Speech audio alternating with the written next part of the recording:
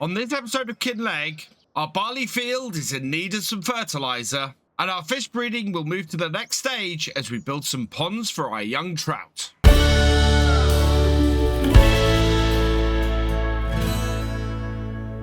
Hello and welcome along. This is Virtual Farmer, and we're back out on our farm here at Kinlaig. We're going to be getting some fertilizer on to our barley crop first. It's growing nicely. We got rid of the weeds last time, and now we need to get some fertilizer in it. We've got our spreader here, which I think is now fully paid off. I don't think we have anything. Yeah, we don't have anything. Oh no, we do. We've still got 1 month remaining on that agri spread, so that is going to clear off next month. We have a tiny bit of solid fertilizer in it, so we're going to use some of our money today. We're going to go down and get this filled up with fertilizer. While we head down there, last time I was talking about wanting to get a mulcher for the farm. One has turned up. It's 270 horsepower and 12.2 meters for 24,000. I think that's a little bit expensive and a little bit big for our farm, unfortunately. So while I would love to have picked that up, I think unless we make a huge amount of money today, it's probably not going to be a good expenditure of our cash. Let's open up the rear here and refill this with solid fertilizer. This is not going to be a cheap load of fertilizer on here, but anything we don't use, I will probably use elsewhere on contracts. In fact, look at that. We started off with 30,000 today, and we've spent 2/3 of that on fertilizer. So hopefully we'll be able to pick up a contract or two and get that fertilizer used up. Should make quite a bit of money off that much fertilizer. So we'll head back with this and get started on our field. And fertilizer is definitely one of the more expensive things on the farm. We end up spending a huge amount of money on that. And we don't need a huge amount of it. You can see how quickly we're going to go around this field now. So we'll okay that. Bring this in. You can also see the fertilizer level on this field is awful. And I think our spread actually is a lot thinner than that is showing. So back into here, I'm going to take my working width down to about 24 meters. I wish I could type in here, but that's not possible. So we'll take it down to 24 meters. Okay, that is looking much more accurate to what we have. And I'm going to go around the field the other way. Start from here, start the spread, and yeah, that looks way more accurate. Yeah, we're not covering right up to the edge. No, even there, even that is not correct. Let's go down to 21 meters and do it at that point. And work direction 0. Okay, that. Start that. And see if that changes the situation. I think that, yeah, that is much better. Getting the width on this, very important. And it looks like we're pretty much spot on. We'll see if we end up leaving any lines or anything down the sides of the field, but I think we should be all right. Yeah, bring this up here. Get us onto this line, start us off. And again, I'll head up the side here. And I'm going to go up the edge because we need to make sure that we're catching up to the edges here. And I think actually it's not going to do anything on these bits. Oh yeah, it's doing a little bit on the edge, so that's perfect. Right, there we go. Spin this round because we have a thin line here to do, and start it up.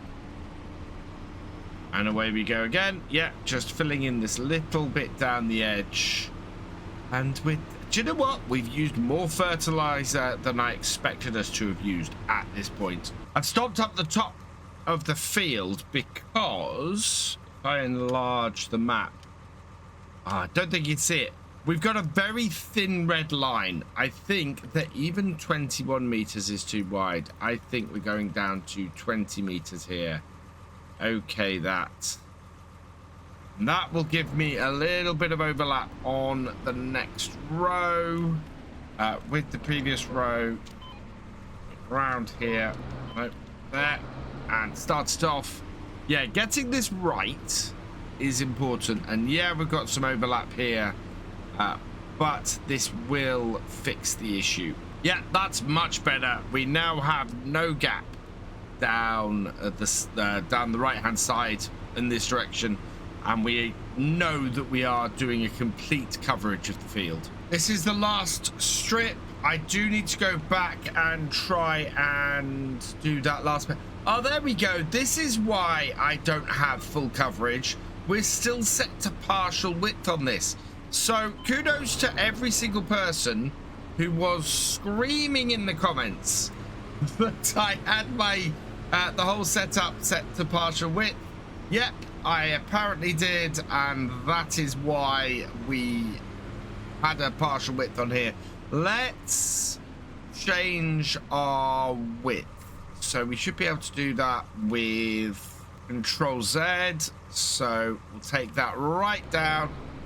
And the bit I missed in the middle here, this little row here with this constricted width, will go all the way down here. So it was set to 18 meters.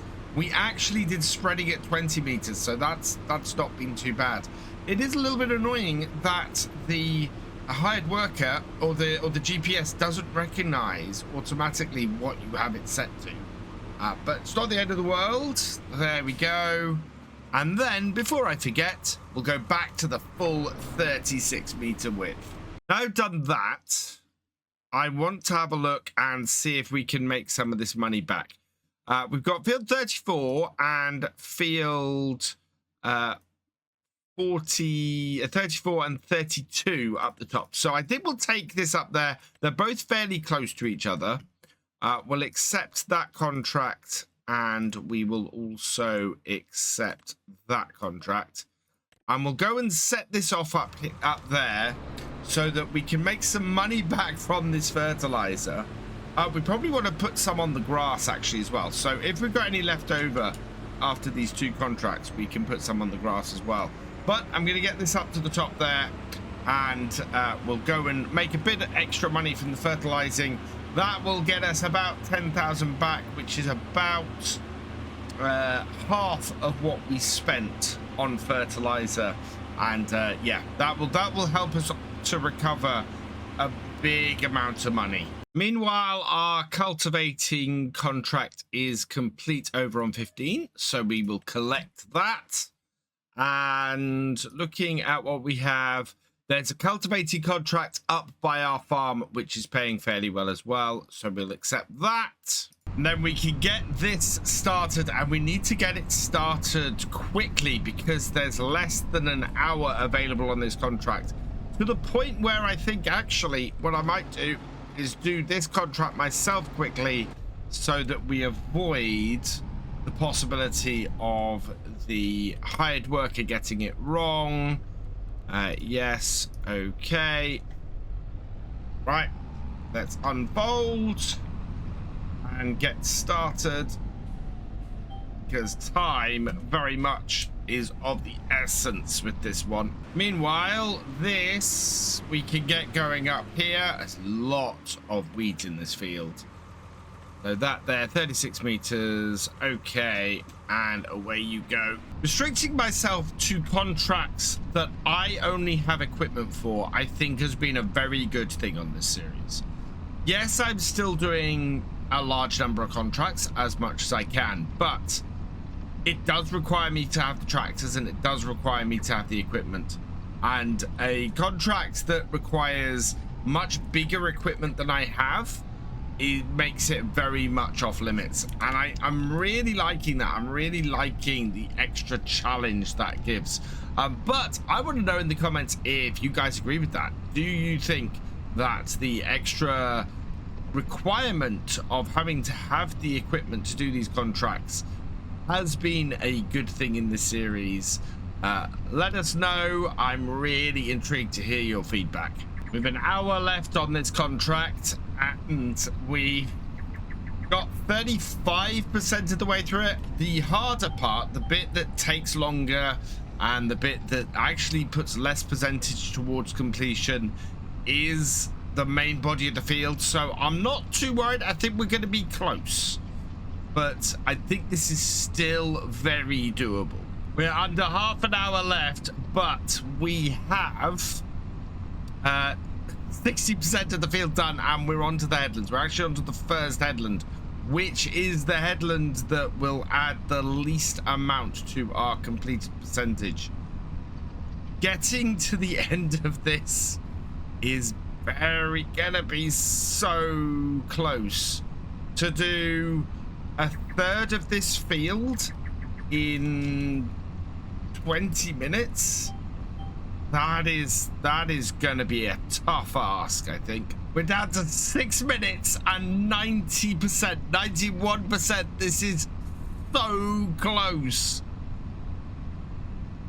I'm just 4 minutes and 92%. It's, yeah, this is ridiculously close. I don't like this at all. We're down to the last 6% and last 2 minutes. Are we actually going to fail this contract this close? I think we might. I think there's a distinct possibility. Yeah, look at this. We're 96%. We failed. No. That's what happens when you take a contract so close to its time. Invariably, you don't make it. And that is harsh. That is so harsh.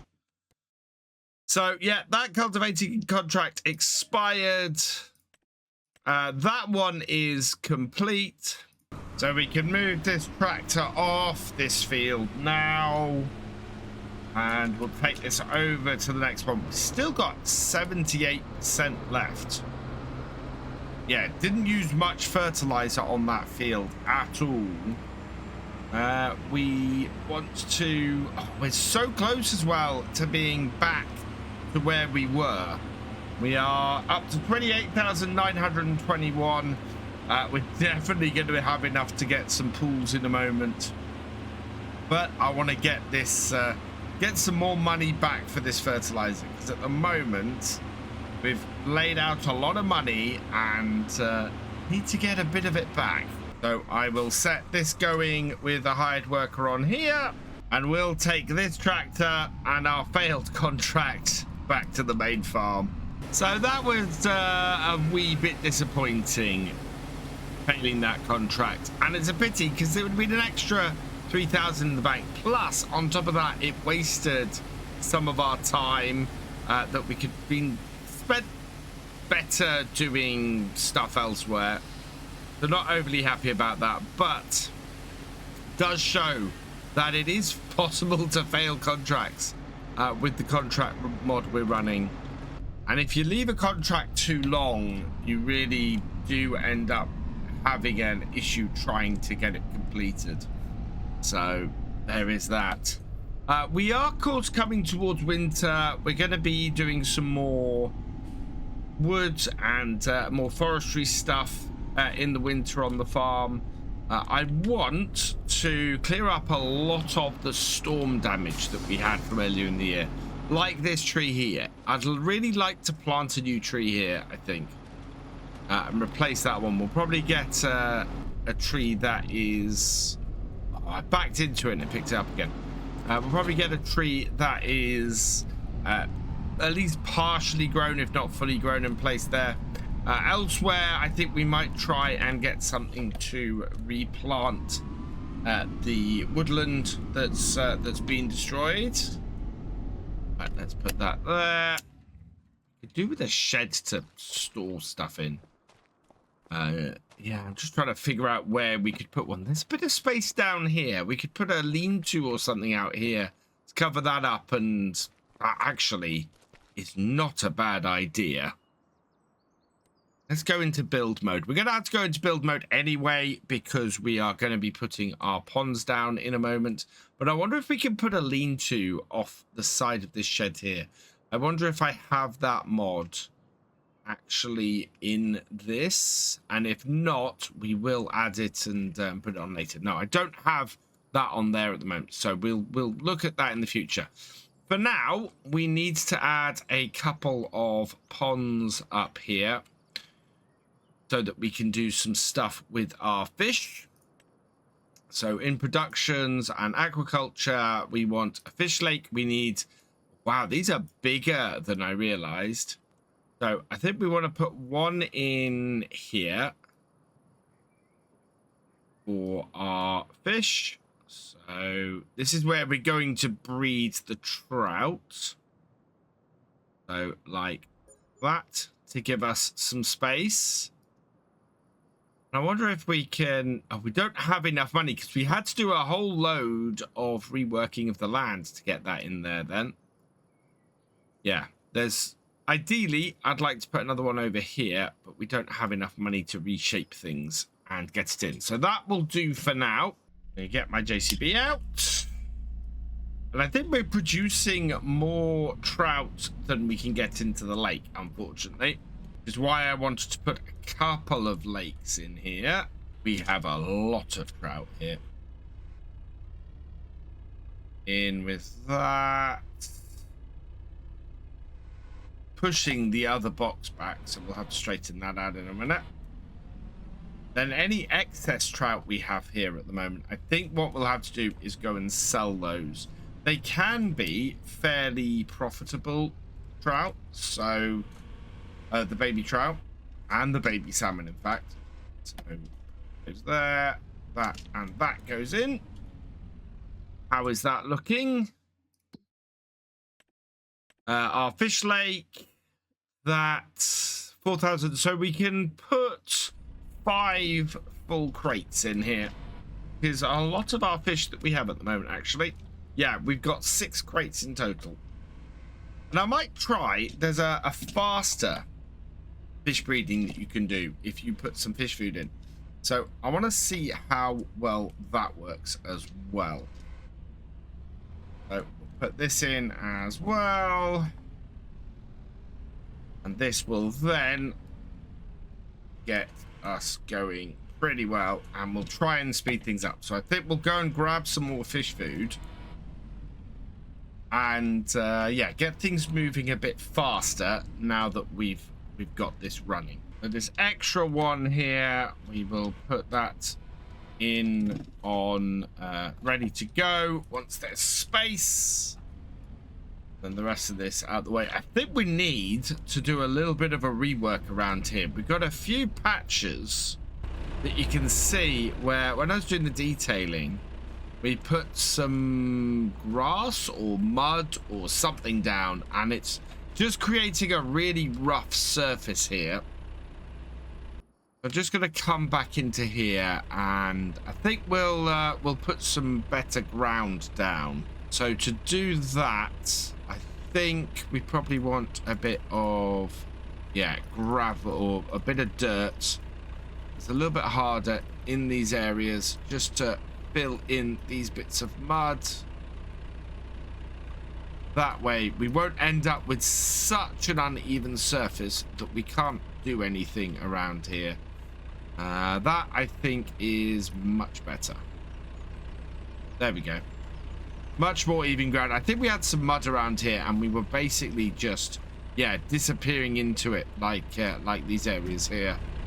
Let's just quickly run over that again with this, just to make sure it's a much more even surface.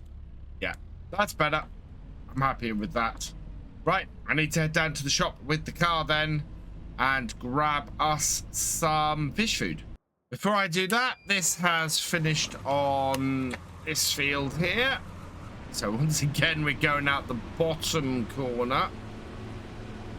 We can collect up this contract, and we've got 64% left in our fertilizer. So that means, well, we still got plenty of opportunity to do fertilizing contracts. So collect that for 7,600. No fertilizing contracts, but our cultivator can get out there 22 hours. And yeah, I think that, where is that? Oh, that's down the bottom there. Okay, so we will accept that contract there, and we will accept that contract there, and I'll send the cultivator out to get those two done. So I'm following my own tractor down the road. That is heading off to the contract on, I think I'm probably going to do the one on field 18 first, as that only has 18 hours on it, whereas the one on field 12 has way more. But we are going to pop in here and grab a load of fish food. How much fish food can I buy? I think we can probably buy a full, yeah, 20,000. So yes, we want to buy a full 8 pallets of fish food. We'll put 4 in the pond and 4 in our breeding area. We'll take this round the back. And yeah, today then is all about reinvesting the money in the farm, making sure that we can turn our cash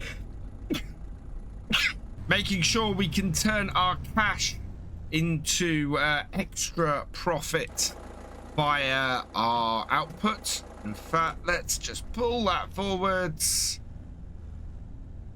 and there we go. Time to load this up and get this back up to the farm. So if I do 2 stacks of 4 each on here, that should mean that we end up with some easy extraction when we get back to the farm.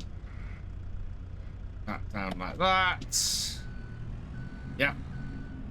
In fact, I could probably do it by just unstrapping whichever set I want to unload at a given time. I had sorted out my wheel loader to be in place, but to be perfectly honest, we'll just unstrap them and get them in there that way. There we go. Line ourselves up. Yeah. The pile there. Off. Not absolutely central, but good enough for what we're doing. Right. Yeah, 4,000 litres of fish food in each. That should be more than enough to keep things going. Get over here so we don't collide with the other pile. And down. In. Perfect. Right, let's park this up and get this back to the farm. Our T7 has made it down to the field, so we can start it there and get field 18 done. Again, we've managed to just miss the fence post, but that will get cracking on here. And then we can bring the fish food up to the top here and drop some off inside here. So we'll just undo the strap on the front lot, and hopefully that will go into there. Oh no, it goes into the other side, which we've kind of blocked. Can we get it to go into there? Yeah, there's one. And in fact, wow, that really didn't take much fish food. Yeah, that didn't take much fish food. So let's activate that and activate that, so that we're doing all the trout, including the trout with the fish food. And then on the other side round here, we don't need to output the young trout any faster, so we'll just dump the rest of the fish food here, I think. And even that doesn't want to seem. Yeah, we've still got 4,000 litres of fish food. Okay, Then I need to get this unloaded with this, and we'll have some fish food left over. Do we really? No, we still have space for fish food in here. We can take up to 30,000 litres. So, I see what it is. We've got straps at the back here. Undo that. And we'll use this to get this done. But that does mean now that our fish breeding is in full swing. We should expect to start outputting a fair amount of fish from around here, which will be very good news. We'll start making a fair amount of money off the fish. So I'm happy about that. And what we'll do is we will continue on. We've got the cultivating going. We've got to bring everything back. And next month, we've got another cut of the grass to do to create some more silage. It's back to the minus numbers with our money. We've moved on to another month. We finished paying for some of our equipment. So the spreader, the fertilizer spreader, is now fully paid for. We don't have a huge number of machines that are still to be paid off. I think our biggest one is this T7 tractor. So not many more months worth of hardship from that. And by the end of this year, we should have most of this covered. There's less than 2 hours on this contract, so we need to finish this off. And because we're in the negative numbers, we're going to have to do these contracts ourselves. Not the end of the world, but does mean that we're a little bit slower on the uptake today for most things. However, we are out of the woods as far as getting the farm moving. Most of our work for this year on the farm is done.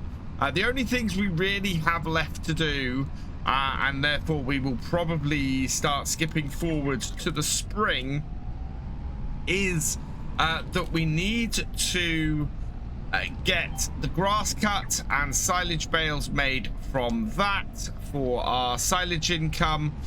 We also need to get the trees cut. So all of the trees that were damaged during the tornadoes that hit earlier in the year, we need to go in and get them sorted and cleared, and probably make a whole load of money from wood chips over the winter from those. We'll cut those and immediately go and sell them, so that should be a pretty good income over the winter from that. As a result, I don't see money being a problem over the long term.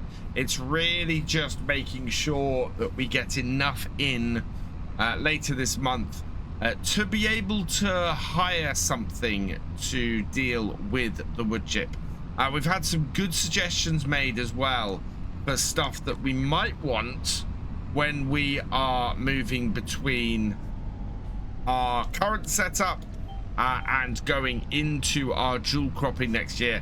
For example, a combination mulcher and plow might be a really good thing when we're going from the green beans into the next crop after them. I'm on to the last headland on this field, and we've got under an hour to get this done. That doesn't worry me. What does worry me is how long we have to get field 12 done. There's only 4 hours and 50 minutes. We're gonna have to move swiftly after this field to get that next field done. And I'm hoping we're gonna finish this one fairly near the gate. We have one headland that it might get into in order to complete it, but time is going to be tight again, I think, on that second contract, and I'm really hoping that we can clear it off in time and actually make enough money to get ourselves stable again in November. We're at 99%. I think we're about to finish. There we go. Contract is finished. Let's lift up, fold this up, and get out of here, because we only have 4.5 hours left to get the next contract done. So we need to move fast now. Fortunately, field 15 is not, or field 12, sorry, is not far away. And there is a good entrance in this corner here.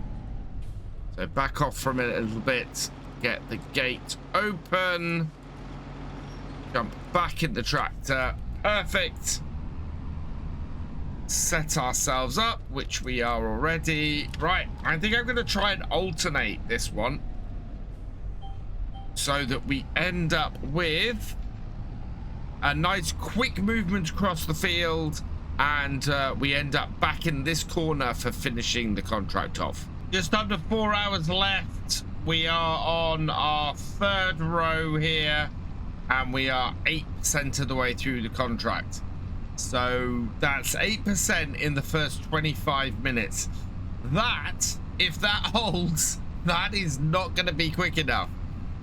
Really need this to be fast enough to get this all done.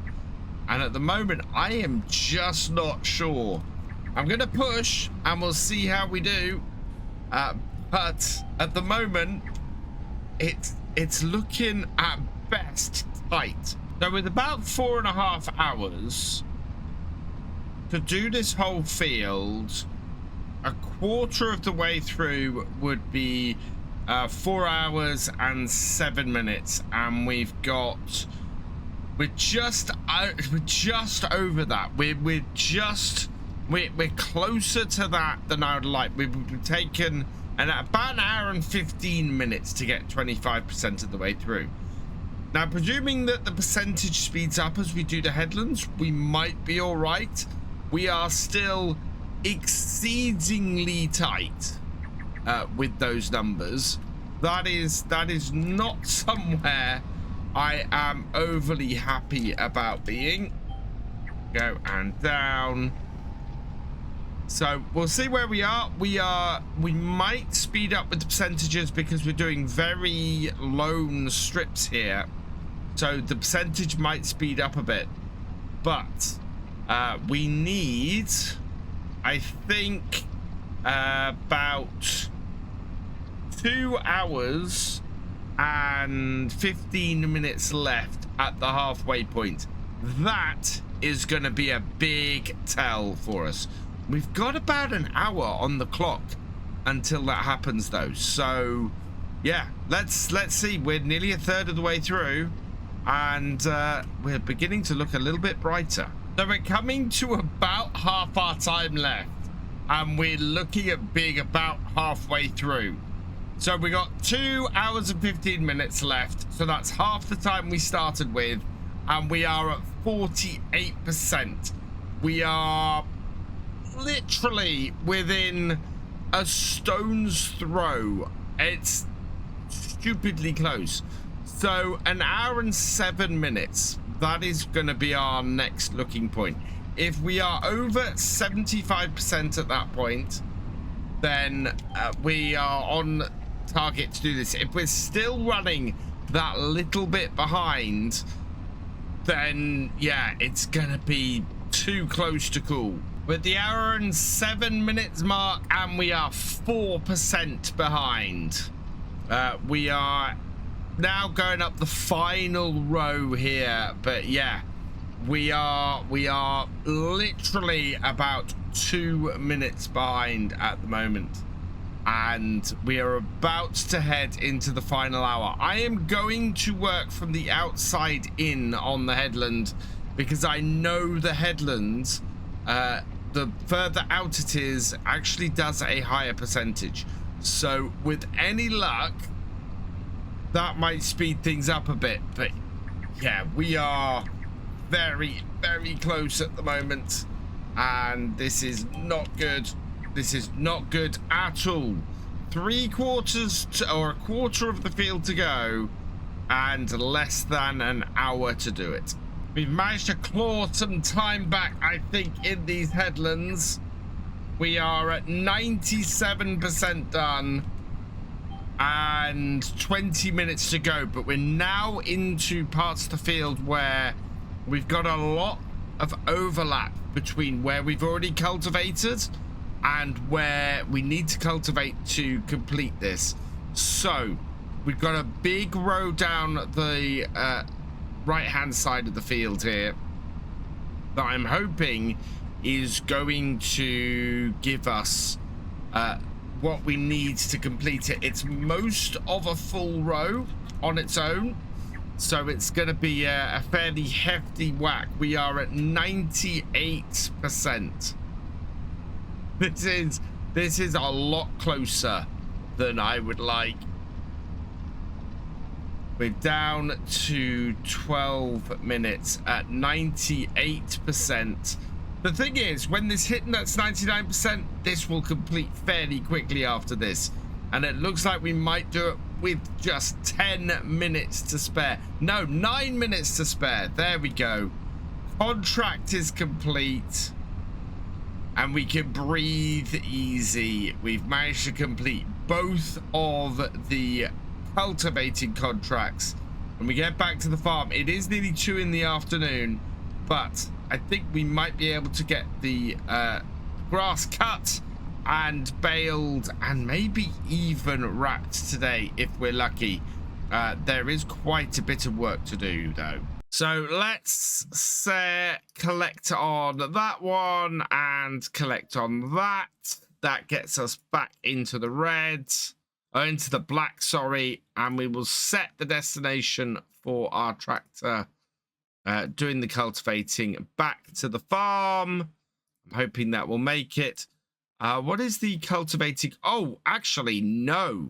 Let's accept this contract, and rather than sending this tractor back to the farm, let's get it into... Yeah, stop doing that. Let's send this into the field next door. We might as well earn some extra cash while we're up here. And especially as it's the next door field and it has 19 hours on it. And it has just about enough fuel on it, I think. Let's see. It might complete this. It might not. We'll see how it goes. Meanwhile, we need to get our little mower out and start cutting the grass. So, as normal, we will cut the headland first. I'm going to have to pull that round. This mower likes to twist. So, I'm going to drag it here and try and get it into a position that I can pick it up with the tractor. There we go. Right, so let's reverse this up. And hook it up like so. Get that all hooked up. Right, fold that up and we'll head out. I'm gonna have to park this somewhere else. I think it gets interfered with by all the equipment around it. Oh, I've also just noticed the bales for our sheep are all used up, so we're gonna need to sort that out. Let's get our course sorted. We are, on this course. Get that out. Turn that on. And it goes. Right. So our first thing is to run round the headland. And then we'll cut first this headland, then the outer headland, and then we can come back and start getting to work on the center of the field. At the end of the first headland, we're going to go around and cut the second one now. So that is cutting the outer one, and that means we drive over less of the field.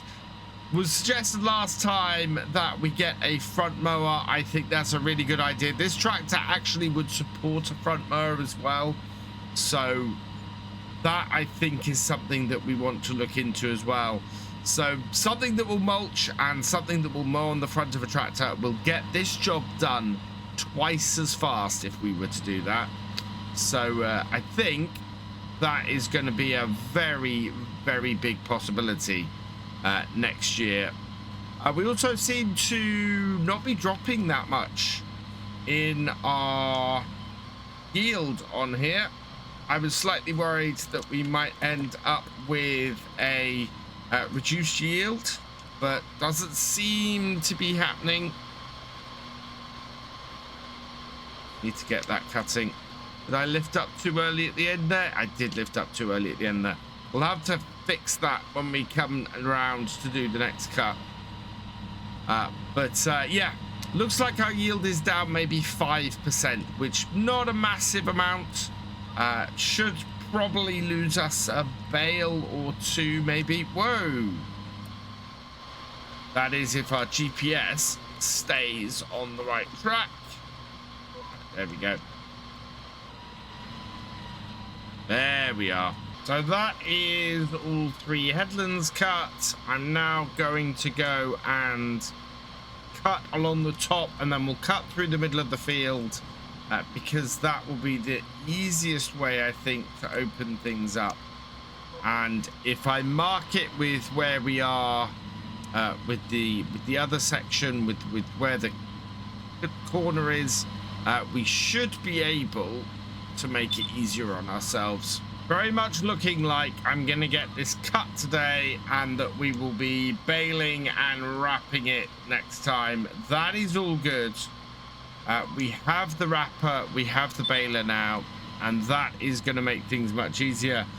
My bigger worry, as I said a moment ago, is fuel.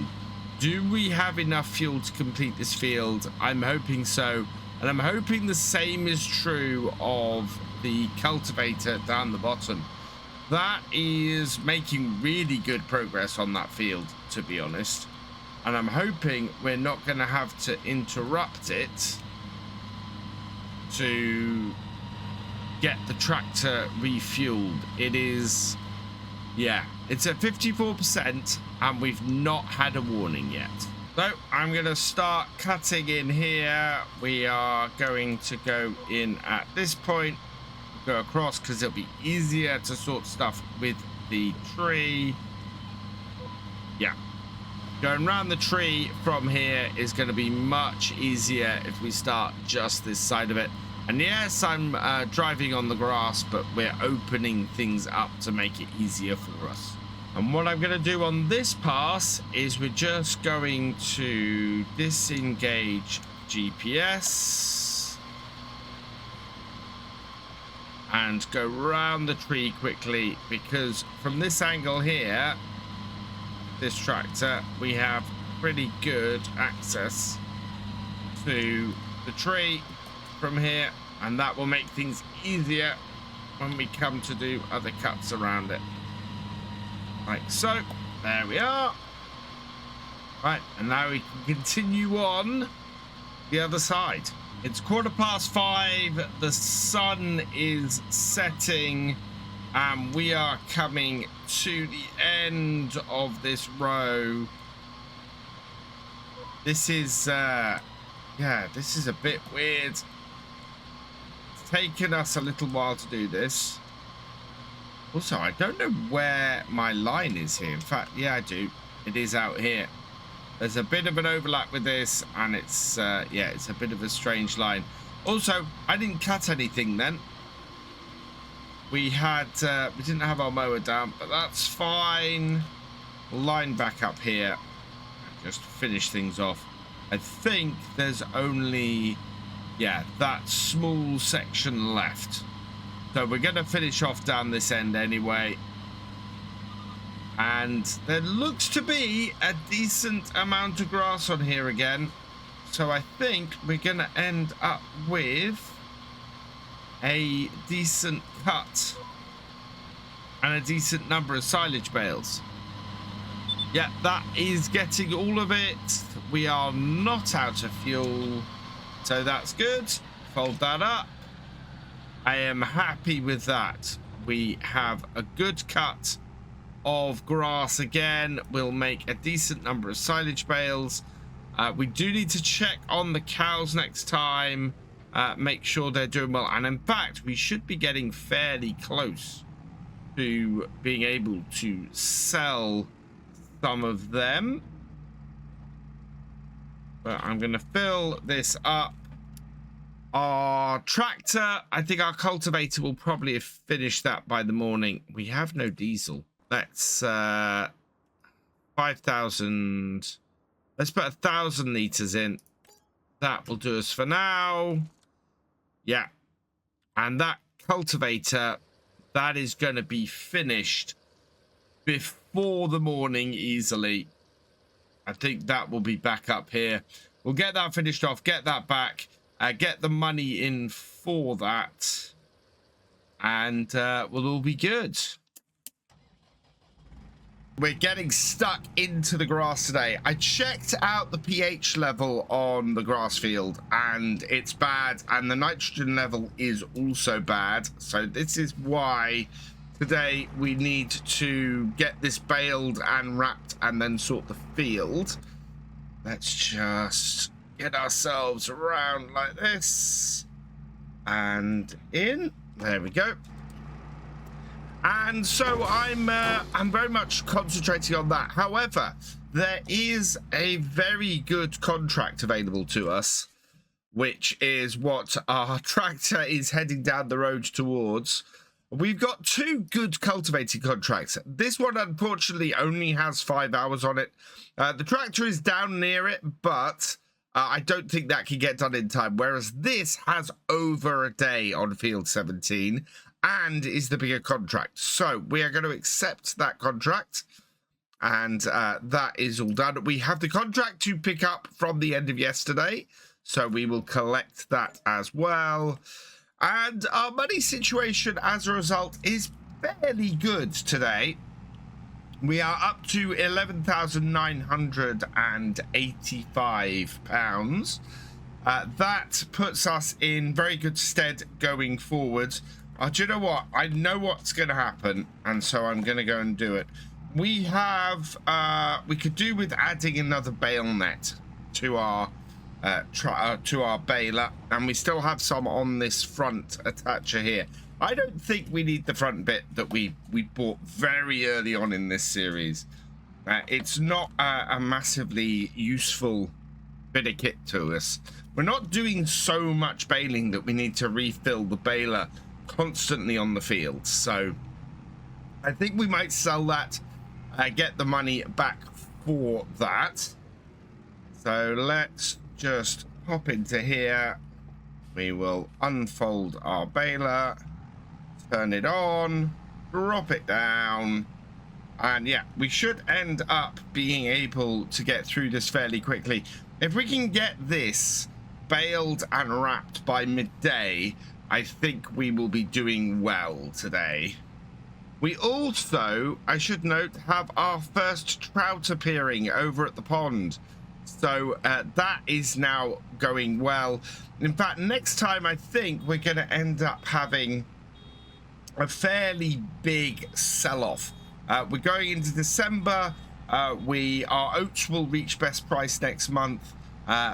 And also the wood chips will be getting near best price as well. In fact, I need to keep an eye on the oats today because we are the 2nd day of November, and quite often stuff hits best price just before we expect it to, according to the stats. So we'll check that out later and see if it's time to sell off the oats today as well. The first 2 bales that dropped off on the field both dropped off in the most unhelpful places they could have. We've got one on the corner here, which is making it harder for me to clear up a bit. And then the other is right down the bottom corner in the corner. So that is going to be bad. Yeah, trying to maneuver around that down the bottom corner is going to be a pain.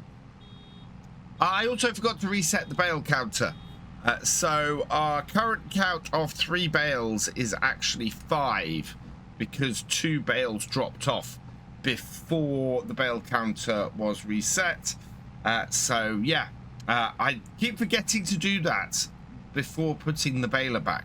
We always want to reset the bale counter before we put the baler back. That way we don't forget to do it the next time we're out there with our baler and want to know exactly how many bales we're doing. However, I should note that we are already 7 bales. Yeah, no, we're already 6 bales into this, and we're only halfway through the second headland. That is boding very well. I think we're looking at having a really good number of bales off our grass field again. And if we can get the fertilizer and the lime on here, we are looking at having an even better cut when it comes to the spring. Headlands are all done, so I'm now going to start going into the field itself, and we are up to 11 bales. Fantastic. Meanwhile, our T7 has made it down to the carrot field that needs cultivating, so we are going to start this up and get this going here, earning us another 10,000, which will be brilliant. So let's get that going. Not a huge amount of fuel in this tractor, but I think it should have enough. As the DEF level is awful.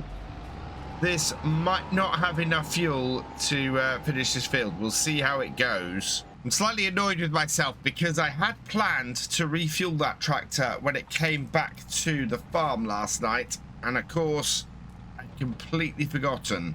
So yeah, now we might have an issue with that tractor and trying to keep it going on that contract, but we'll see what happens. We might be okay, or we might not.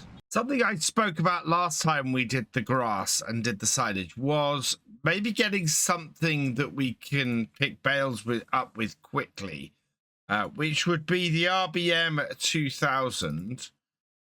Can we get this for a reasonable price? Let's go lease. To lease that would cost us 2,575.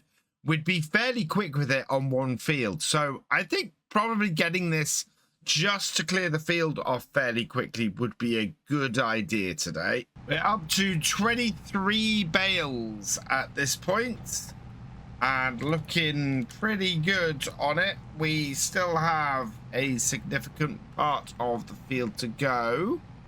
I don't know if I missed anything around that. Yeah, I did. So we'll just loop back quickly and get the little bits that we missed here before we hit back into this row here. But yeah, look at the number of bales we got on this field. That is a lot. This will pay us very, very well. We already know this. It's paid us well. It paid us over 30,000 when we did the last lot of silage sales. We're looking at having a pretty good amount of these silage sales as well. So I couldn't be happier. This is a really good amount off here. And now we must be up to 24 bales. I think we got 26 last time. So if we manage to hit 26 here, 2 more bales off here, that is going to be fantastic. And this is going to mark one of the remaining 2 bales. And can we get 2? That would be immense. Heading into the final row of grass, and we are easily going to hit another bale off here. There we go, 100%. We're not going to have as much in the extra bale as we did previously. So that's 26 bales.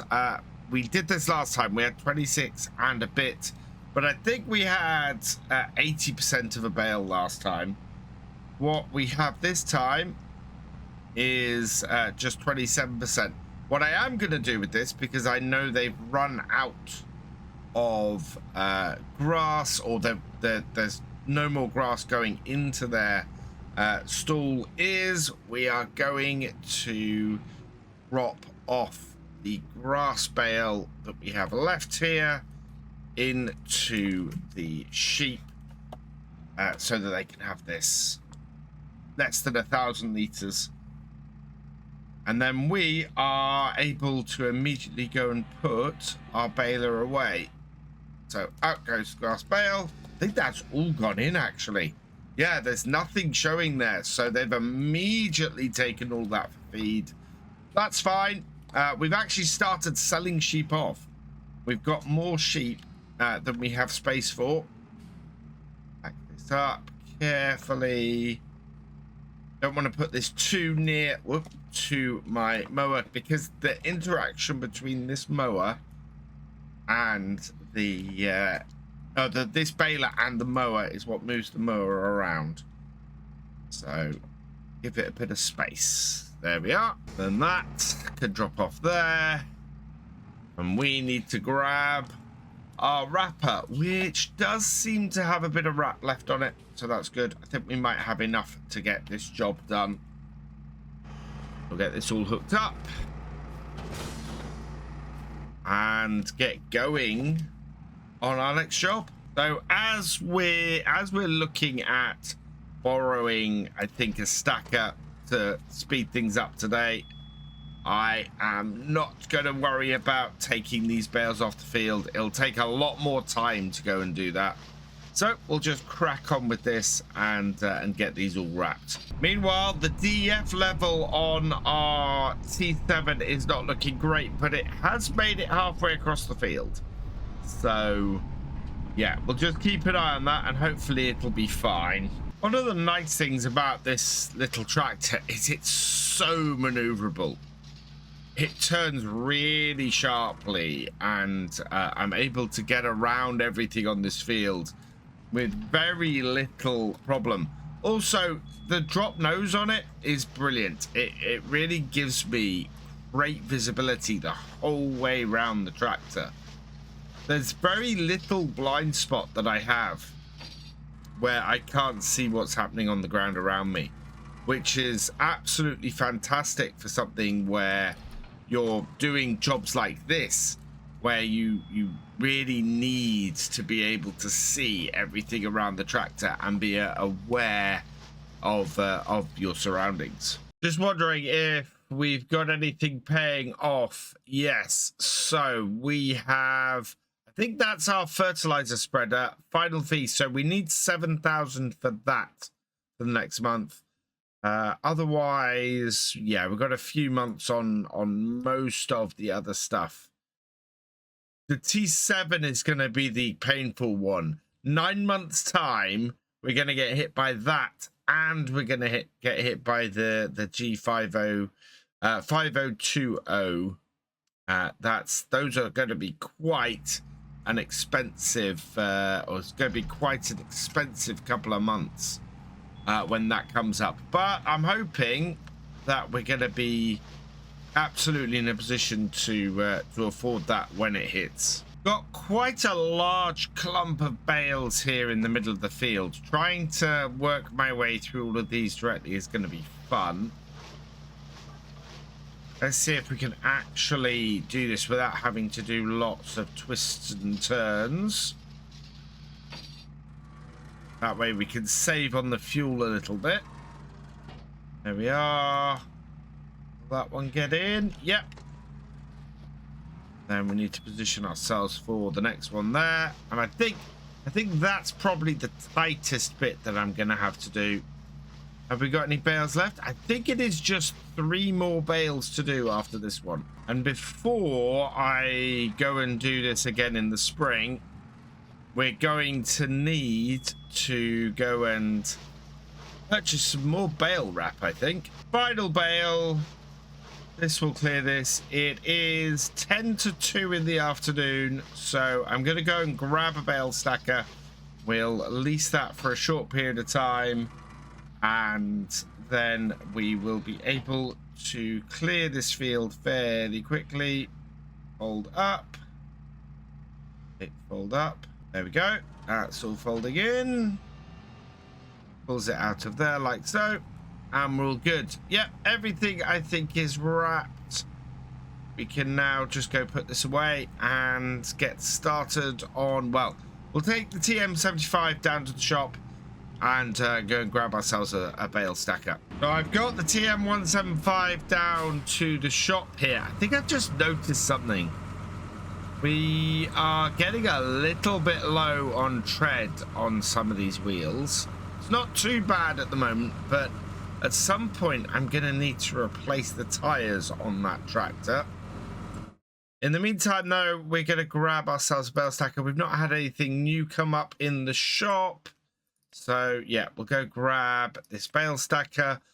We are going to put the Michelin tires on it. And on the number plate, we have Blackmere has been selected at random from the patron and YouTube channel members of Tractor Driver and Above. Thank you for your support. So your name will go on the number plate and it should be on the back there. Yep, perfect. And then we're going to lease this 2,575. We'll get most of this back. The base costs and work out. I think we'll get the base costs back. So this should only cost us 1,500 to run this, which is great. And we'll make sure we wash it as well before we return it. That way, we will have the maximum amount of money we can get back. We don't want to be using this for too long. This is purely to speed things up. Oh, no, that had connected. There we go. Right. Let's get this back up to the farm then, and we can get these bales collected up quickly. So we might as well start off at this corner. Unfold. Yeah, unfold. There we go. And round. And start picking up. Perfect. Yeah, we'll have this field cleared up in no time. I only have space for 3 more out of the 5 that we have. So we'll get those. And then the final 3 we can pop back onto the field and collect those up in a minute. Right, and fold that up. Right, and let's go and stack these over here nicely out of the way and in a place where, wow, struggling up this hill a little bit. This is the problem with the tires. So we can come and stack these over here where we normally do at the side of the field. This is a very useful piece of kit. I think we may have to borrow this again when we come to doing the barley field in the new year, because we need to turn that around very fast, and that is going to be an absolute crunch time when that barley field is being done. We are going to have to turn things around for the green beans very quickly. We're going to have 2 days to harvest, bale, collect, and replant that field with green beans. That is going to be a very, very fast turnaround on that field. Bales are dropped off. We can turn away from that, fold that back down. Now, question is, I think we'll get the front loader out, the wheel loader out for the last 3. I think we can return this, so let's go do that. And we'll just grab the last 3 bales with the, in fact, no, last 2 bales with the wheel loader. Yeah, no point in using this piece of kit to do that. So before we return it, give it a quick wash down. It is actually not that dirty, so that's fine. So into our garage, into the leased baling, and return that. Yes. And we get 1,010 back. Perfect. Right. That just means now we need to go and get our wheel loader out and do that. In fact, I'm going to hook this up to the spreader ready for us to get some fertilizer on that field. Never know, we might get an entire extra bale out of this. So plan as these have just been wrapped, get the tines on this as wide as possible and not to pierce the bale. We're basically gonna go underneath the bale and try and pick it up. So make sure we're level. Yeah. Make sure we go through the middle. And like that. Oh no, our tines are too wide. Right. Close the tines a bit. Let's not make that roll down. Made things so much worse. Right, let's try again. So bring the tines in a bit. Yeah, that will do it. And then either side, lift it up. There we go. And we can just cradle the bale in the tines and then add it to the front of the pile here. I need to make sure that I back off rather than drive into my bale pile and explode the bales. So there we go. Then back off. Oh, look at that. So same thing again. Second bale. Grab that up. That will now go nicely back over to here and add the pile. So 26 bales. Nice and easy pickup. And because it's November, of course, it's getting dark at 4:30. That is not going to stop me getting fertilizer on this field and a bit of lime as well, though. So, yeah, we've still got plenty of sunlight to work with today. And with our field now clear, we can get fertilizer on there because it's fairly bad. And this may not take any fertilizer. No, it is going to take some. Good.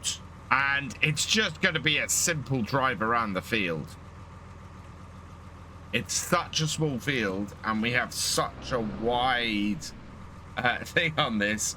It is just going to go right around the field with a massive swath. Yeah, look at that, putting a huge amount on.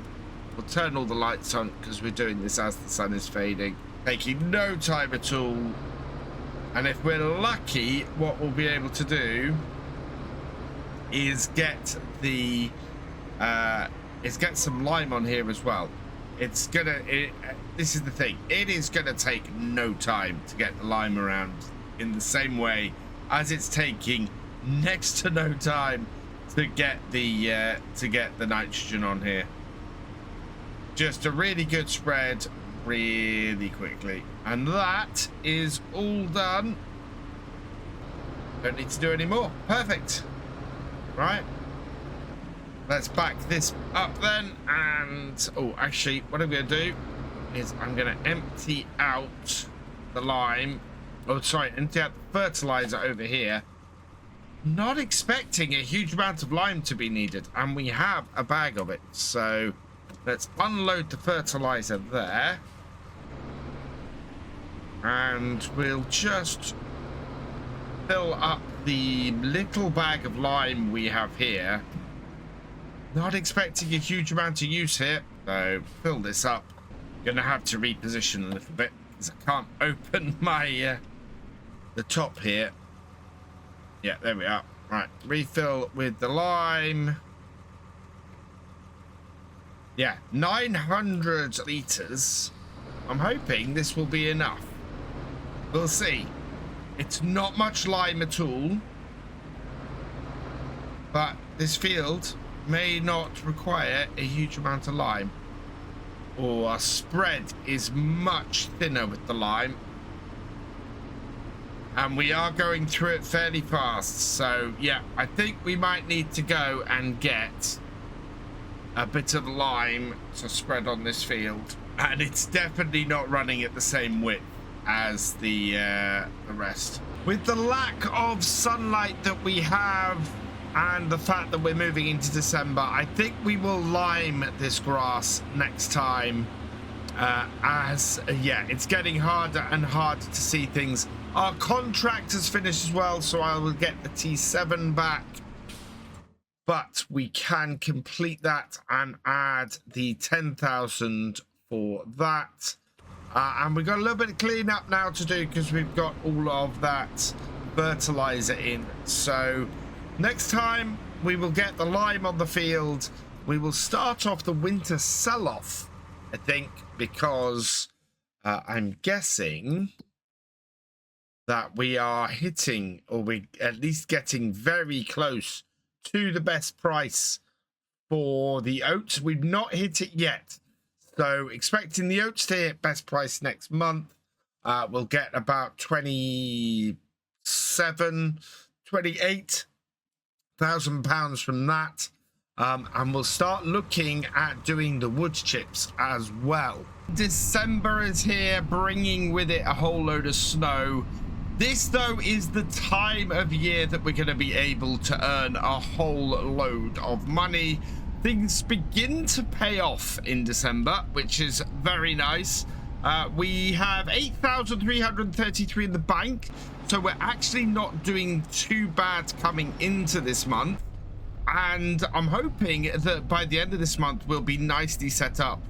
We should earn a whole load more money in January as well. So this is really going to be a payoff for all of our hard work. Let's start off by grabbing this cultivating contract. This is by far the one with the longest amount of time on it. I think it's the only one we're actually going to be able to do today. So we will accept this contract. 25 hours and 50 minutes. So let's set up a play course for it. And let's generate that. Yep, on that. That's all good. So when we come out here, we'll set that to the blue. Just gonna pop out of there. Yes, and we will start with first waypoint and set that going. So that will run in the background. It's going to earn us about 10 grand, which is perfect. Meanwhile, I want to get this tractor hooked up to the trailer, and we'll go and grab the oats. It's going to take us a couple of trips to do this, I think. Will that automatically connect? No, doesn't look like it's going to. That's fine. So connect this all up. But yeah, this should bring us in a decent amount of cash on these. We'll have a check on the best price in a moment. I know where we've got to take them, but it's going to be a pretty good payoff from these oats. I'm expecting probably about 15,000 maybe in total for the 25,000 liters we have.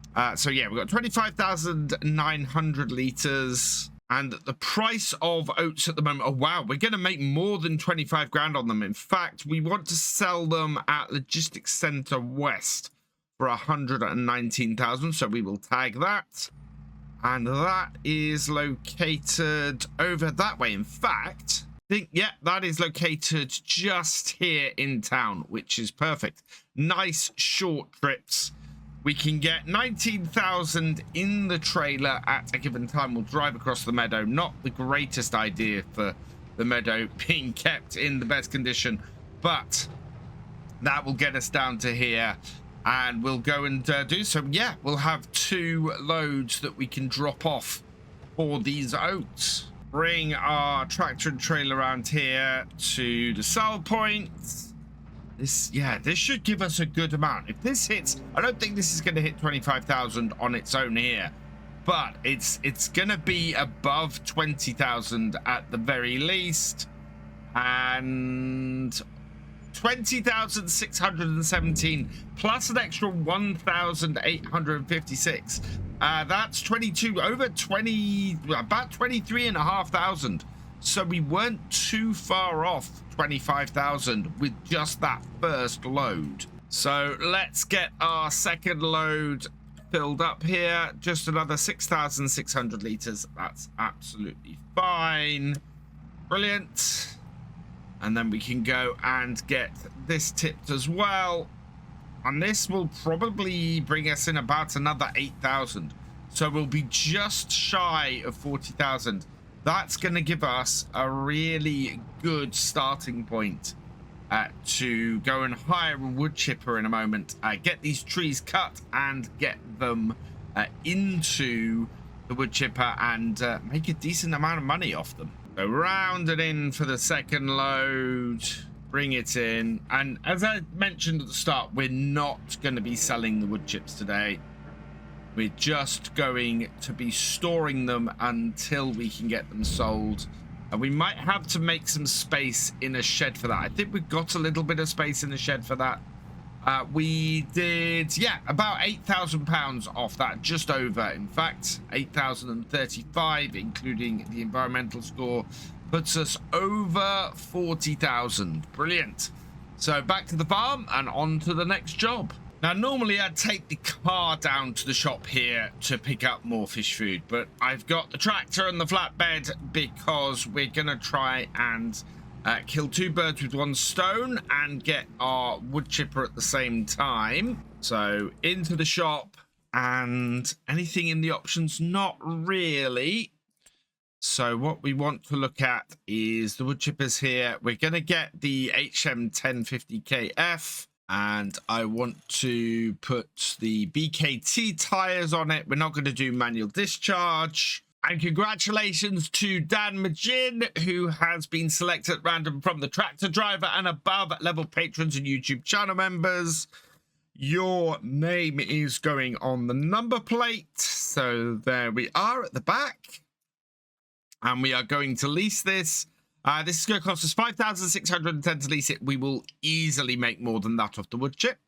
So yes and okay. Then we also need some pallets of fish food. So 4 pallets of fish food are going to cost us a total of 10,400.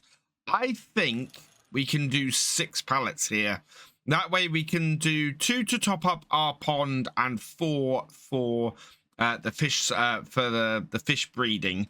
That will mean that we've spent about 20,000 on everything that we're getting in the shop today. So we'll buy that and then jump back in our tractor and head down around the back. So 5,610 in vehicle leasing costs for the wood chipper and another 15,600. So just over 20,000 used. But that is not going to be a problem for us. Now, we're going to have to connect up our trailer here to the back of the wood chipper. Jump out here and disconnect this. Then we can connect the wood chipper up, pull the trailer forwards, and then we will get these loaded up. We're not going to be using this tractor on the wood chipper. I think it might be able to run it. 143. No, we need 150 horsepower to run the wood chipper.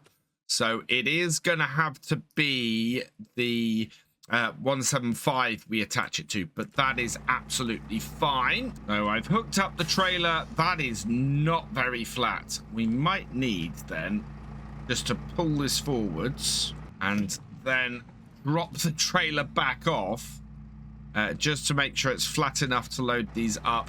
And then we'll be able to get that loaded up, get them all strapped down, and then get it back up to the farm without too much issue. So start up this and yeah, get these loaded up. I think ideally I want to load up 2 rows. So can I get 2 sets at once? I think I can. Yep. And then we'll put a single row across the middle afterwards. Last pile of fish food. I need to get them. Yeah, we're gonna have to come straighter onto this and then put it down and then readjust it, because I don't have enough on or enough distance to the trailer on this to do that. So yeah, that should do it. Somebody asked on one of my videos, how am I able to handle pallets and bales and everything so well? Lots and lots and lots of practice. Okay, let's strap these down So there and there will do it. Reconnect that. Do that. Right. Back up to the farm we go. We'll get all of this sorted. This little tractor is struggling a little bit over the hill, up the hill with this stuff on the back, but it's getting there. We're doing all right. So what I'm going to do is go and get my wheel loader. We'll get this fish food unloaded. Oh, wow. Yeah, I'm gonna drop the trailer off, which seems to be at a weird angle. Yeah, I think there's a hole or some mud there or something. We don't want to leave that in that. Yeah, big piece of mud here. The ground here is a little bit odd, and I need to work it out. But yeah, there's some areas here that are very potholy and very muddy. So we'll drop that off, and then we'll go and drop the wood chipper off as well. Get that in position over here, and then we can get everything set up. So I think I want to put as much fish food into our breeding, our fish breeding as we can. I'm still in a mud hole with this. Oh wow, okay. Let's see if we can position this better, because that is not going to make it easy for me to unload. In fact, we're taking the trailer this way. If I get it on there. Yeah, we seem to have a few patches that very much are mud around here still. I did try and clear some of them off, but that's still proving to be a little bit rough. And in fact, yeah, you can see around here just a general wetness on the ground. Oh yeah, I've already undone my whoa, goes in. Yeah, you can see the angle that we're coming in at.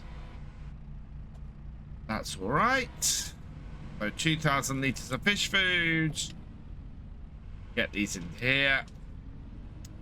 That will keep our fish production going, which I think is going to bring us in a lot of money. The uneven ground is playing absolute havoc with this. I've knocked one of my pallets of fish food off the other side. Yeah. The real test of how good you are with pallets and everything is trying to do it on uneven ground, like we're doing here. We're still looking pretty good, though, even if I have lost a pallet to the far side. What we'll do, we'll get this pallet off. There, like that. And then we'll go and move the tractor and trailer out the way so that we can deal with the pallet that's fallen off the other side. Is this going to be full? No, not yet. Wow, looks like it's going to take all 6 pallets. I think we're going to have to do something about that area there, though, because that is just way too difficult to unload pallets when I'm sinking into mud that deep here. We need a better unloading area. Pallet is righted. And now I can just come in, keep my forks low. Thankfully, we've not pierced any of the boxes. And then put that in there. Is that going to take that as well? Yes. Wow. That's only half filled it. We're not doing the super fast version. So we're just doing the standard version because we have more young trout here than we need. Whereas, yeah, we've still got plenty of fish food here and we've got lots of trout coming out. Look, we've got 2 full boxes there. I think in the new year, those are going to pay off nicely. One thing I did notice is that with winter here, our cows are beginning to look like they need some grass or some hay. So we are going to grab a couple of grass bales here and just go and put them in the feeder so that we keep them going. The cows should, our first 5 cows should hit their best price next month. So I don't want to do anything that could endanger that. So if they don't have food and they don't have water, we could end up with losing value on the cows that we're going to sell, and they are going to be worth quite a bit of money next month. So we want to avoid losing out on that any way we can. Let's get this loaded up then and keep them happy. And then we won't need to worry about it too much when we come to sell them. So second bale goes in. We can just leave that there. Just want to check the water level as well. Water, they've got 724 liters. So if I have chance, I might go and get that refilled. Dropped my forks off there by mistake. I brought my wheel loader down to the shop because I was reviewing everything that I need for doing these trees and realized I was missing something. Wheel loader tools, we only have a bucket and a fork. And if I switch over to the stuff we have leased, yeah, we don't have any other wheel loader tools. So we need a wheel loader tool to move our trees once they are cut. And that's going to take a grab. I don't want to use that. We're going to use a single tree grab. So that, I think, is going to be that one, which will be our best bet. Yeah, we're going to use this one here. So we can actually outright buy this for 6,500, but we're not going to be using it for very long. So leasing it probably isn't going to cost us that much. And so we can just come around the back here, hook it up like that, and head back up to where our two tractors are waiting for us. And they're already set up, raring to go, are our two tractors. So what I want to do is get this started up, start up the tool, so that's ready and running, and then we'll start cutting down some of these trees and seeing how much we can make from them. This, I'm hoping, is not going to be too bad. They are dead tree, they're ravaged trees, they are fully grown, they are thick, they are very thick. But I'm hoping clearing these off is going to give us a little bit of extra cash, especially if we can just clean it up first, and then we'll see if they will feed into our wood chipper. So pick this up if we can keep it fairly good. Yeah, close that down, lift. Whoa, this is a hefty bit of tree. If I keep it low, we might be all right. If I keep it uphill, we might be all right. It's just going to be getting it into the actual chipper. And I am intrigued. Wait, exactly how much? Yeah, we are going to have to cut this into two pieces. We're not going to be able to lift it, I don't think, onto there if I don't. So let's get it out of the jaws. Back ourselves off. And so each of these is going to have to be cut into two parts. That does bode well for us, though, because if they are that heavy, that means there should be a decent amount of wood chips in them. In fact, I think that said wood chip value was like 9,000 for this tree. That is fantastic.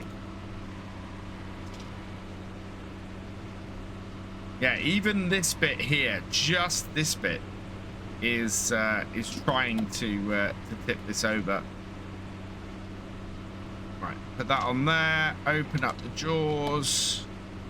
Gonna have to grab it at the other end, or at least try and lift it at the other end.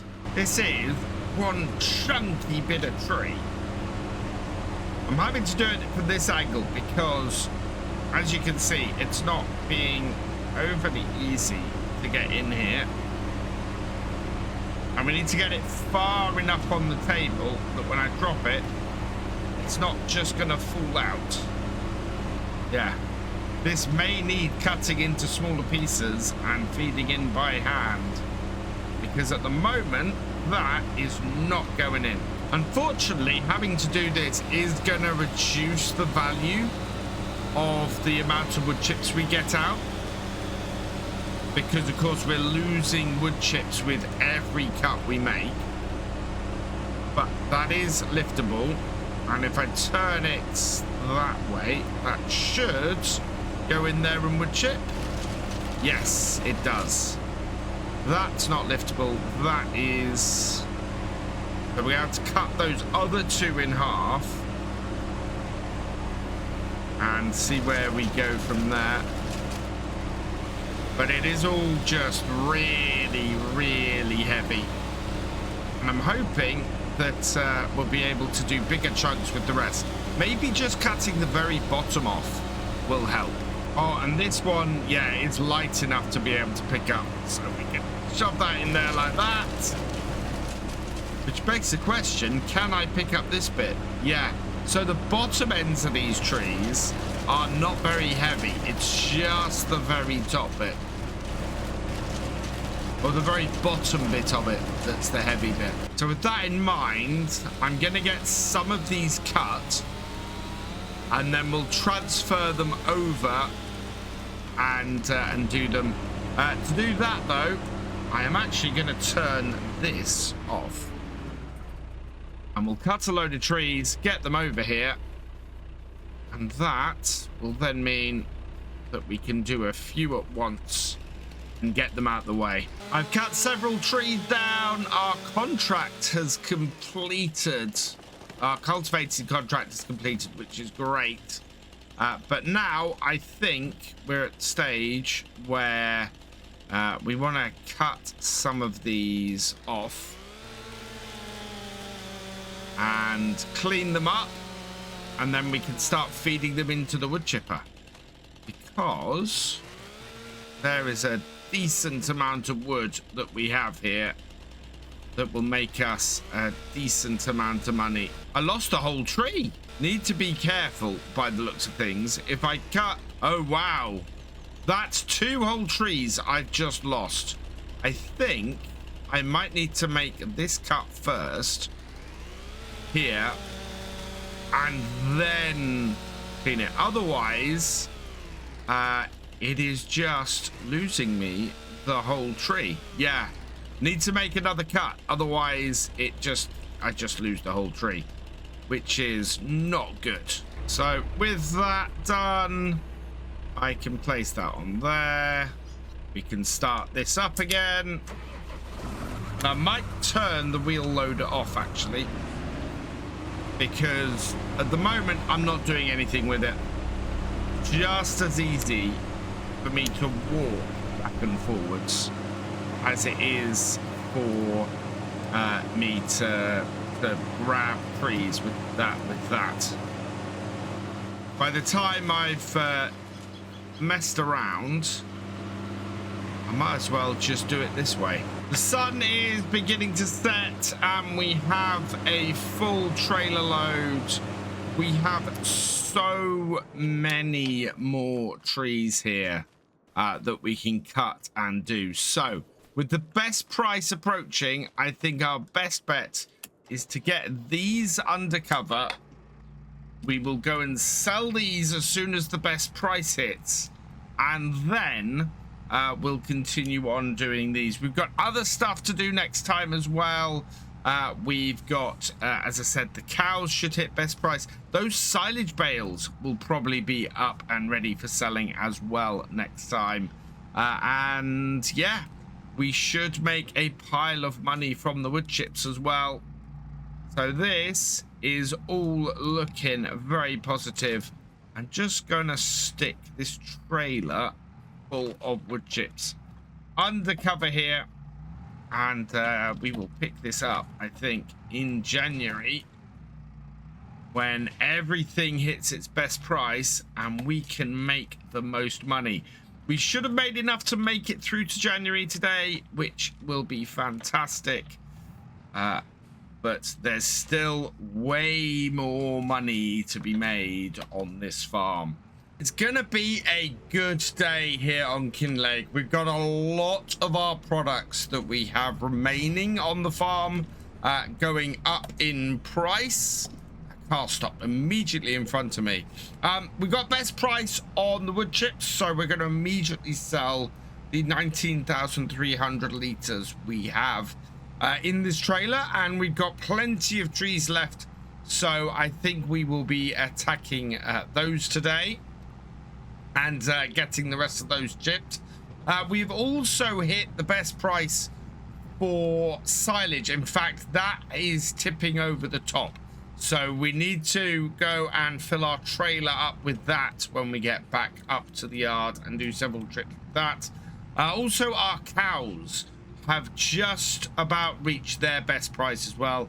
We've got about 3,500 each for our oldest cows, which is absolutely fantastic. So we want to try and get them sold today as well. Now, the sell point for this is down here at Kinlaig Milling. So we'll get these in here, and we should get about 19,000. In fact, we'll get over 19,300 because it's 968, I think, is the price.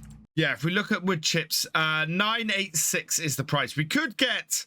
Oh, actually, I was going to sell them for 986, but the animal dealer has gone up a little bit, so I think we're going to shift places. Let's tag that. The animal dealer is not far from us. In fact, it's just across the way. I am very pleased I checked that because that price was not better when we started. And this is the thing. It's always worth checking before you sell that the price is at its actual best where you're selling it, because the prices do change a little bit like that. Now, the animal dealer, that is up pretty much back the way we came, just the other side of field 7 here. So I'll take us around there and we'll go and sell this there instead. Now, it may not seem like a massive amount to go and tip here instead for, but it should be a fairly good amount we get overall, especially considering how much wood chips we would be expecting to sell today. I think we're gonna make about £20,000 off this. Yeah, 19,149, so slightly under the amount that we got, but an extra 1,644 on top for our environmental score, which is pretty good at the moment. And so, yeah, well over 20 grand per trailer. So if we can get a load more wood chip done today, then we will be looking at a very tidy profit off the farm. So as we're going to return to this later, I'm going to come into the farm this way, and we'll drop the trailer off with the wood chipper that we've still got. We held on to that past this day, or past into January, so that we could get some more, and we will make way more off the extra wood chips than we would have, or that we have spent, in fact, of holding on to that. But before I go any further, we do have this big pile of bales here, and I'm hoping that we're going to be able to get these sold in maybe just a couple of trips. The other thing I think we might be selling today, because it is also at best price and going to the animal dealer, is the straw bales. They're not worth quite as much as the silage, so we will get the silage sold first. But the straw bales have been created so that we can make extra money off the oats when we did those last year. So yeah, definitely want to make the most of that if we can. I'm also going to take these silage bales from the far end. So we'll go and get the forks onto the wheel loader, and we'll come and start loading these up. Looking at the size of this trailer and how long it's going to take me to transport all these, because we have these piles of 3 bales, I think it might be better for us to get hold of a bigger flatbed. At the moment, we're only going to really, yeah, in all honesty, we're only going to really be able to take 3 bales at a time. That is way more journeys than we have time for today on the farm. So if we're going to get the best price for these, because the best price for these is already dropping, we, I think, are going to need a bigger trailer. So I am going to look on our way down to the shop and to get these sold if we're going to be able to buy a bigger trailer. Yes, we could get more bales on here, but I think that's going to be quite a bit of a chore. If I do it this way and just do 6 at a time, 2 loads, 3 loads, 4 loads and a bit. So it could take us quite a while. Best pace for silage right now, we are aiming for over 221. We've got 227 at the animal dealer. So we'll be heading back down there again and getting these bales sold down there. Maybe that won't be too bad. That's not a very long trip. And we'll see how we go. I'll see what the time is when we get down there. So that isn't too bad. We've taken about 10 minutes to drive down here. We can bring these in here and drop them off. So like that. Make sure that we have unfastened tension belts. And in total, that's about 6, maybe 7,000 a trip. So over 4 trips, we're looking at about 28,000. So not quite as profitable as the wood chips, but definitely a profitable amount to sell. And we're back up to the farm in, yeah, it's taken us about half an hour in total to get down there and back. So this could be a fairly lengthy process. I think what we'll do is we'll get this done. We'll probably get it done by about midday, and we can go from there. I think that's going to be worth it, though. Yeah, it's taken me another 10 minutes to get the trailer refilled. We can get these strapped down, turn off the lift, and yeah, in another 40 minutes, we'll have this turned around and more money made. I can make 125,000 today. We might be able to move on to the next stage of our fish farming operation even. With only 2 bales left up here, and it's gone 12:15, I want to get this on the back if I can. That would be extremely useful to us. We'll get all of this loaded up in one go. So I'm going to try and put these last bales on the back here. Looks like there's enough space to get them on. So I think we're going to be all right. Yes. So in all honesty, we could have done 3 stacks of bales a time. Not sure that would have improved things too much, but might have been enough to speed things up a little bit. Instead of 4, no, I think we would have. Yeah, instead of 4, we'd have been able to have done this in 3. So it would have been, yeah, with just 2 bales. No, we'd be able to done it in 3.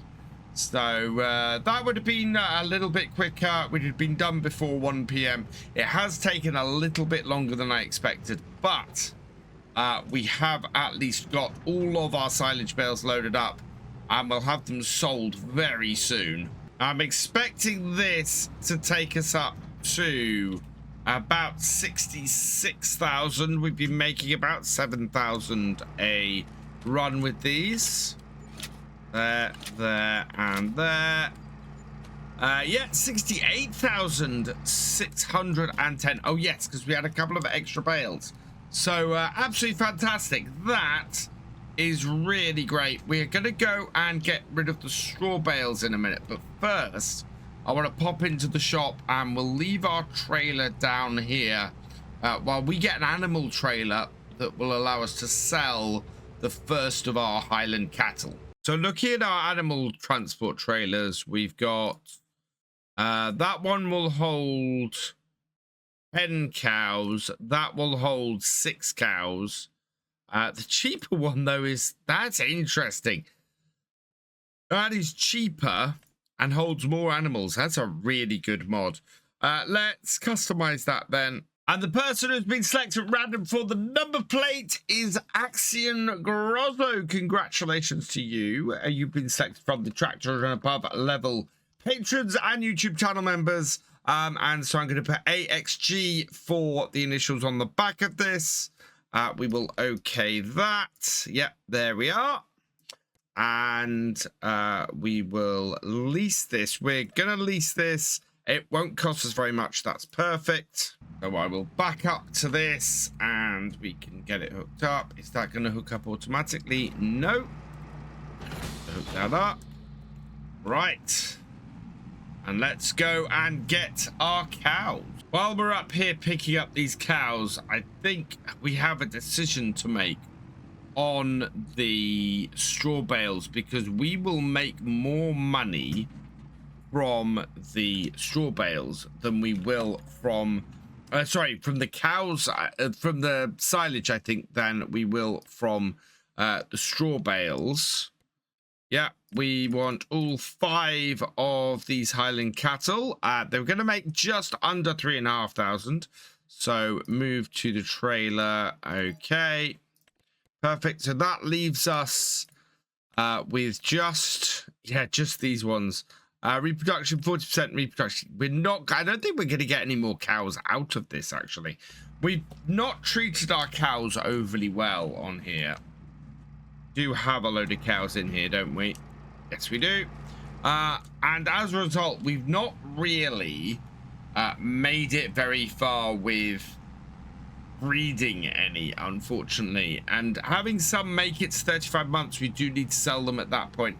I might see if we can pick up some calves because we've been unsuccessful at actually breeding any, and that way with any luck we can keep working with the Highland cattle. I am a little bit tempted to cut my losses with the cows. Actually, we haven't really concentrated on them too much, and while we're about to make our first money from them, they're not massive money spinners. We could possibly make more money from the field for less effort. Let's unload the 5 we got. We're going to make 17,291 off these. So sell those. Okay. Yeah, so let us know in the comments. Do you think it's worth continuing the cows, seeing as they're not making much of an impact on the farm? And maybe using the land that the cows are sitting on a little bit more effectively, or do you think I should continue on with them and maybe buy ourselves some more calves? Let us know in the comments, and we'll take a look at that as we go into this 3rd year. So let's return the animal transport. Yes, 480 back for that. So not too bad. We are up to 85,898. I think we could potentially make another 20,000 today. Is the price of wood chips still going up? Because if they are, we might go over £1,000. And if that's the case, I think our best bet actually is to load up the straw bales, let them get sold today, and then maybe tomorrow we'll pick up with some more wood chipping and make some more money. Spend a day on that to get us up to a point where we might be able to afford the next stage on our farm. We've got an incomplete straw bale down the end and quite a collection of straw bales here. 2, 4, 6, 2, 4. Let's try that again. 2, 4, 6, 2, 4, 6, 2, 4, 6, 2, 4, 6. So looks like we got 4 loads to go on the trailer from here if we load them up 6 at a time. In fact, no, we're going to load them up 9 at a time.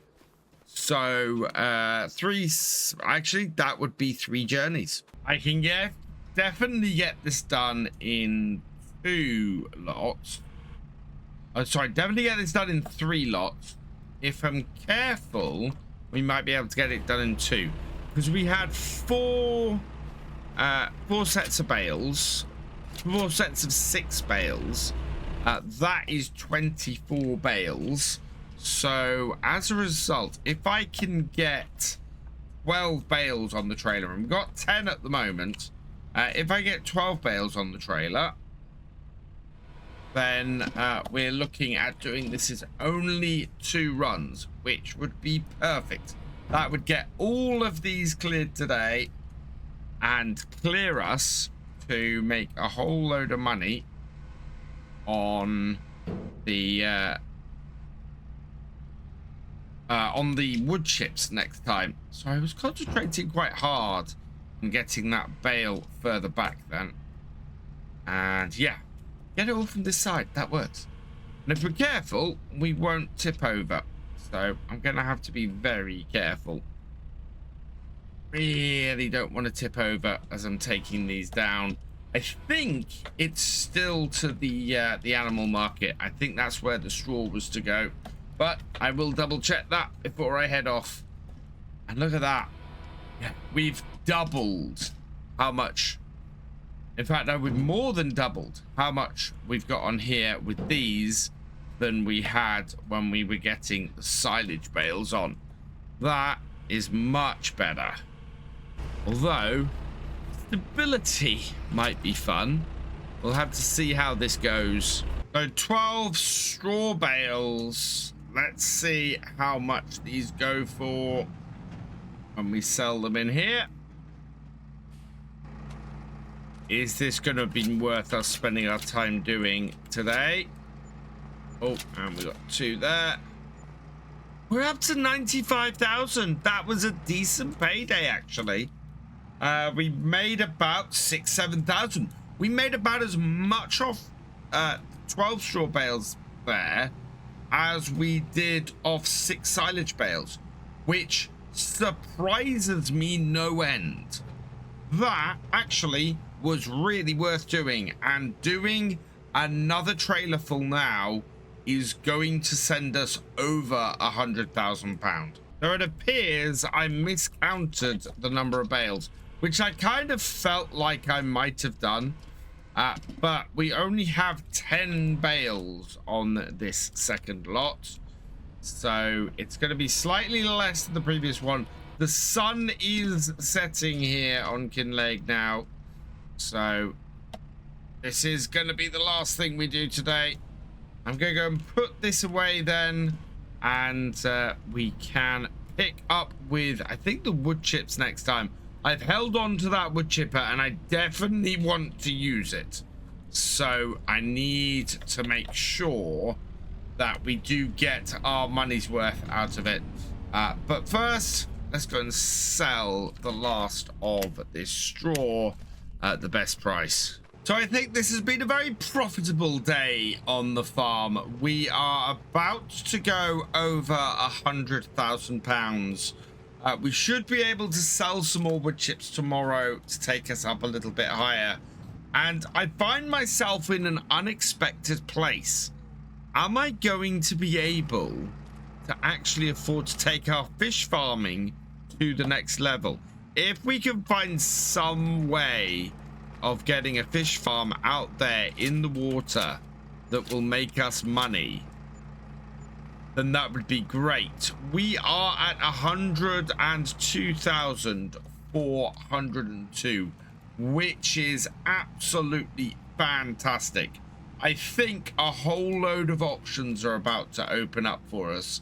And if we can give ourselves a few months lead in, I think we could really be doing well by the end of this series. I've just started up my wood chipper and it looks like we already had 11,600 of wood chips left in the chipper from the last time we were working on here. Now we have a little bit of an opportunity here. where we'll be able to actually get a lot of money in if we're able to get an aquaculture bit started, an aquaculture farm started on the bay. Now, if you checked out Saturday's build video, we actually built something like this already. We built a farm down there, which is going to be part of the multiplayer in the near future. And I'm quite excited. This should be a really good way to go. The price of wood chips is at 991 down at the animal dealer still. I think we can probably get a couple of trailers at the very least in. We've got a lot of stuff cut down here already. Somebody did inform me that as we're using the lumberjack mod, that purple line there that you see, that is it setting the cut at a meter. So I'm not actually using that at the moment. What I am doing is trying to cut stuff into manageable chunks that will also go into our chipper, which this seems to be doing well enough.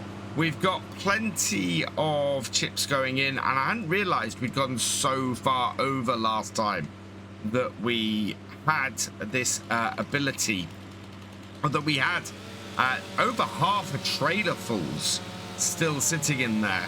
So that has given us a really good head start on today's wood chip selling. If we can get the 125 and maybe get the aquaculture built before midday, that would be amazing. After that, we probably need to get some more fish food. We need to get some stuff transported down there. We need to get some more wood chips done. That would be, I think that would be massively helpful to us. That is going to be too long to cut. So we'll cut that like that.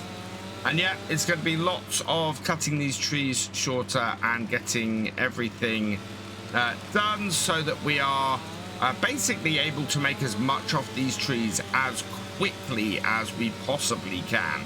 I think that once we've got this lot done, what I'm going to want to do is move the chipper close to here. I'm dispensing with using our wheel loader. In fact, I think I might get rid of the grab that we've got sitting down here. There's no real point in using the wheel loader on this. It's much easier just to load them in by hand. And in fact, that is going to be our best way forward. I'm not going to move it until we have a full trailer here. I think we're not far off, though. Yeah, that's still putting wood chips in. We are up to 87%. So, yeah, not a huge amount to go. And I think I'm getting to the point where I can grab this tree, maybe. Let's cut this here. These are quite hefty bits of tree for being ravaged. Yeah. So, it's just making sure I get the right length cut. I'm going to try cutting it on the purple line, see if that makes it liftable, or that bottom section. It does.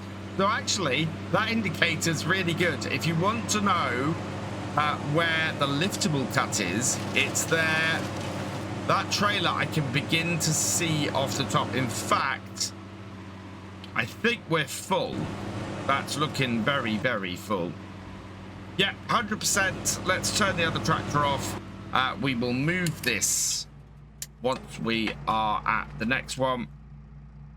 But first, let's go tip this and see how much we can get for 19,300 litres. And it's just gone at 10 past 9. I think we might be able to get 2 loads of these in by midday. And if that's the case, I think we can get the aquaculture set up. So let's see how much we get for this first load of wood chips.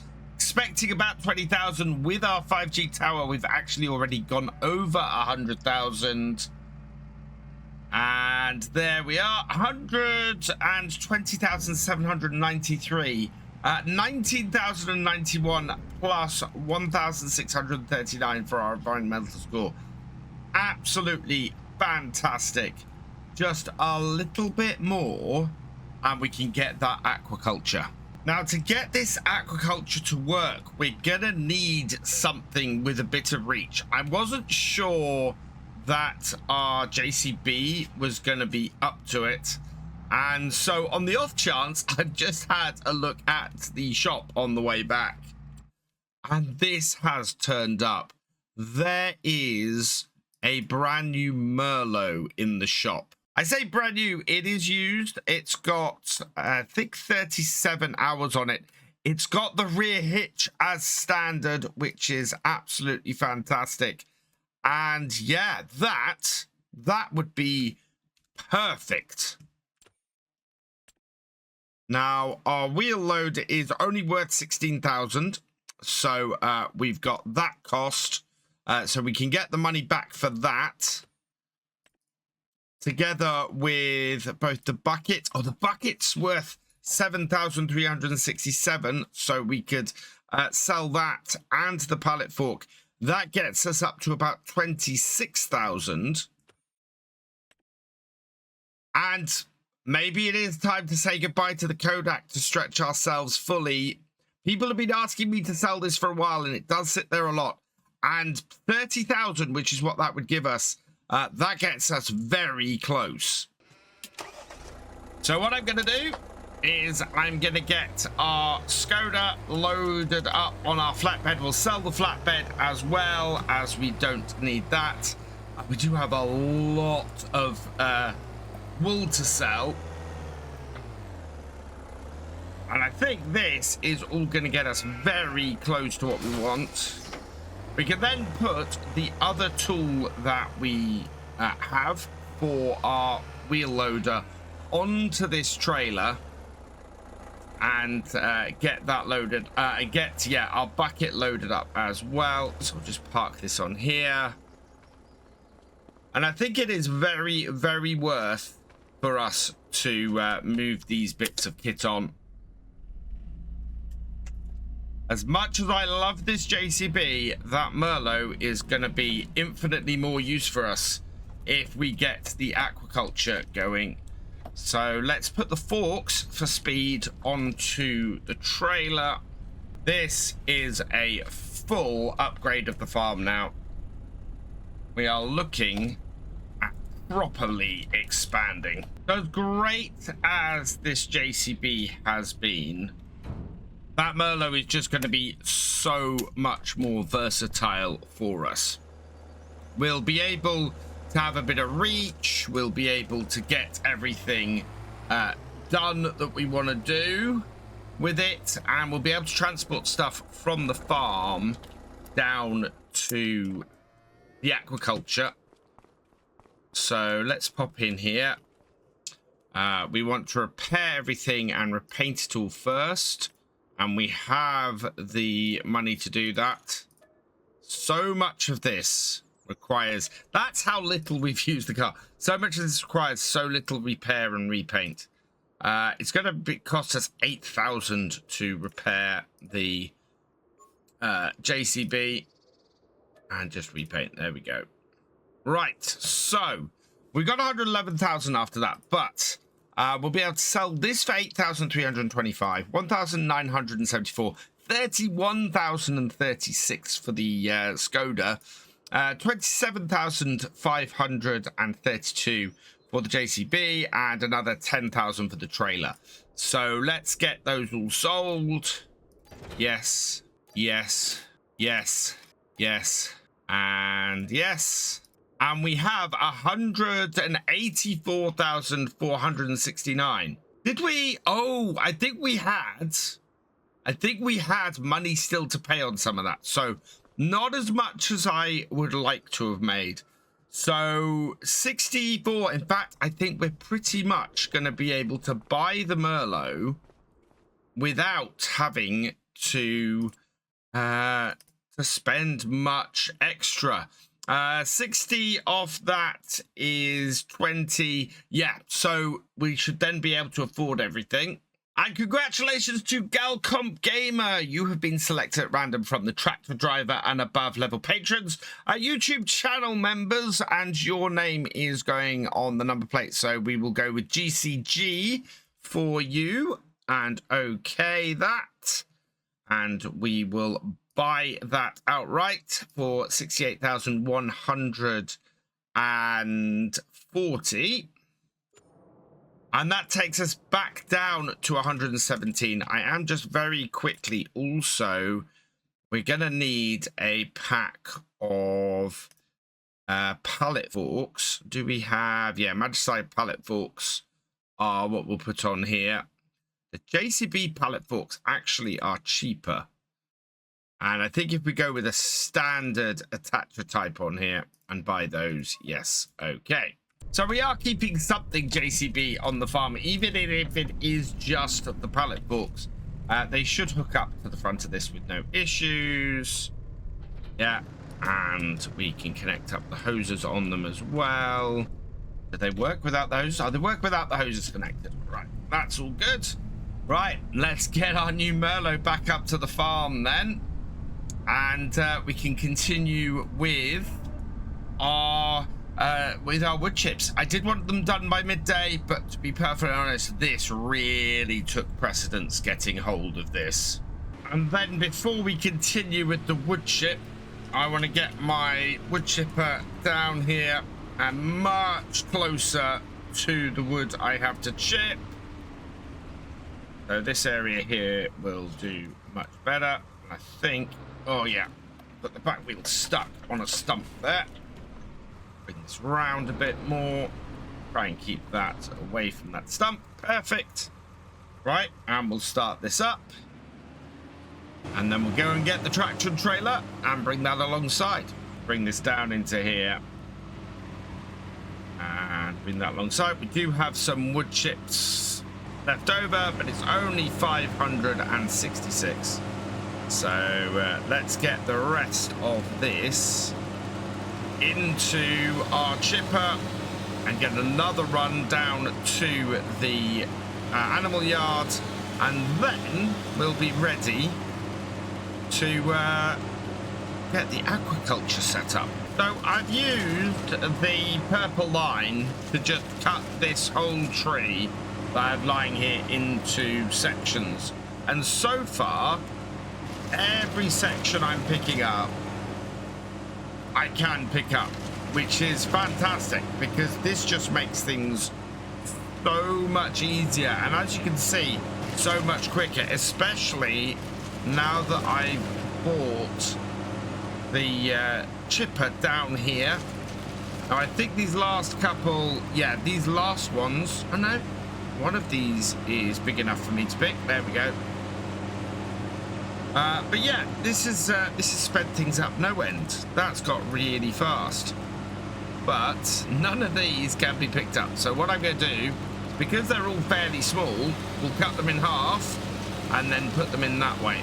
I've just got a whole tree in here really quickly, and that actually bodes well for the rest of our day.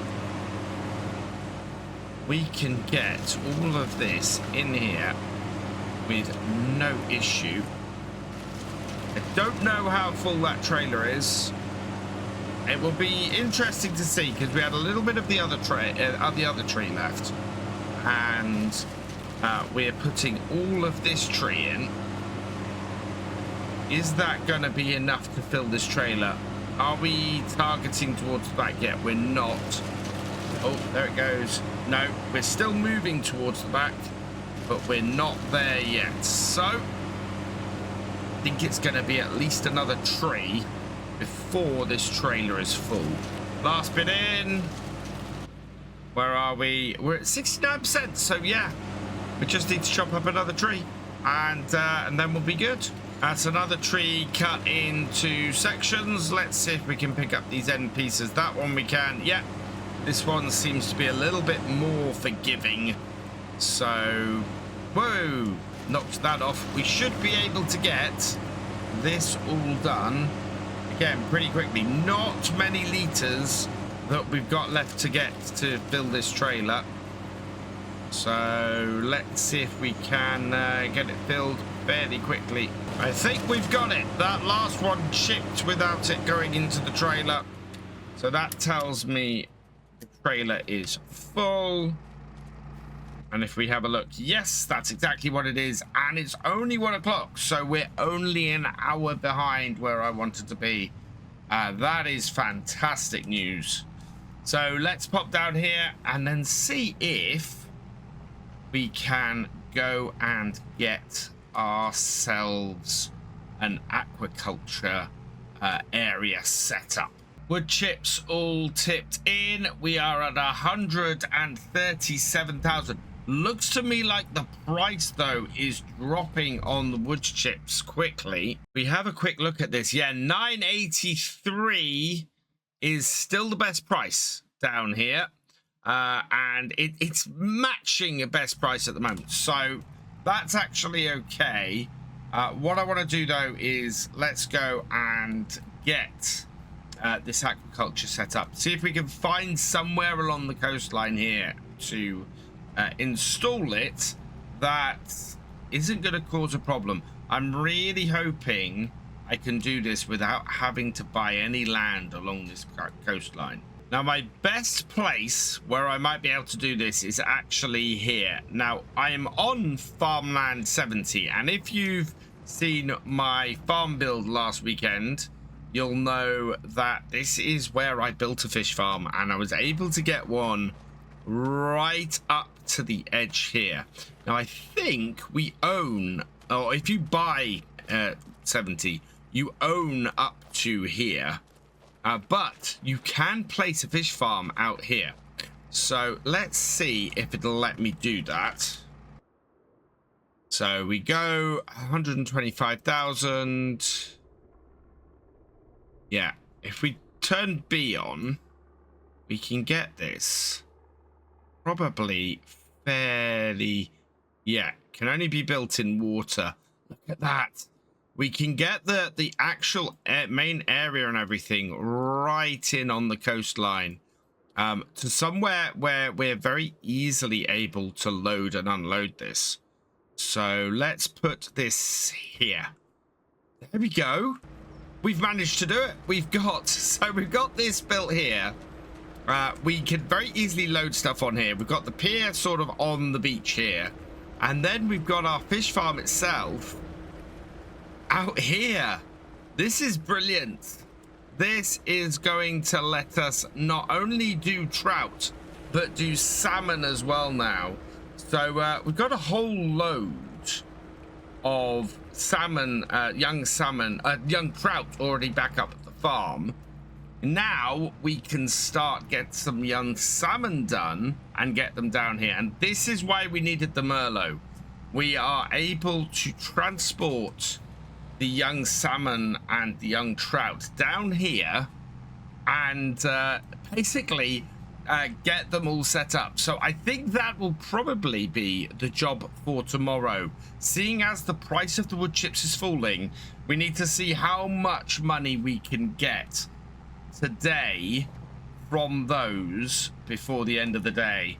But we're looking in a very strong position now, getting our aquaculture set up. So how much, I wonder, is there still sitting in the wood chipper here? Let's turn this on. Not a huge amount. Just 596 litres. But now that we know how quickly we can process a tree, we should end up with a very, very fast job here. Let's pick up that one. Right, I'm going to get another one of these done. It's 2:15 now. Let's see how many more sets of wood chips we can get done before the end of the day. It is 3:30 just gone, and we are very near the end of this trailer now. Looking at the value of these logs apparently is more than best price wood chips. So I'm just wondering at this point if one of the other sell points has now increased to a point where the price has gone up again. Will that get in there? That won't quite. Let's pull it out, spin it round, send it in. Is that done?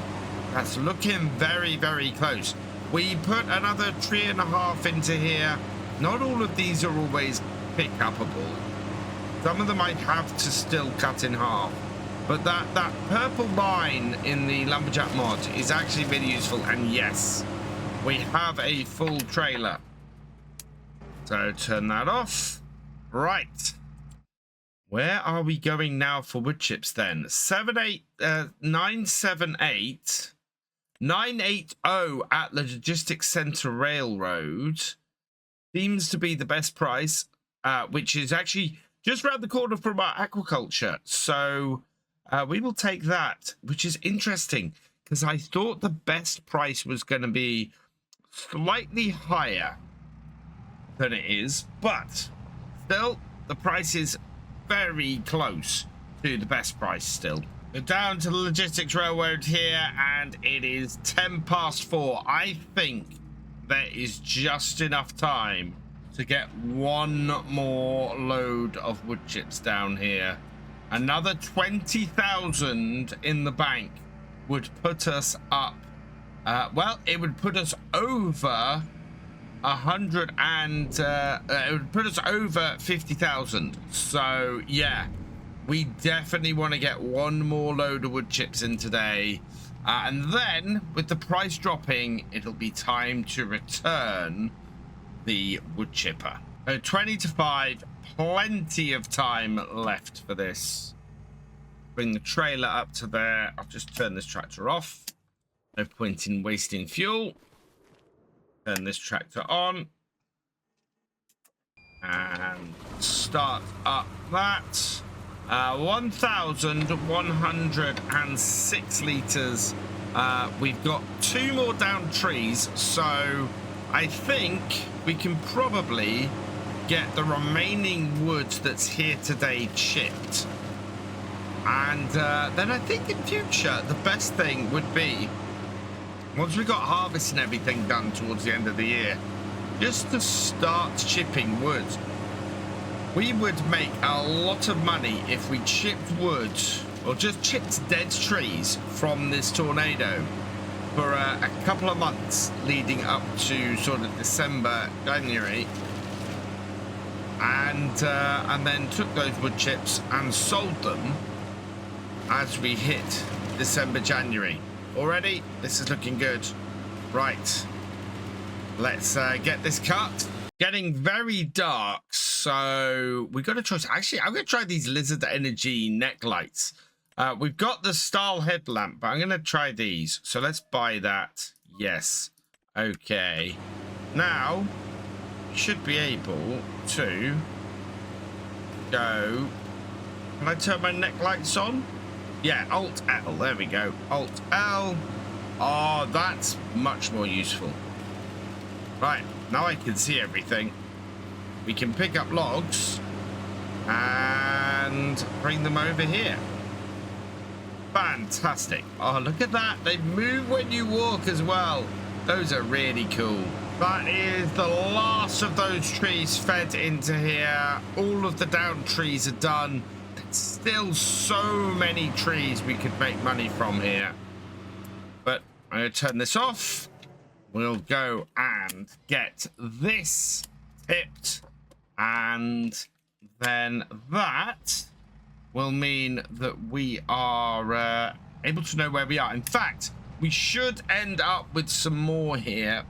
So we've got 2 trips to do before we finish, and we'll see where we are. First load has taken us up to 55,822 with 18,833 harvest income and 1,617 from our environmental score. And load 2 is just 7,952 litres, and that is going to bump us up to 64,227. So 7,746 from harvest income and 665 from our environmental. And so that means the last thing we have to do is give this a quick wash down and get it returned.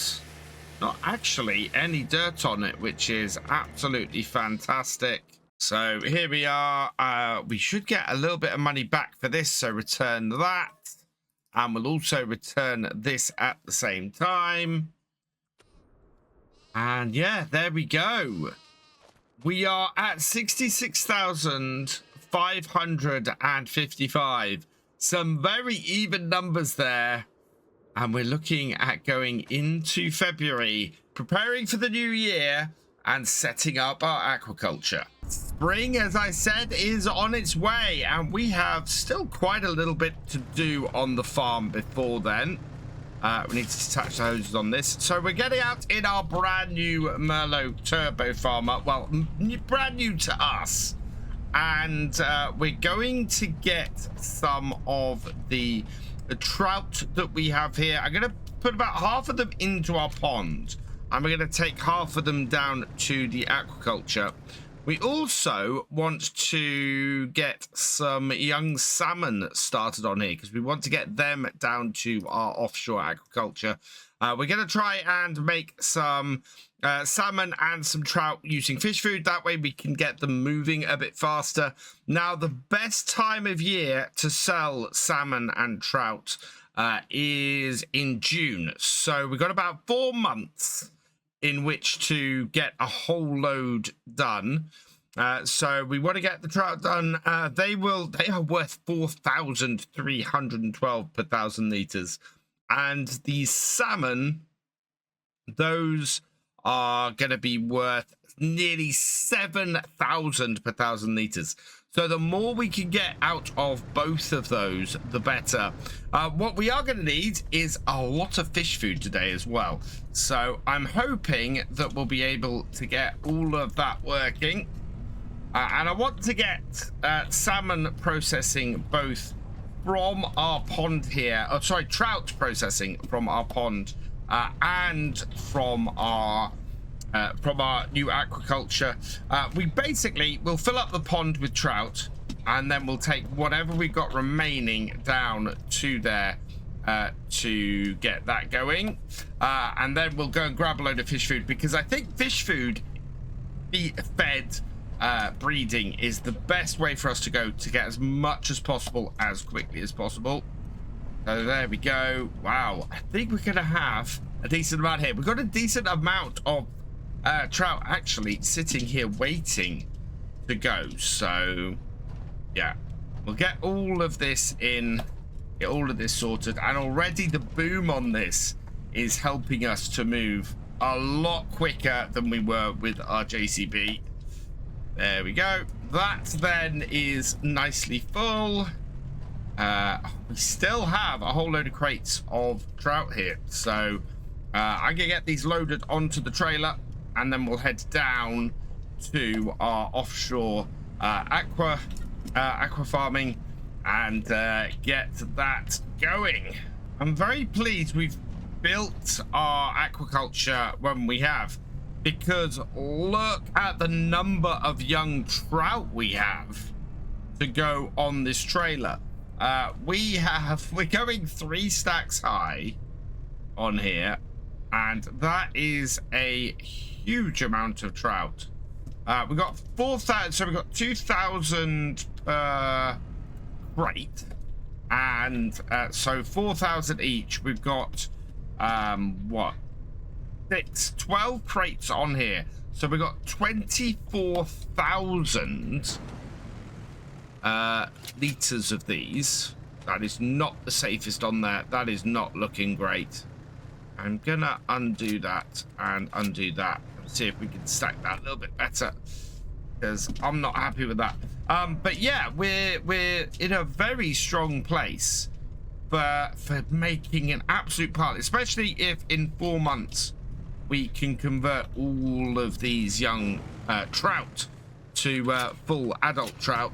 That will make us a huge amount. I think the trailer has sunk down a little bit on one side, and yeah, look at that, already we have another set of trout come out of here. Wow, this ground, as I said before, this ground is massively uneven, and it makes loading up here really difficult, but we've got them on here. So 24 Another 4,028. We could take 30,000 liters of trout, of baby trout, over to there today. In fact, I think we'll grab that extra one that we've got. Get that all strapped down. One more. This can go on the back, and we'll just stick it straight on the back. But you can see, with the snow coming down, it's making the ground a little bit wet, and as a result, we're sinking into things a little bit, which is not helping our loading up. I think this area needs some serious reworking.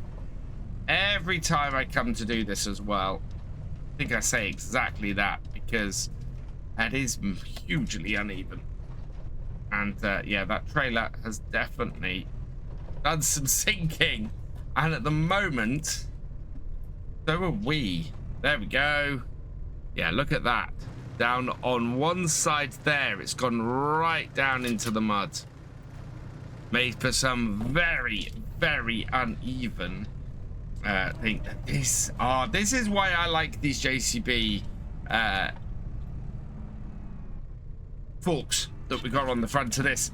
They are fantastic when it comes to transport on the road, and makes things much easier for us. So let's head off and go and that done. I'm hoping this snow will clear up, because we can't effectively do the stuff with our spreading our lime while it's snowing, really. And I need to be careful, because that trailer is bouncing around very scarily. So as I said, we got 30,000 liters of young trout in here. This is going to get this started very nicely. The adult trout do not make us as much money as if we got salmon in here, which is why we're now starting on salmon.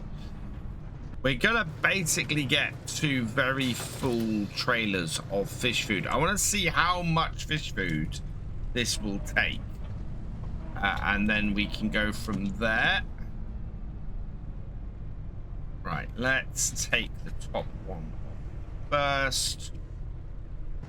We might have to we unstrap that and unstrap that and unstrap that. That should allow us to remove these off the top.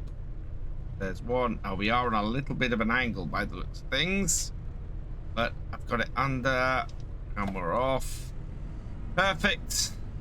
Now, the reason why I got so excited last episode about this Merlo, and why we sold so much to get hold of it, is because I can now just extend the boom like this, dip it in, and drop that off, and in they go. And we have our first trout into the aquaculture, which is fantastic. This is going to make us so much money this year, and we are still have a massive loan to pay off on here. We started with £1 million loan, and we still got to pay that off. So yeah, this is still that. We still have that to cover, and with any luck, this is going to go a long way to doing that. It looks like we might have hit our limit on here. Wow, I am surprised by this. Yeah, we still have quite a few young trout to offload from this trailer. What, we took 30,000 liters down here, and this is already looking full? Yeah, young trout. It will only take 10,000 liters. So yeah, I am going to activate the young trout so that it will start processing those.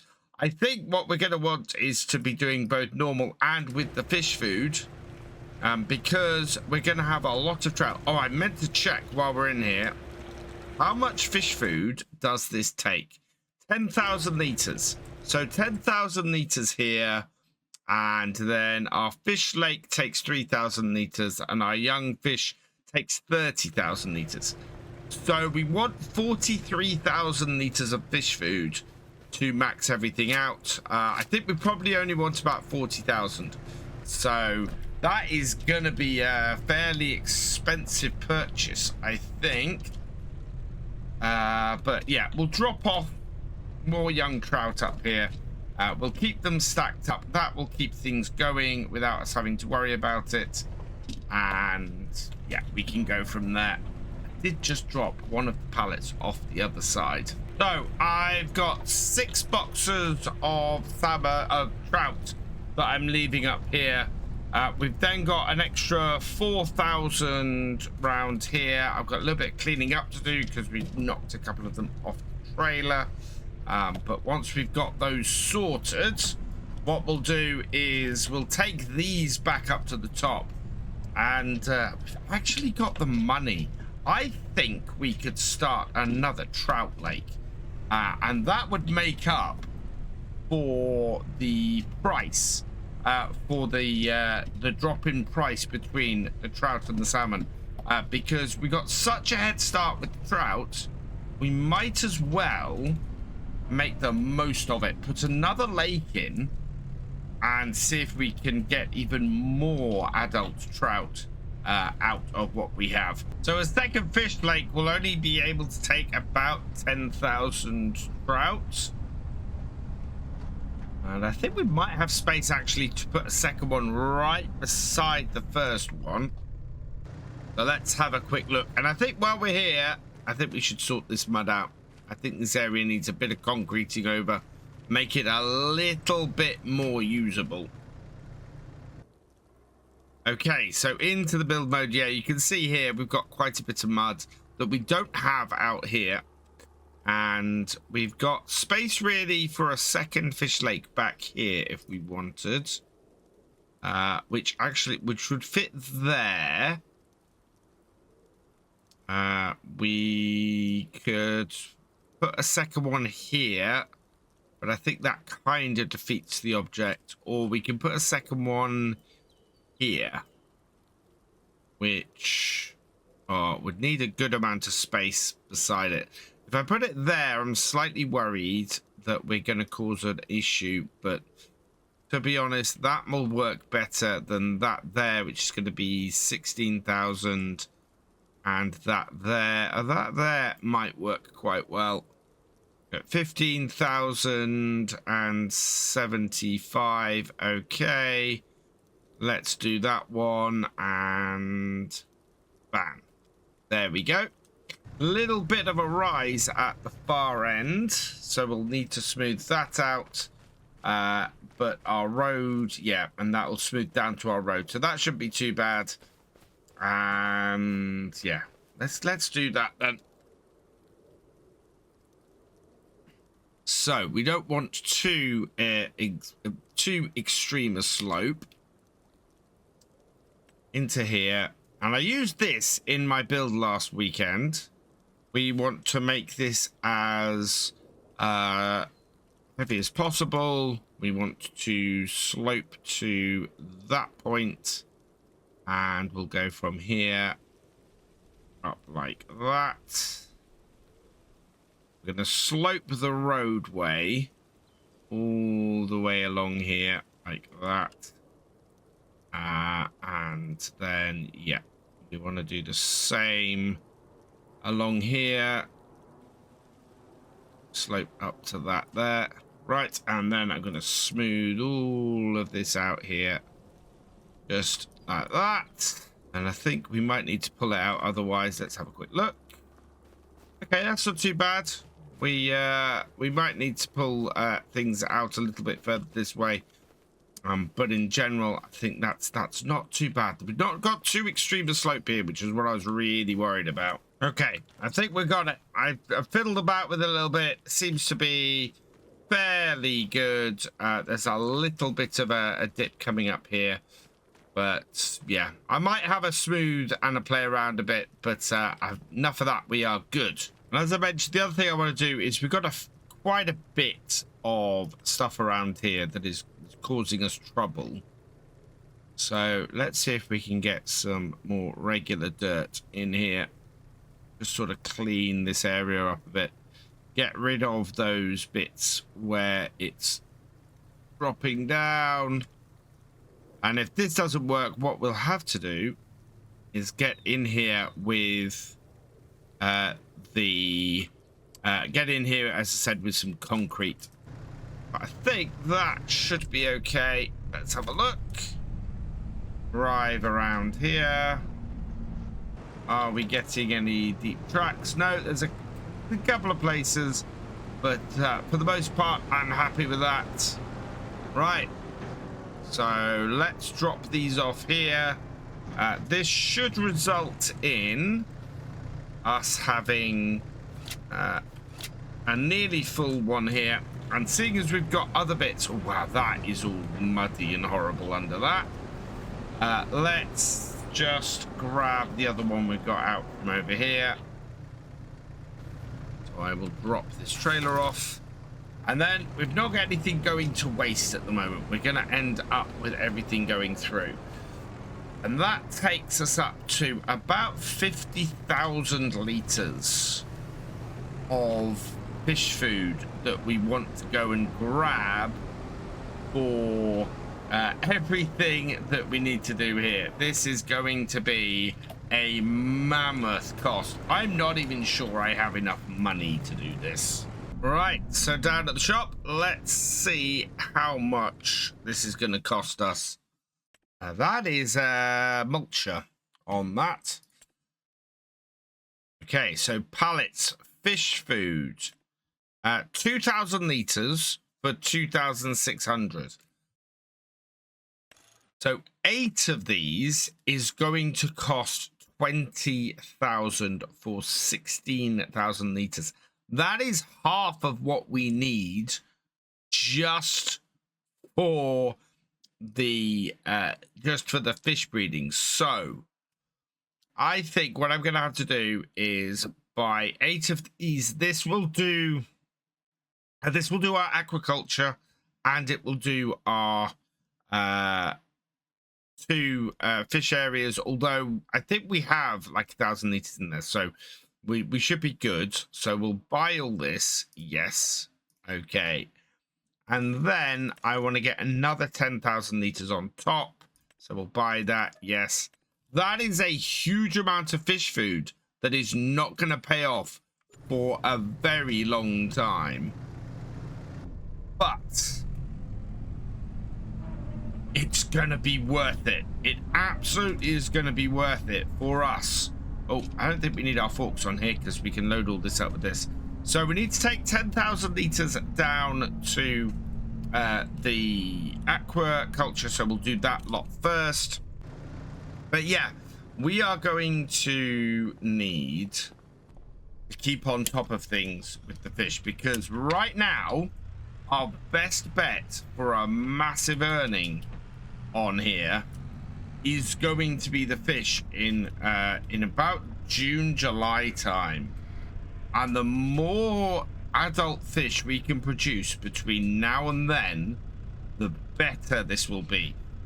Also, on top of that, if we keep producing young fish, we can make money off young fish too. So all of this is worth a ton of money to us.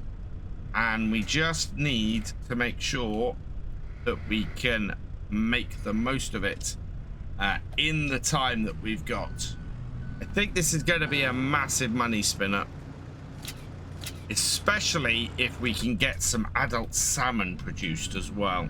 Well, the snow has finally cleared up and we're down to our aquaculture again. So we can pull in over here and get this unloaded. This is a very nice amount of fish feed we have on here. Let's undo those two. And then unfold these. We'll pull them in a bit. If I can get 3 lots of fish food in here at once. Like that. What's that got? No, that's only got 2. That's all right. We can take 2 lots of fish food over here and get them unloaded. That'll work very nicely. That is very, very bouncy coming up to here. But looking good. Up and over. Oh, just not quite enough distance down on the boom. But that did all go in. And this should be enough to completely load this up. And to get the salmon, the trout breeding going. Salmon breeding will get going as soon as we have some salmon to output. And I'm very tempted to get the 2x salmon going at our breeding tent, just to try and get as many salmon down here as possible. In fact, I'd say right now we have enough trout on available to keep everything going for a while. And what we really want to get is concentrating on the salmon, getting a young salmon out of our breeding tent so that we can fill this up. So I think we'll look at that and see where we are. Last one in. So now we can hook our trailer back up and get this back to our thing. And we're going to have to move the wool. When is wool ready to sell? Because we have so much wool now. Best price for wool is 2,182 in May. So we should be good. It's going to be a good middle of the year if we can just get ourselves there. I'm back at the shop loading up the remaining fish food. We'll get this up to the top. What I think we'll do is we'll just drive through each of the bits up there to unload this.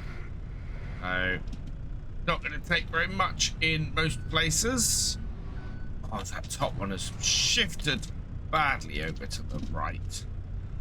I was hoping to just get these on here without any trouble, but it's not having it. So we'll reposition these and get these on. And yeah, once I've got these all sorted, we'll head back up to the farm and we'll get them unloaded. So let's see if we can drive up to this one from here. Yeah, we can. We are going to have to alter ground on this. So if we undo the back, there we are. That has got the first set of fish food in and delivered. So then we'll go and do the same over here. We've got 13,000 left, which is what I was expecting. This should only take about another 1,000 litres. I'm pretty sure I saw that there was about 1,500 litres in here. Yeah. So that's taken another load. That is 11,400. So that's actually quite good. We're now in a position where we've got a decent amount of fish food everywhere. Is it the amount I would really like to get everything sorted? It's not, but we're good. In fact, if we have a look at our productions, our fish lake here, we can now activate this.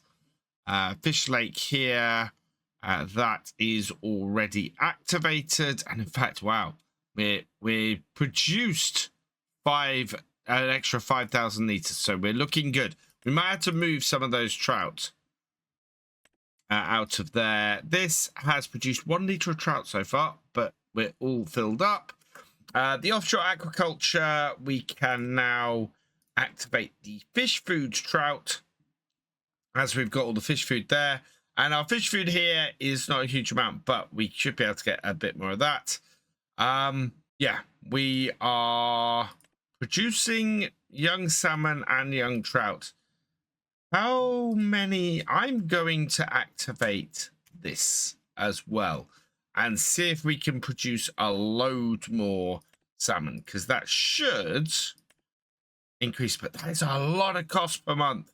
I'm not sure we can do this, actually. I think that is massively expensive, and I don't know what that does that's better at all. So we've two things left to deal with today. One is we need to make some space in front of the sheep for for more wool, because the sheep are continuing to produce a nice amount of wool for us. So let's just do that, and then we'll pull that out.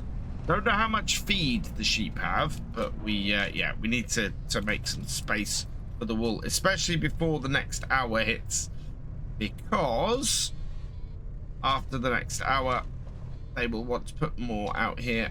Has that got both of them? I need to get both of these. There we go, that's got both of them.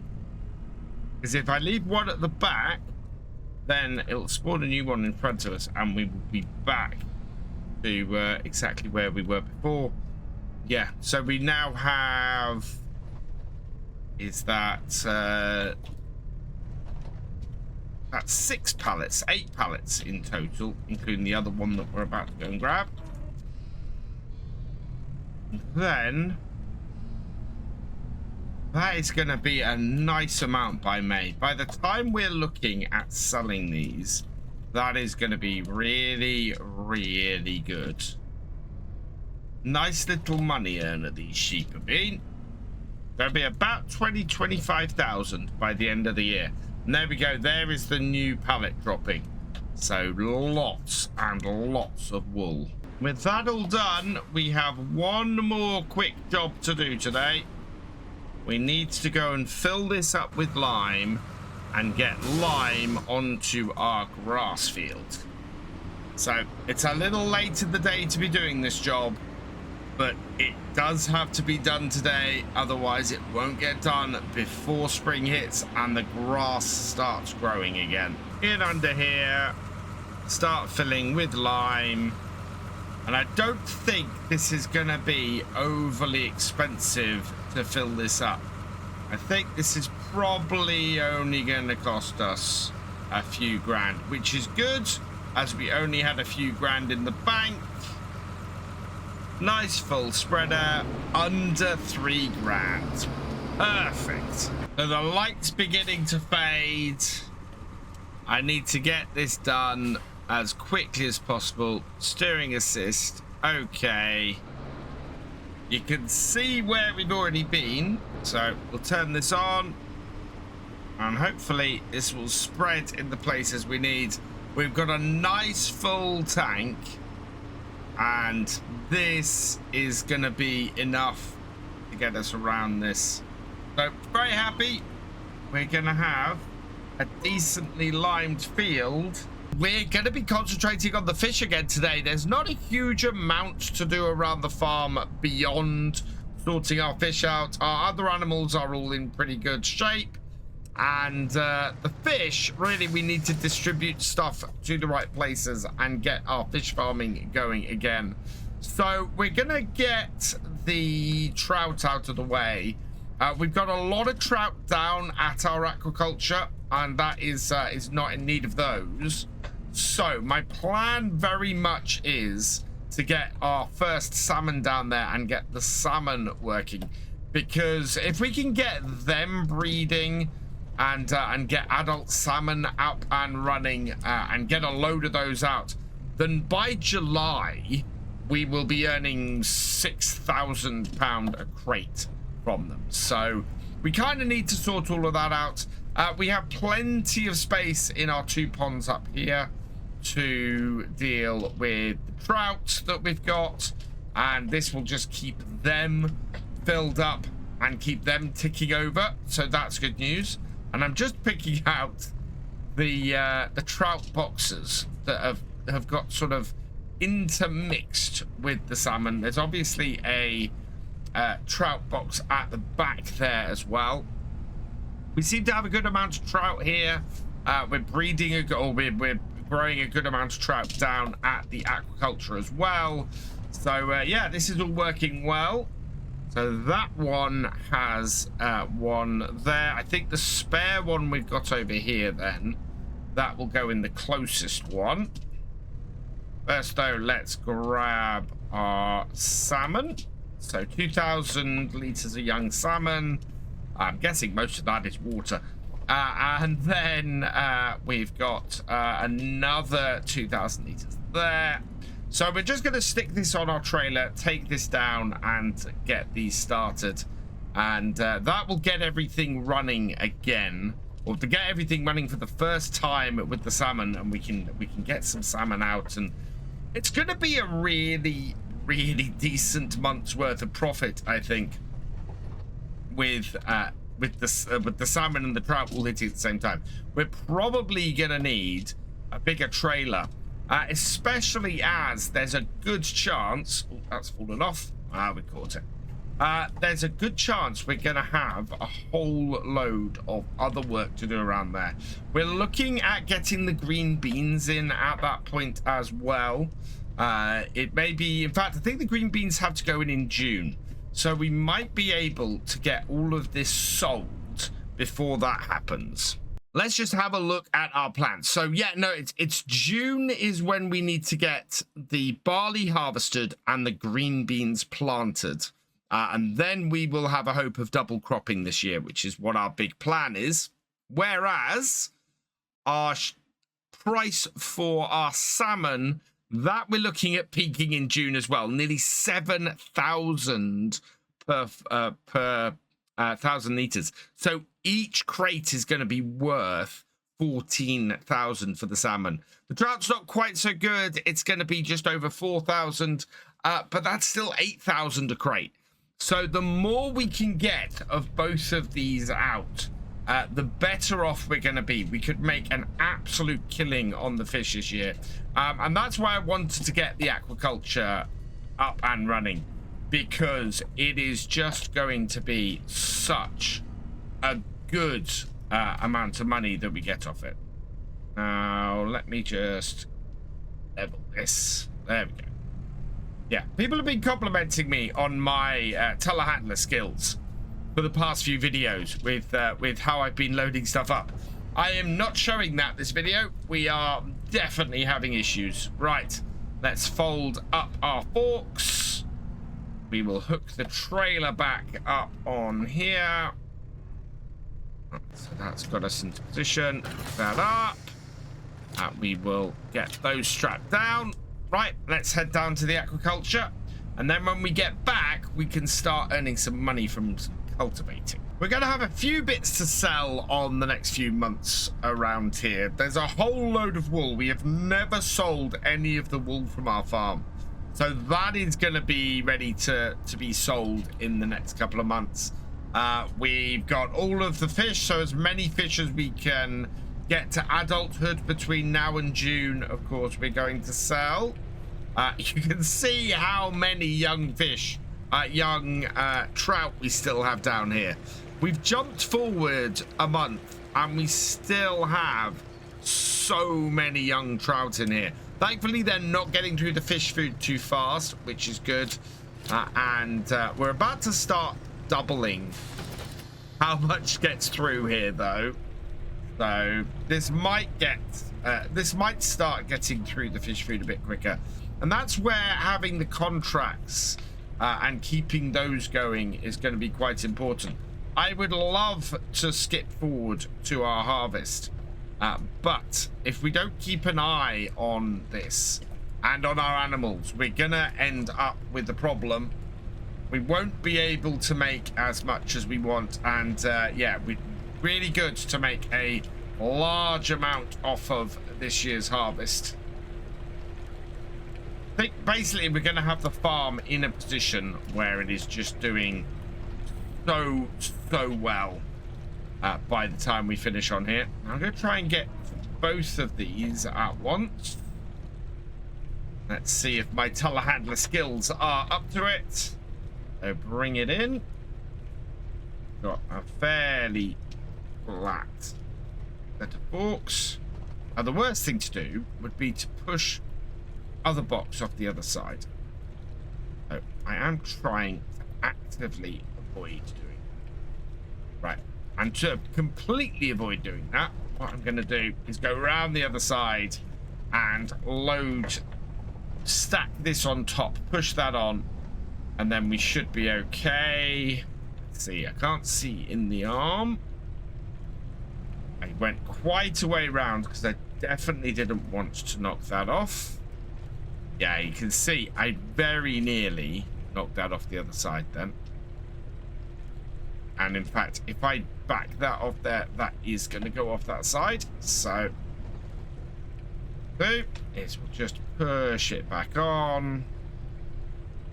Like that. And then stack on top.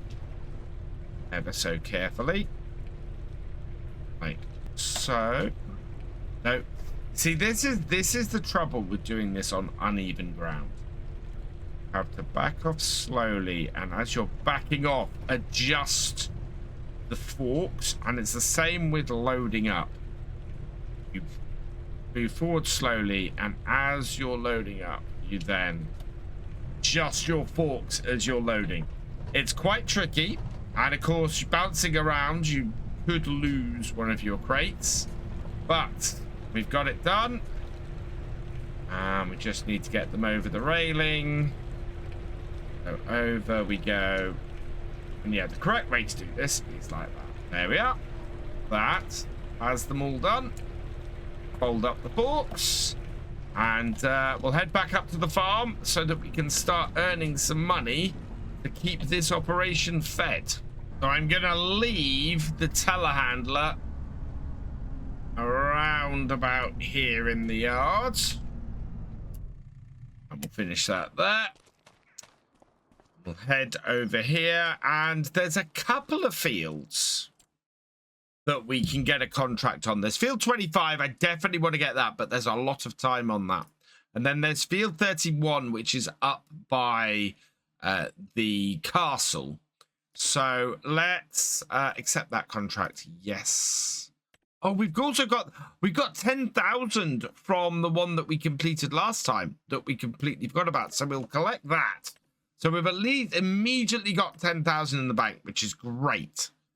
Let's accept that contract as well. Everything else, there's a couple of really, plowing contracts. We don't have a plow that we can do those with. Everything else, there's a hoeing contract. But yeah, I think this is basically going to be all of our contract work today.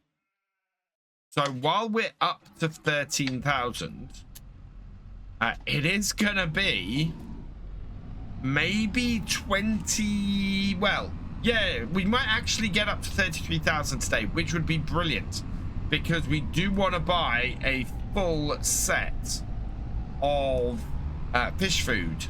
So that would be great. I am going to cut through the woodlands and past the farm over here because I think this might be, not this gateway. I'm going to turn down here and cut through the woodlands because I think this might be a slightly quicker route down to where I want to go. Yeah, we're not going that much quicker. It's just more windy, I think. Now, this weekend, I'm going to be starting a new multiplayer, and I'm going to be based at a rebuilt version of this farmyard. So I'm really looking forward to that. I've wanted to play that farmyard since Kinlaig came out, and the only reason I didn't do it in this series is because I didn't realize I could rebuild it in the way I did. So yeah, we'll be kicking off that on Sunday. And the field we're after is up at the top corner here. You can see that we have previously worked this field. So let's get up our steering assist. And okay. And we want to go up the far side of the field, I think. We'll unfold the cultivator at the back. And then, yeah, we'll head up here and start over this side. Is there a line here? I'm betting there's a line out here, yeah. So onto this line. Position ourselves and down. And away we go. Oh, and that was spot on. Might have lost a lot of time getting up here, but we've already made really good inroads into this field. It is, well, we're 21% of the way through, so nearly a quarter of the way through the overall contract. But we're about halfway through the field, which is absolutely cracking. It's going through this field like a hot knife through butter, which kind of expect with a tractor of this sort of size, with the cultivator of the size that we have behind us. We could possibly run a bigger cultivator on this tractor. But in all honesty, this cultivator is big enough for our own field.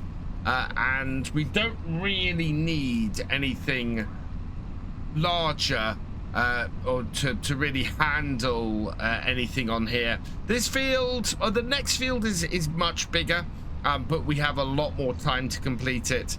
And yeah, this is the size of most fields on here, and it's plenty for that. On a little section up the top end here, we're now well over halfway through the field. And line ourselves up on that. Down we go again. And get the bottom part of the field. So this is almost the main body of the field done. And the amazing thing is, 2/3 of this field is going to be or a third, sorry, of the field is going to be this headland. We are going to be just 2/3 of the way through by doing the main body of the field. The main body of the field is done. Let's get ourselves onto the headlands. And yeah, 63%. So not even 2/3 of this contract was in the main body of the field. That's insane. Yes, we got 3 headlands, but that's still insane. And having done our first headland, we are 69% of the way through the contract. That is a very nice place to be. Ooh, if I can keep myself on track, because yeah, we have missed a couple of bits. Second headland complete, and we are up to 85%. And I'm slightly surprised. I thought we were going to have some hail today. I was a little bit worried about what's going to happen to our crops. So I don't know what's happened to that. Let's just get turned around this corner, and then we'll go and have a look at the forecast. Because, yeah, I'm sure we were supposed to have some hail. And no, but not again. We got tornado coming. We've got a twister on the way at 9 o'clock tonight. Overnight tonight, we're going to get hit by another tornado. That is our 3rd tornado of this series. Okay. So, looks like the Kinlaig is going to get ravaged by another tornado. It's like the day after tomorrow. So what we'll have to do is we'll see what happens. I'm very much hoping that that tornado is coming nowhere near my farm. We already have enough tornado damage. I don't want to have my nice field of barley taken out by it just as we're about to double crop. Also, we've got pallets out. We've got pallet sufficient things. It will take those pallets out if they come near the farm. So very much hoping the tornado stays well away from the farm this time. We are up to 99% complete. And there we go. We will just continue down to the corner because we're heading down to this corner anyway. But yeah, that is this contract done. It is 12 minutes past 2 in the afternoon. So let's lift this and fold it. And we need to get back down the hillside and go and get field 25 started because we are running out of day. So I should mention that I've already started planning and putting together my next Let's Play series after this one. We are going to be heading off to Piccaneer, Black Sheep Modding's new map. I hope I pronounced that right. And we're going to be doing sort of a survival rags to riches series I am going to start with nothing but an old truck and a fishing rod, no money at all. And we are going to try and work our way up to a farm. We're going to go through a whole contracting thing. We're not going to be able to get any loans. We're not going to be able to lease any vehicles. We will have to work our way up. We will be able to hire purchase vehicles. But of course that comes with its own costs as well. So yeah, that is gonna be the plan for my next series. So let me know what you think to that. I am gonna do something slightly different here. We're going to, nope, unfold that. We're gonna do alternate rows. So work our way across the field and then work our way back. We don't have many hours, so anything that can get this job done a bit quicker will be great. But yeah, let me know what you think about new series. Are you interested in that? Do you think that's a good way to go? I haven't done a series like that since Western Wilds in FS22, so I think that'll be a lot of fun to have a crack at. We're about halfway across the field on our first pass. It is 10 to 4 in the afternoon, so I think we're going to be going into the evening, which I was hoping to buy fish food today. We might be able to, in fact, because we have a completed contract, don't we? Yes, we do. So we can collect that, actually, and that gives us 23,000. So what I think might do is see if I can encourage this to go and do the contract itself. It's gonna go and restart things, I think. No, it's gonna continue on here. So I think we can continue this contract with a hired worker, because this is going to give us enough money to get through to the next day. And I can pop back up here to the farm and get the telehandler on the trailer, which is what we'd planned for, and go and get the fish food, because we need. We're going to spend about 20,000 on this. We're going to get a full 8 pallets to bring back up to our fish breeding. So we'll head out from here. We'll go and grab those, and that should do us. I want to put, well, we'll have a look at how everything else is doing, but certainly 16,000 litres is going to keep the young fish breeding going for a good while. As I said, we want to get fish food 2,600, 8 pallets, which will be 16,000 litres, 20,800. So this is going to be a big wad of our money. But this is the thing. We sell 1 pallet of adult salmon and 1 pallet of adult trout. And that will pay for this. That will absolutely pay for this. So I'm not concerned about that at all. If we put 12,000 into our main bit and then the rest, well, let's have a look how we are doing with our other places. So our young fish breeding can take 30,000 litres. Our offshore aquaculture is nearly full. Our fish lakes are also, in fact, we could go and resupply all of those and then put the rest in with a young fish breeding. And I think that is going to be the way to go. So let's start up the JCB. And then we will go and grab our piles. As usual, I want to try and put the piles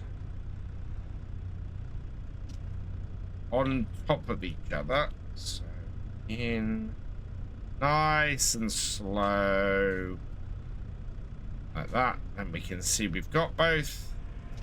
Bring them back slightly and then line ourselves back up. My forklift work seems to be better today than my telehandler work, which is fine. There we are. So that then goes on top of that. And then we back that out. And then we can get both these piles onto the trailer nice and easily without any hassle. And that is how you load up a big pile of fish food. If we're going to have to supply £20,000 worth of fish food a month for this, that is going to be quite an outlay every month. I'm hoping that's not going to be the case. Next month we do have all of the wool to sell, so wool will hit best price next month, which will be great. We'll be able to make a ton of money off that. Hopefully that will make us enough money. We are going to have to keep enough money to later in the year get a bean harvester as well. So that is going to be another thing that we've got to pay for. Look at all that fish food. And I really can't buy any more fish food than this today because we just can't fit it on the trailer. This is the trouble. If we have a lot of fish to sell, we are going to be hard pressed to get on this trailer. And I think a dolly trailer might actually suit us better because they tend to stay flat. So yeah, that is a lot of fish food. Let's go drop some down at our aquaculture, and then we'll drop the rest up at the farm and get all of our fish, or keep all of our fish going. Now, I wasn't going to drop a full 2,000 litres off here, but I think I might, just simply so that we can keep this going without any problem. It will also mean that I don't have to try and extract the fish food from the aquaculture place, or the aquaculture center. Hold out my books. So yeah, we'll just do that. Again, we've got to be careful here. Don't want to push any of our fish food off. Just, oh, I did grab two there. That's all right. We'll just put the other one back on. Went further into it than I expected us to. I got this really close to the beach as well. I didn't realize how close I'd actually got our aquaculture center to the beach, but the actual bit is right up on the shoreline. And we could, if we owned this land, we could make that much easier to do. I think long term, that would probably be my plan on here. Would be to get this place so that we could put other industries and things like that down here, and maybe have a field on the other side of the road. There's a patch of grass on the other side of the road that we could definitely turn into a field if we owned this area. But as we don't at the moment, it makes it very difficult for me to do anything beyond just the basics. Right, hit those. Lift those. Oh, yeah, as I said, my telehandler skills on uneven terrain, not great today. I suppose that's the thing. The forklift, when we were loading these up, that was very much flat. This is not. So I'm having to be a little bit more careful. There we go. Right, let's get those strapped down and we will head back to the main farm. Our hired worker is continuing to work his way across the field. He's a third of the way through the contract. So I think that's going to be going on into the evening. Just so that gets a chance to complete. We've also got this tornado on the way. Has the forecast changed? Let's have a quick look. Nope, forecast has not changed. So about 4 hours time, we're expecting a tornado to touch down again on Kinlaig. That is gonna be a lot of fun. I'm just hoping it stays a long way from my farm this time. And And yeah, because if it hits the farm and hits all of those bales of wool that we've got, that is going to decimate our money for next time. So yeah, we really want to avoid that. And yeah, we'll see what happens. But let's get these unloaded onto here. So the easiest way to do this is we'll unload them by hand. So that just means bringing this up to here, popping off and undoing that and undoing that. So that will unload some of those. So that is all up. We are down to 13,400. And then we've got a little bit of fun here because I'm not sure I can get my trailer into the unload points. All right, because we're going to back straight back. Don't want to go into the... that maxed. I don't want to go into the pond, really. Have a look. This one is full. That one is full. Aquaculture is full. Right, let's get some into our young fish breeding. We need as many fish out of here as possible in the next 3 months to try and keep everything running smoothly. Make as much money as we can. There we are. That has got that going, and hopefully that will automatically start up. Yeah, we got young salmon starting, and we got young trout starting. If we can afford more next month, we will absolutely refill the fish food. It is going to cost us about 20,000 a month to keep it going at the moment. So yeah, right, I can get this away, and we'll see where this tornado is going to hit a bit later on. We're going to be concentrating mainly on our animals today. As I said in the introduction, we have a whole load of wool to sell, and these are our last 2 grass bales. So we're going to get these picked up and get these dropped off so that our sheep have a good amount of grass to keep them going.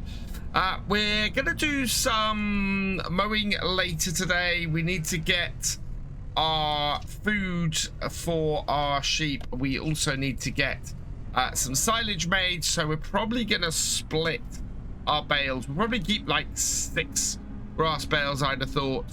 And actually, we need to go and grab a trailer. I think for ease of loading up today, we'll go and get the small tractor and do that for our selling. Because I think it's going to take a couple of journeys. So into here and grab our little New Holland. Very useful little tractor.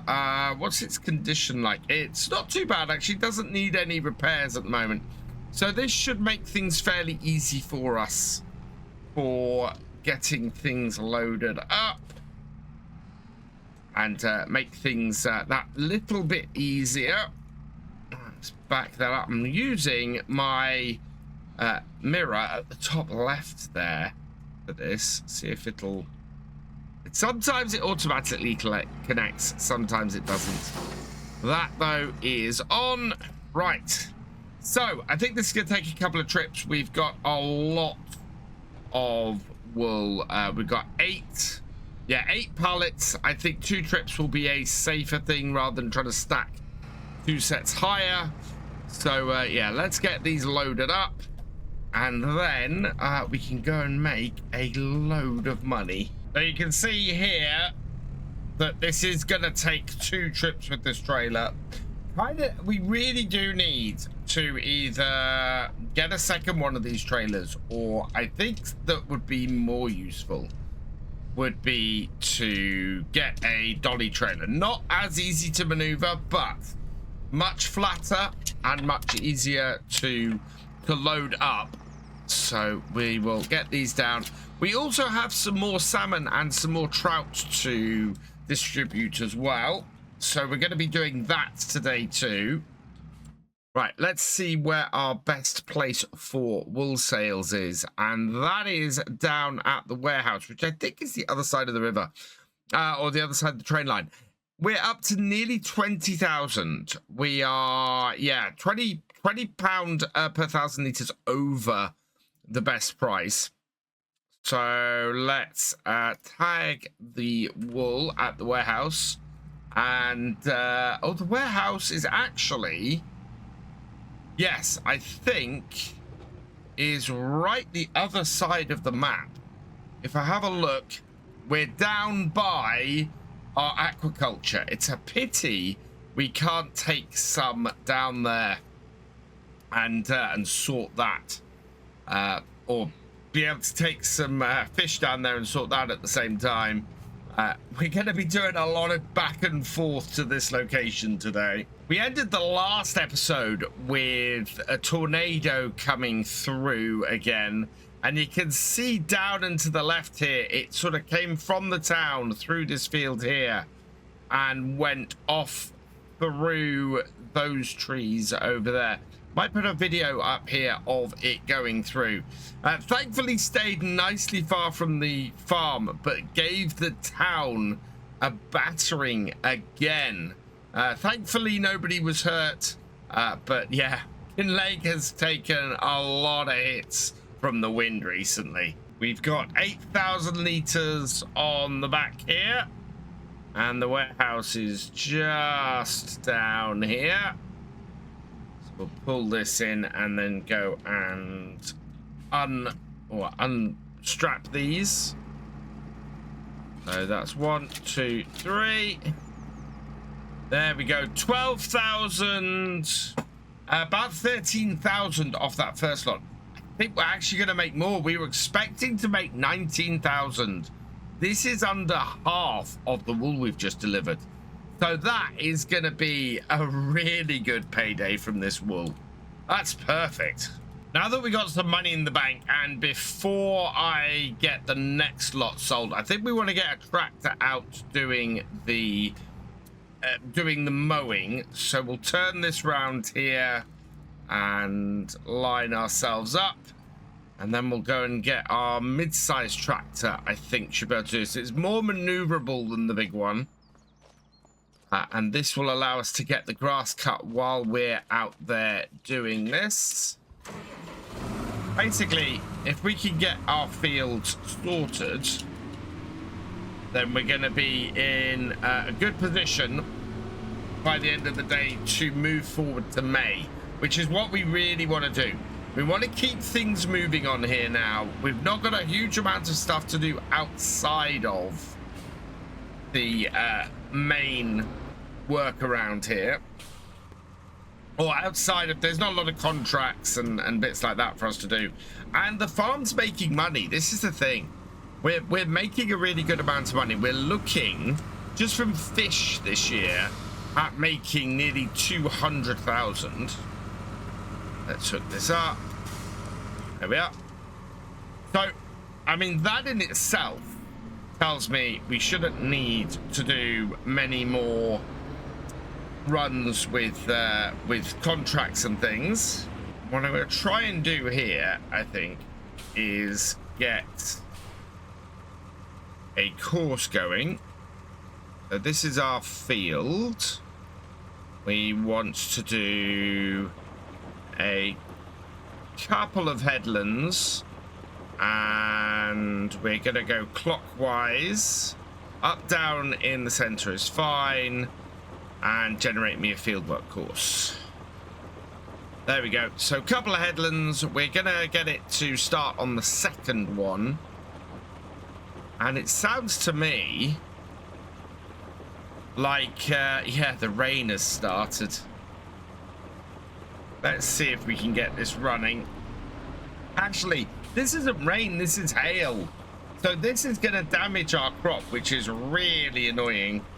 Right, nearest waypoint, start, and that should get us going.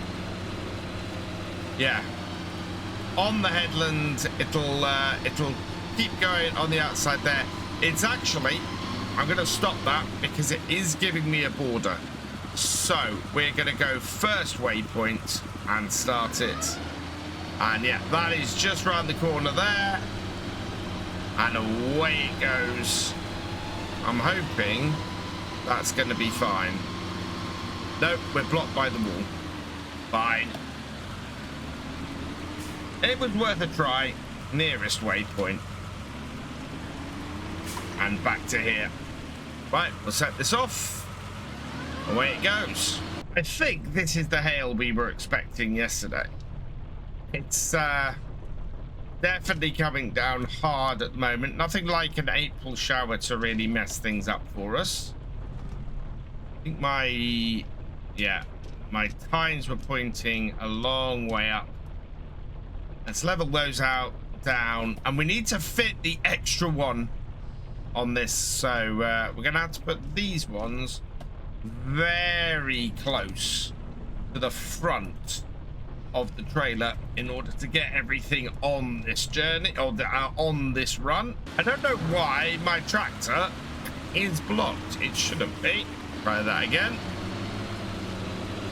See if that works. Oh, there's a weird kink. That's what it was. This is gonna last until early afternoon, and we're expecting more of it overnight. Yeah, this hail, it could really damage us with our barley. We kind of need a good barley harvest. It's not quite so important because the barley is not going to produce anywhere near as much money as we're going to produce from fish and from wool and everything else. In fact, I think our wool here is probably going to produce more than the barley will, but it's still very annoying to have a crop that's going to get hit. Speaking of hitting, can't see a lot from this cab, which is strange seeing as I've driven something like this in the past. Right, there we go. Get that position there. And we'll try and line this up. Almost as if I'm crab steering at the moment. But I haven't set the crab steering running on this. So I don't know what's happening. I think I've got it on. Yeah, there we are. And what I'm going to do, actually, is we will not strap those down yet. We'll come around here. We've got another full pallet, actually. I wasn't expecting that. So that's good news. That other pallet is not going to have very much on it. So we'll leave that. I'm intrigued, though. How much does that have on it? That has just 6 liters. So we're getting pretty much all of our wool sold while we're at best price. That is fantastic. Oh, just got to stop it from flying off the front. Right, here we go. Get this high enough. That definitely feels like it's crab steering at the moment. I don't think it is. I haven't changed the steering mode, so I don't know why it would be. There we go. Right, let's get all of that strapped down then. And then we can look at what our next job is. But I'm pretty happy. That's going pretty well. It's just this really noisy hail. These wool pallets are a little bit deceptive. They're bigger than most pallets, but they have half the amount of stuff in it. There's only 5,000 liters of wool on the back of here on 5 pallets. So that is a little bit on the surprising side. There's one. There we go. And in fact, yeah, that's got it. We're up to 31,000. We actually have enough money to go and buy another load of fish food if we want to. We don't need to at the moment. We've got plenty, and I think it's worth just having some money in the bank. What I do need to go and do next, and we'll have to switch over to the Merlo on this trailer, is we need to go and distribute the young fish that we've got. So we're going to head back up there.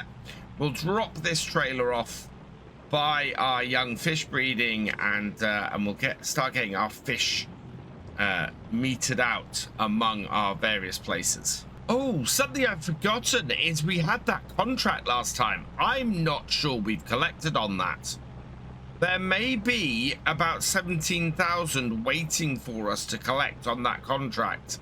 that we were doing last time. So I will check that out when we get up to the farm as well. That would be pretty amazing if we have that. So let's park this here for now, and we'll go and switch over, and I'll go and have a look at that contract. So do we have a completed contract? We do, and it's 13,524. So we will collect on that contract. We don't have any good contracts today. The best one is a stone picking contract, which is massive, and a wood collection contract, which is also pretty expensive, or pretty expensive for what we want to do. So we're not going to do that. We are just going to work around our farm today. As I said, we're getting to the stage now where we shouldn't need to go and do lots of contracts. The farm is growing. The farm is about to have a huge amount of money injected into it in the next few months, and we are properly on our way as a result. Yeah, we've got young trout here. Oh, something we do need to do before we do anything else is this place here. This has no more space for fish, so I need to clear these out of here. We need to go and put these fish in storage, and then ready for selling, yeah, then we're gonna be able to make a lot of money off them in a few months' time. The sun is finally coming out, and I've collected up most of the adult trout that we have boxed up. I don't want to push them off the back, so let's try and be a little bit more careful. Yeah, that is a whopping 16,000 liters there. The trout is going to make us a load of money. The salmon's going to make us even more. We've still got 2 months before we're looking to sell any of that. And yeah, that is just going to be immense when it comes to that. And people, well, I did have a comment in my last video asking why I am not stopping the young trout, why I'm not stopping the young trout breeding. And it's simply because even young trout I can sell. So we are able to not only sell adult trout but young trout when it comes to that time. And anything that I have outside of filling my ponds and filling the aquaculture, I am going to sell. So we will not only make money off that, we'll make money off the young trout as well. And also any young salmon we have, I'm not expecting there to be any spare young salmon for us to sell, but certainly I think we're going to have an excess of young trout that we'll be able to make even more money off. So this is the last 4,000 young salmon on, and then why is my tractor saying it's blocked by an object? As I feared, it's having trouble going around this tree. So we'll just grab this quickly. We will stop the worker.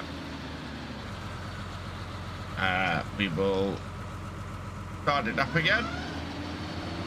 I'm just gonna take this around this tree and get it to do that. Wow, that's really tight on that tree. That's gonna be a big pain to try and get cut, or try and pick up later. But we should be able to now just go down there like that and get that going again. There we go. Hopefully that will be fine. We might have to clear that up a little bit later. We got 2 more young salmon out, and our far pond is in need of some more, so we can go and load those up quickly. And I think probably next time that we go back down to the aquaculture, we're gonna need to refill that with some trout, because I'd have thought that that's probably got fairly close to using those up at this point. At least I'd hope so. So down onto the wasteland just in front of our aquaculture, and see if unloading it this way works this time. Bring those in. Bring this round and line things up. I wonder if I could get all of these on in one go. That would be interesting. We got anything out yet? Oh, we do. That's trout. So we already have 3 sets of trout out here. We are going to need a bigger trailer.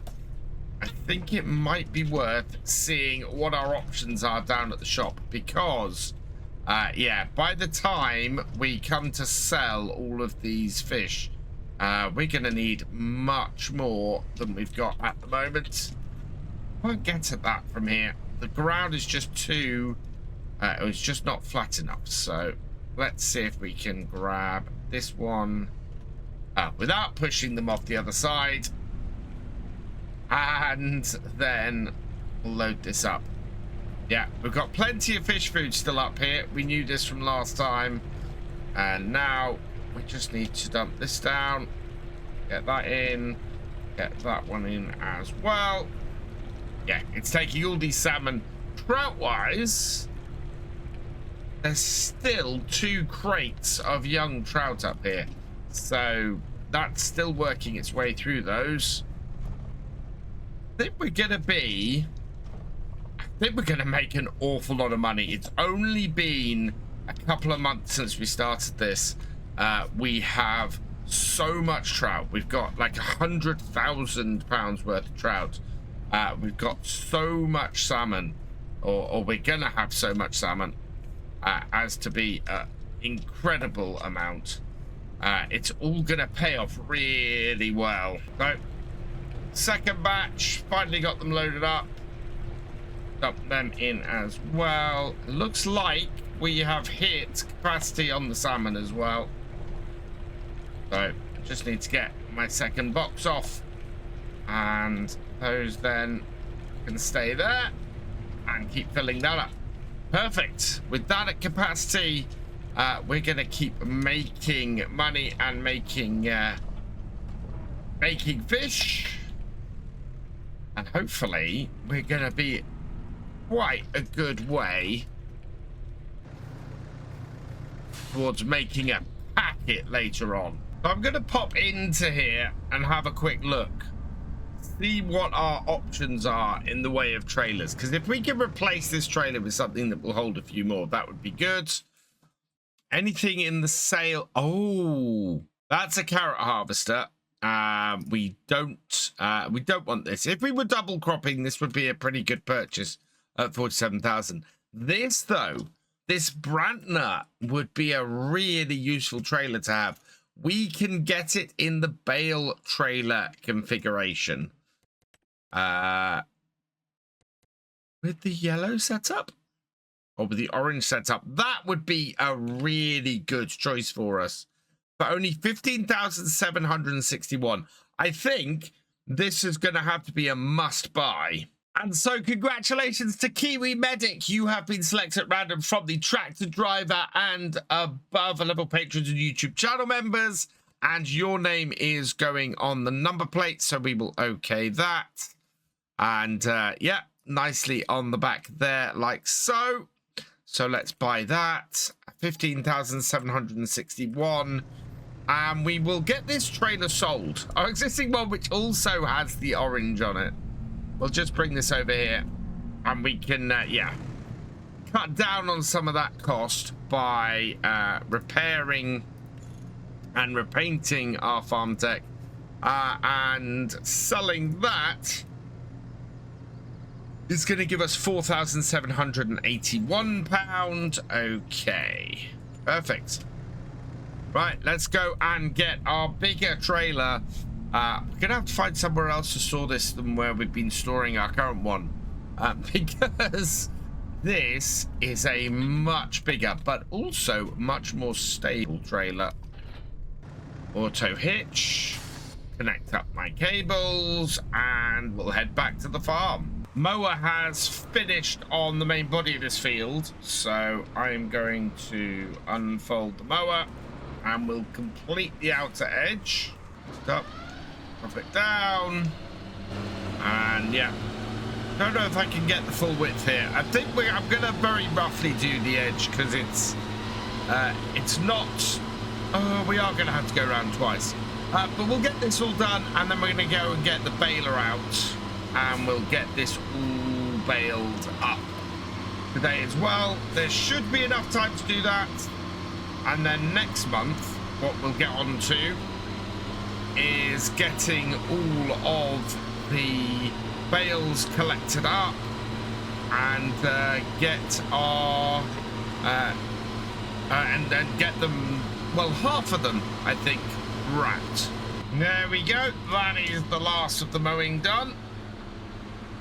So fold that up, get ourselves back up again. I think we might need to get some water down to those cows as well. They're looking a little bit dry. Time is just coming up to 5 o'clock. You can see the telehandler up here with that big new trailer. That's actually also going to be useful as a bale trailer. It'll be useful for us selling stuff as well. That is just a good purchase, and that has come along at just the right time. While this bale is emptying, let's just have a quick look at this. Prices, best price, we're looking at the amount of trout we have at the moment. We're looking at 122,000. The amount of salmon we have at the moment, we're looking at 10,000. But we've only got 1,400 litres of that. And then this is the other thing I was talking about, is the young salmon and the young trout. Max price of the young salmon, is about half the price of the fully grown salmon. So that is almost worth, with just what we got kicking around, as much as the salmon we've already got out. And the young trout, again, whatever excess we have is just going to go on the top. Those are both July. The salmon is July. So yeah, all of this is going to be sold off in July, and just in time for us to just make whole heaps of money. So I don't know if we're going to do May on here. We may skip forwards, or we may do May and get stuff done. But I would like to get a harvest and a replant done. I want to see us sell off all of our fish, yeah, we kind of need to get this cut all sorted. So we'll see where we are. Just gone 7 o'clock, and we have made it about, well, we've made it more than halfway through, because we have got the headlands done and we've got half of the main body done. I'm doing every other row, and this means that we'll have this all out tonight. We have a lot of bales on here. I forgot to reset the bale counter, so I'm not exactly sure how many we've got. In fact, if I have a look at my stats, bales produced today is 18. So yeah, we're gonna have 24 plus bales off here, easy. We may even get as high as 30. Just gone 10 past 8 in the evening, and we are, looks like we're coming up to another bale just before the end. So I'm going to turn that off. Bale is out the back. We don't need to collect up the rest of that. That's going to be nowhere near a bale. And fantastic. Right. So at 8:15 in the evening, we are looking pretty good at this point. We've got 40,000 in the bank, and we are heading into the most profitable period we've ever had on the farm. Can we keep this up? We have a pallet of wool on the front of here because the wool has also remained at best price into May. So as we have another pallet of it sitting there, and we're heading down towards the shop to buy an ungodly amount of fish food, it's worth us loading this up onto the trailer and getting this sold to kind of mitigate things a bit. We do have 40,000 in the bank, so we should be all right, but we need to buy somewhere in the region of about 30,000 liters of fish food. I'm not sure we have enough to do that. We will see what we get though, but we will use our new dolly trailer to get this down there.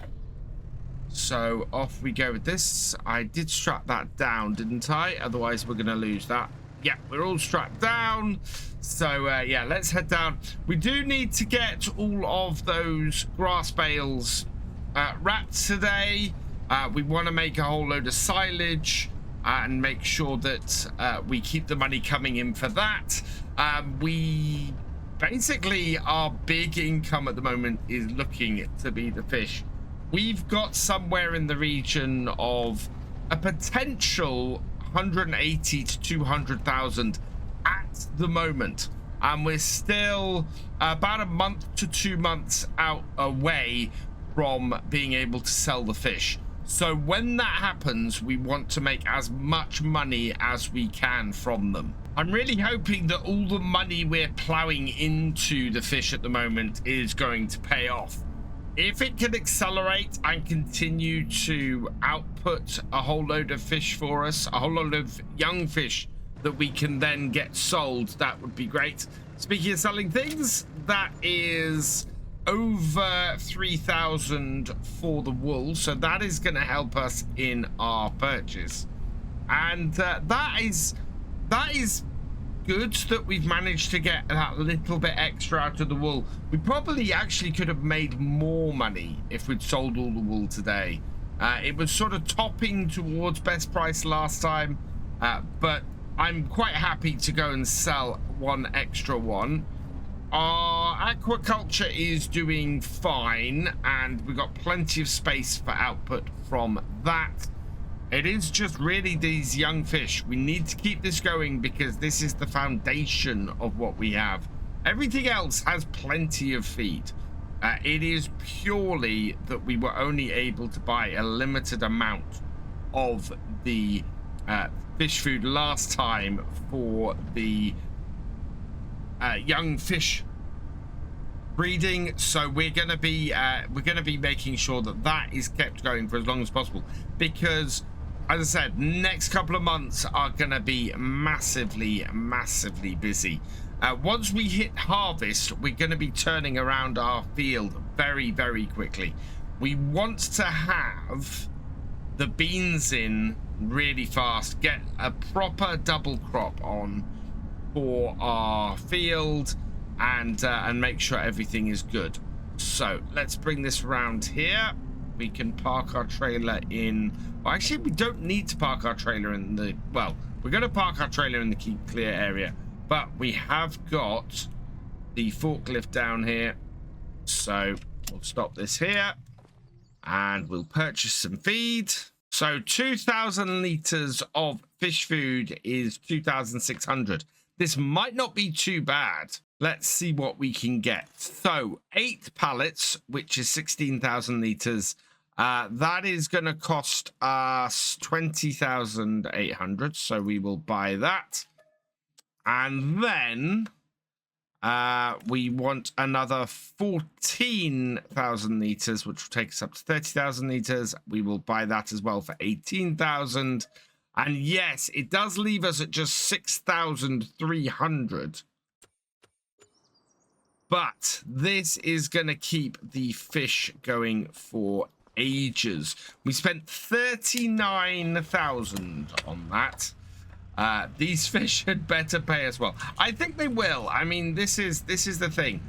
The amount of money we're spending on the fish here is easily outweighed by how much we make off them by the time we've got them out the other end. So we'll get the fish food loaded up, and then we will be able to head back to the farm, get this all unloaded, which will be fairly quick, and we can turn our attention to our bales that need wrapping. We've got a couple more pallets to get on, and this is working out pretty well for us. I'm going to try and put this on here like so. There we go. Yeah, drop it so that we are off the forks like that. Yeah, this has gone fairly smoothly. It's not been it's not been too bad at all getting all these on here, and we've done it fairly quickly. I did just have a quick look at the weather. The forecast has been changeable, and we were expecting rain later today, and we still have rain later today, but not until tomorrow morning. More worrying, there's another tornado on the way. Second day of June, we're looking at getting hit with another tornado. We should be able to harvest the barley either in June or July. And if we do that, we'll be able to, yeah. So we're looking to harvest the barley and plant the beans in June. So it could be that we end up with a hurricane causing us all sorts of problems while we're trying to turn our crops around here, which would be very, very worrying. I don't know why the weather in Kinlaig has gone so weird. I have not had as many tornadoes on any playthrough as I've had on this one. This will be our sixth tornado we've had on here, which is just, that is a crazy amount. And many times we've had two on the same day. You know, with the four we've had so far, I think have been coming, all sort of come in quick succession of each other. So yeah, we've got another tornado on the way before the end of the year. Climate change is absolutely crazy around here. It is definitely altering this place's climate, and not for the better as well, causing real problems here. Half its forests have already been hit, so we will see what effect the next problem we have around here has. For now, I'm going to get this very big trailer full of fish food back up to the farm. 30,000 litres. This is going to be enough to keep the fish farm going for a good long while. So I've got the fish food back up to our farm, and yeah, it seems that the weather forecast is massively changeable. I mean, this is some very classic British weather we have here. We've got no rain overnight now, and the tornado warning has gone. So looks like that's not going to turn up, which is good news. I think that would be one too many tornadoes around here. Undo all of these. We might have to more carefully back these in. Is taking them. Oh, what are we stuck on here? Oh, I think we've got some stuff out. Oh no, I'm caught on the side of the tent. I thought I might be driving over some crates there. I just got too close to the tent, but we do have a pallet left, so we'll back that in. There we go. That has got it. And that means that now our fish production, yeah, that will gear straight back up, and we'll get producing young trout and young salmon again. We've got plenty of fish food on the offshore aquaculture. We've got plenty of fish food in our fish lakes as well, and everything is producing stuff very nicely. I think I want to put a shed in here, because this is kind of where I'm storing my flatbed at the moment, and that would make a lot of sense to have a shed on the corner here. We'll back our dolly up to here. Get it nicely straightened up. Very easy to back a dolly with a telehandler like this with all-wheel steer. Same goes for any kind of all-wheel steer tractor is good at this too.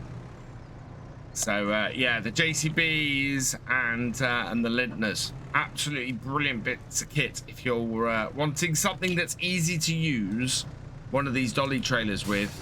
Grab an all-wheel steer, it makes all the difference. Now that's done, we're gonna take our little New Holland out here.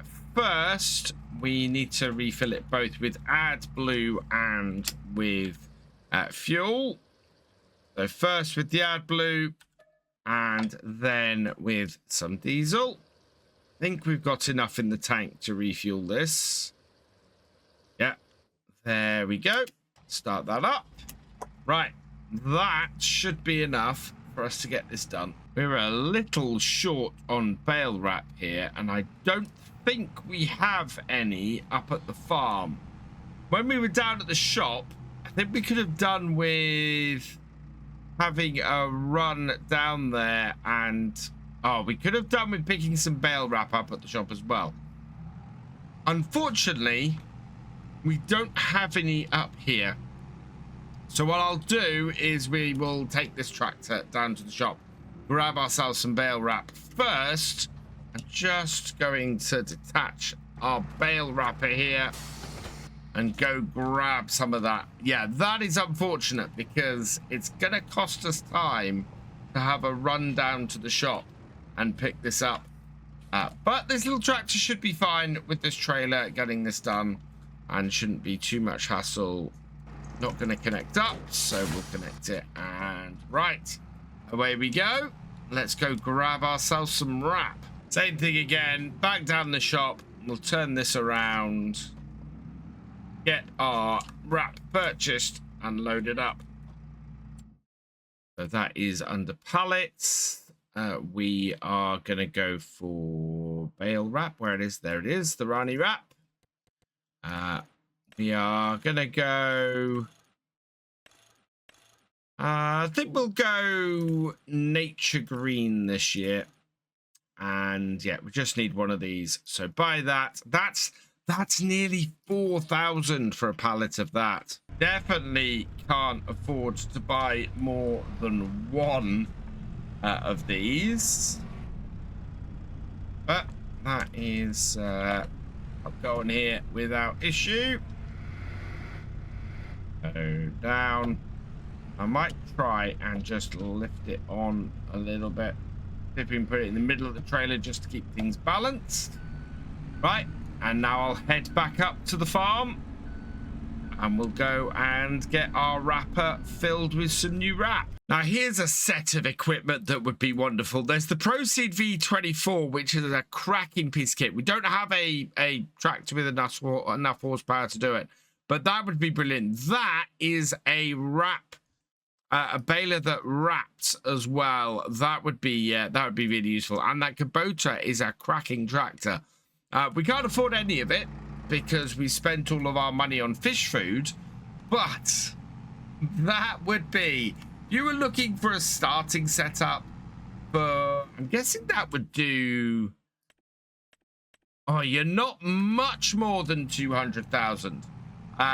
In fact, that mower and that baler and that tractor for under 200,000, that is a really good starting setup. For us, the baler would just be something I'm replacing a couple of bits of kit with. The seeder would be really good because I don't think we have a seeder at the moment, and we're kind of hoping that we might, I think we're hoping that we might be able to sell off the fish before we have to get a seeder, because that's gonna be a big expense we have. And yeah, we don't need the baler and we don't need the tractor. We're pretty good for everything around those two. So I'm gonna see if I can park this trailer back up in its spot. Downside to putting a shed here, of course, would be I wouldn't be able to drive through like that unless it was a very open shed. because now we've got to back up this dolly. And here's a trick if you are having to back up a dolly with a tractor that isn't an all-wheel steer, or a piece of kit that isn't an all-wheel steer. Easiest way to do it is in cab like this, and use the top 3-point as a guide for where your trailer is. Makes the job massively easier. And yeah, if you try and do it from out of cab, I invariably find I go wrong. In cab, it's so much of an easier job. Now, what I'm going to do here is, before we go and refill this with wrap, we will use up the wrap we have.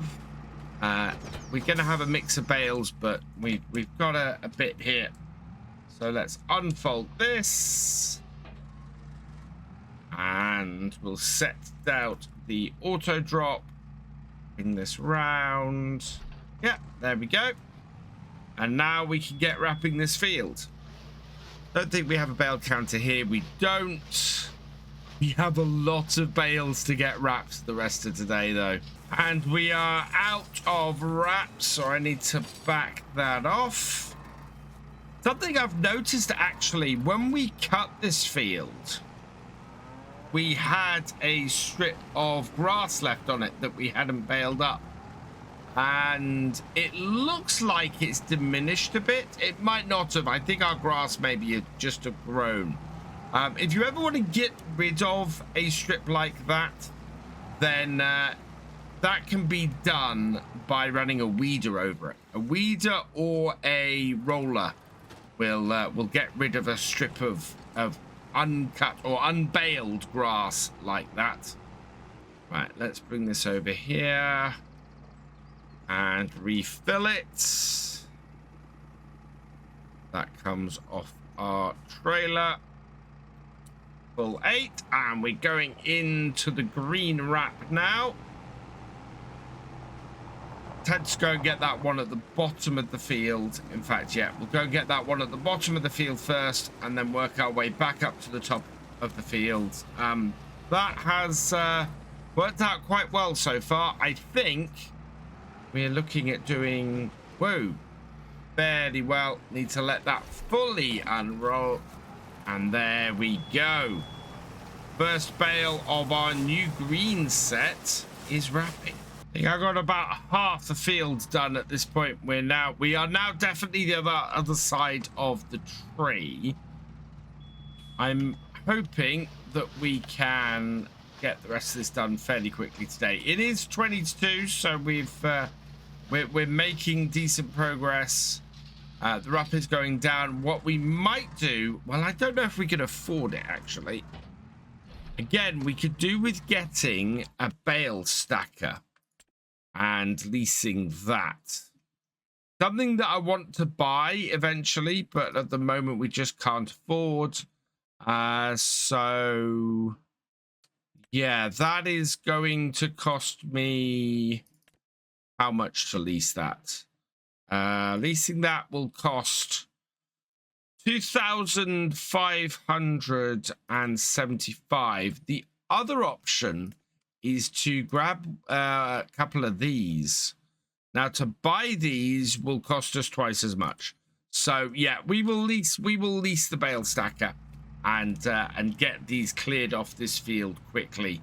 That way, it will cost us minimum amount and won't be fairly annoying, as I find those forks to be from time to time. Coming up to my last 4 bales, with the 5th one wrapping here.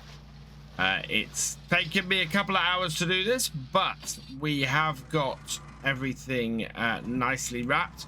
All of these are full bales because we left that small strip of grass, so all of these should do pretty well. We're looking to sell these towards the end of the year. Best price for silage always hits around November, December time. So these will be held on to give us a nice boost in the middle of winter. About the same time, our barley should actually give us a boost as well.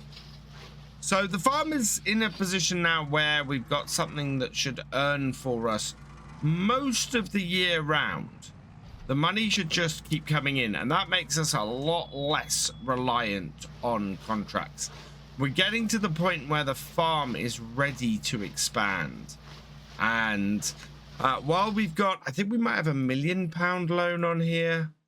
Yeah, we do. So we could start making a dent into that, or we could keep working away to the point where we can pay that off just in a single harvest. Field is all wrapped. We'll go and put this away, and then I'm going to go and get my mid-size tractor, which is my TM175, and we'll head down to the shop and grab ourselves a bale stacker so that we can get ourselves or get that field cleared as quickly as possible. Just need to work out where I'm going to put the bales this year. So we're going to pick up an RBM 2000 bale stacker. We'll lease this just to get these bales off this field. And congratulations to Axion Grozzo. You've been selected from the tractor driver and above level patrons and YouTube channel members. And your name's going to go on the number plate. So we're going to go with AXG on the end for you. Okay, that, and it is on the back there. So we will lease this. We should get the base cost back. So really, this will only cost us about 1,500. So yes, okay. And it should be right behind my tractor, ready to pick up.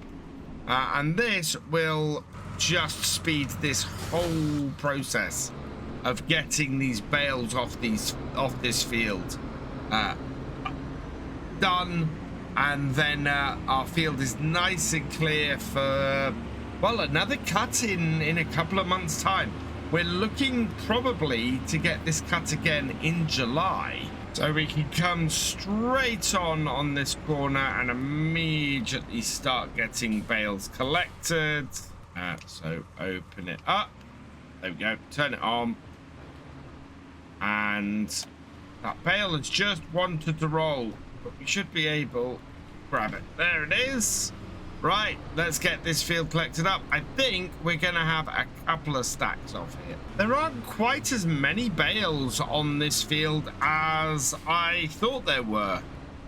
The maneuverability of this tractor has been really useful. We are up to 90%, no, 87%. But that is all of the green bales collected off this field. So now we'll add the black, start adding the black ones in. And yeah, we'll get one more bale. And yeah, there's only a handful of bales left. I honestly thought that I might end up with 2 full trailers here, but it is only the one. So I figured the best place for these bales is actually along the back of this shed here. Need to make sure we clear the shed. Yes, but that we still get in as close as possible. Gonna pop to a third-person view here so that we can see how we're unloading these.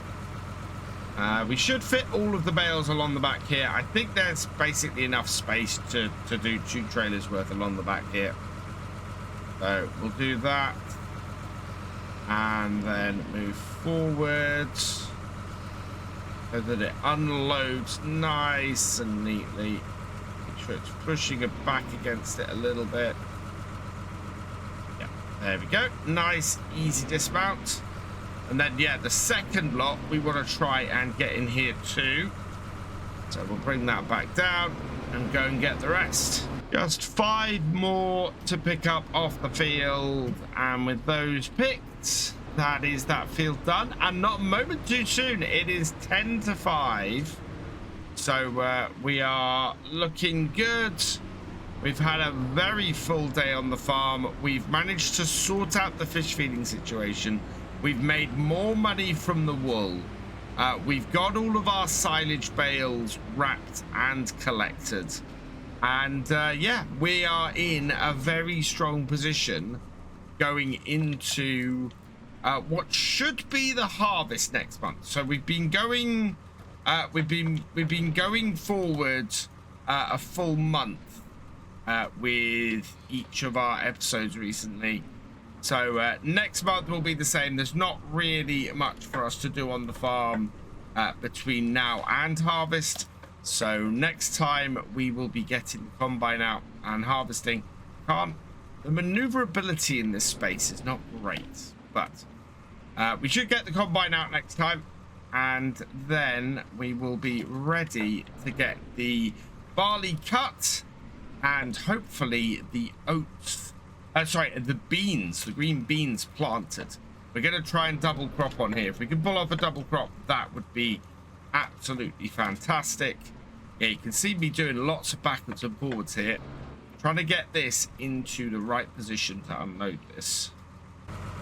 That is a lot of fun. Right, forwards, bring that right round and back so that we can try and get off this edge here.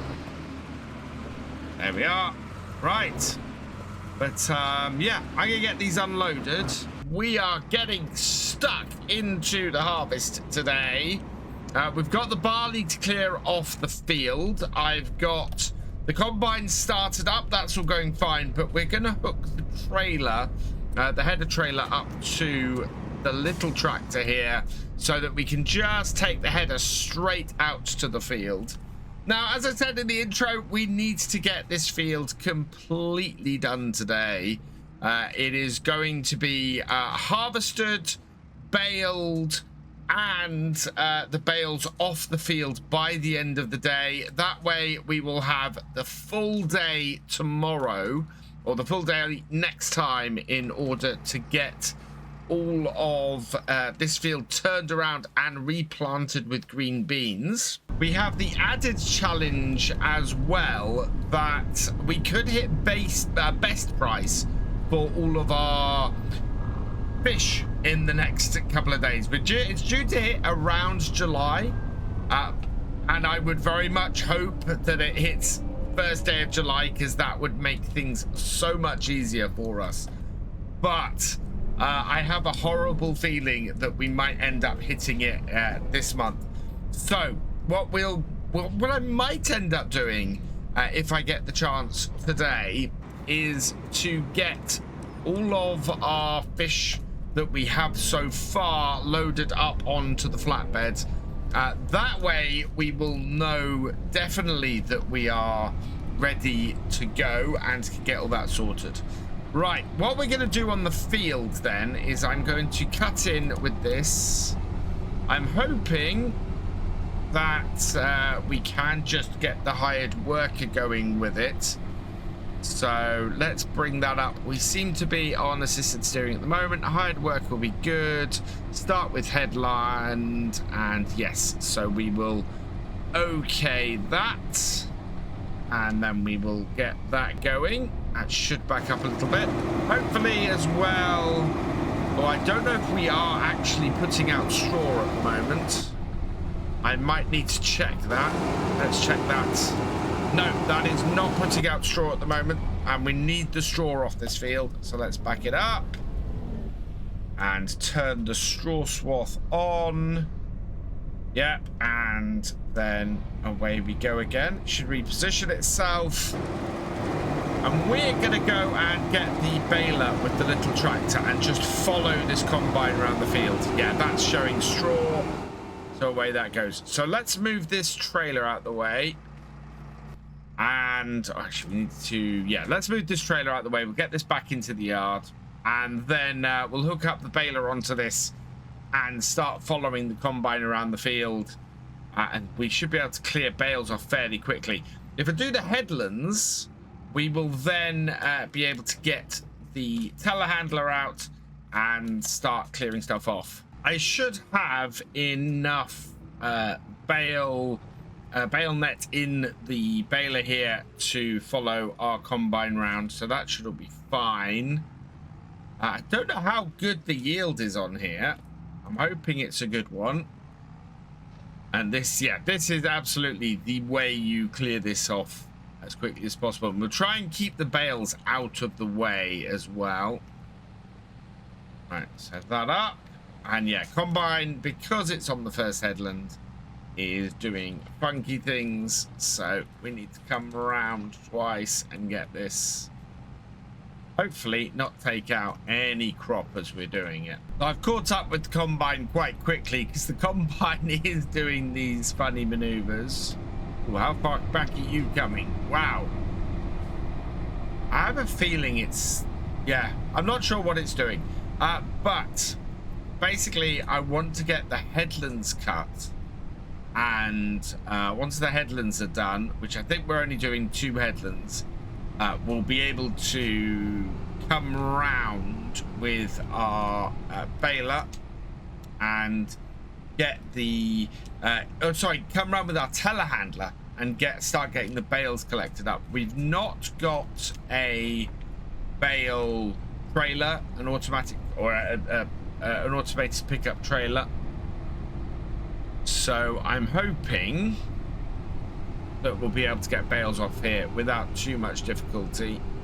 I think what I might do is follow the combine round, get the first headland off, and then we'll go and get the telehandler and start getting the second headland off. Also need to get the tractor and the trailer out here and get and get the combine emptied, because the combine's going to get full in the not too distant future. There's a lone bale sitting over there. That's an incomplete, that bale.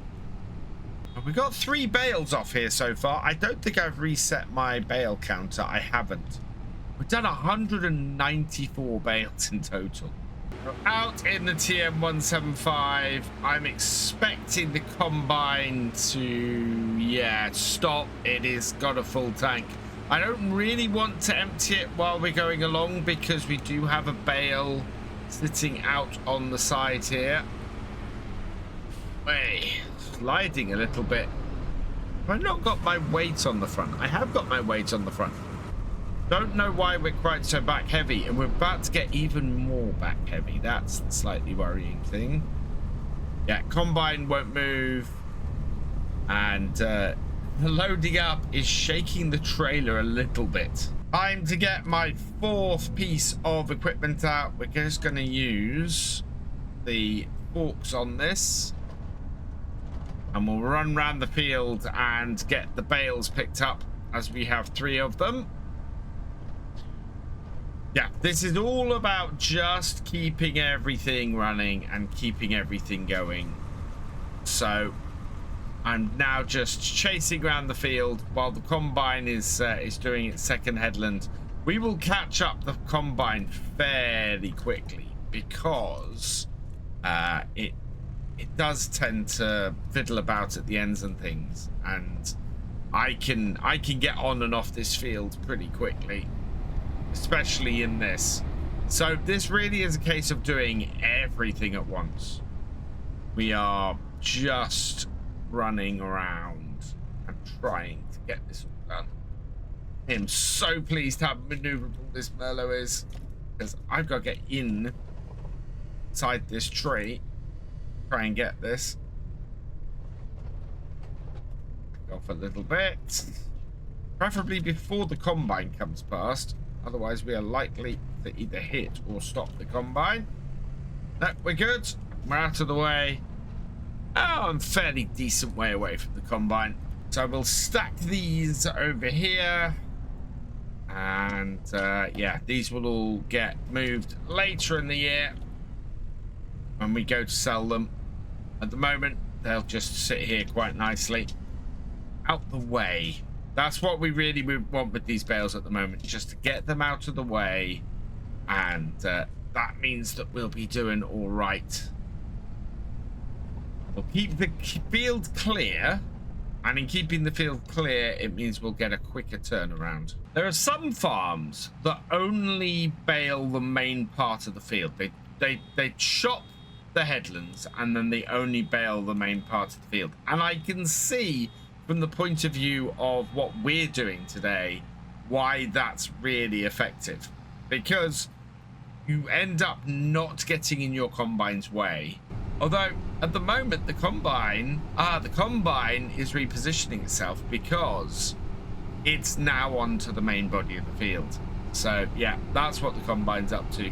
I just hope it gets full and wants to empty when the auger is out of the crop. Otherwise that's going to cause us a little bit of an issue. As I feared might happen, our combine is full and is on a line where the auger isn't into the crop.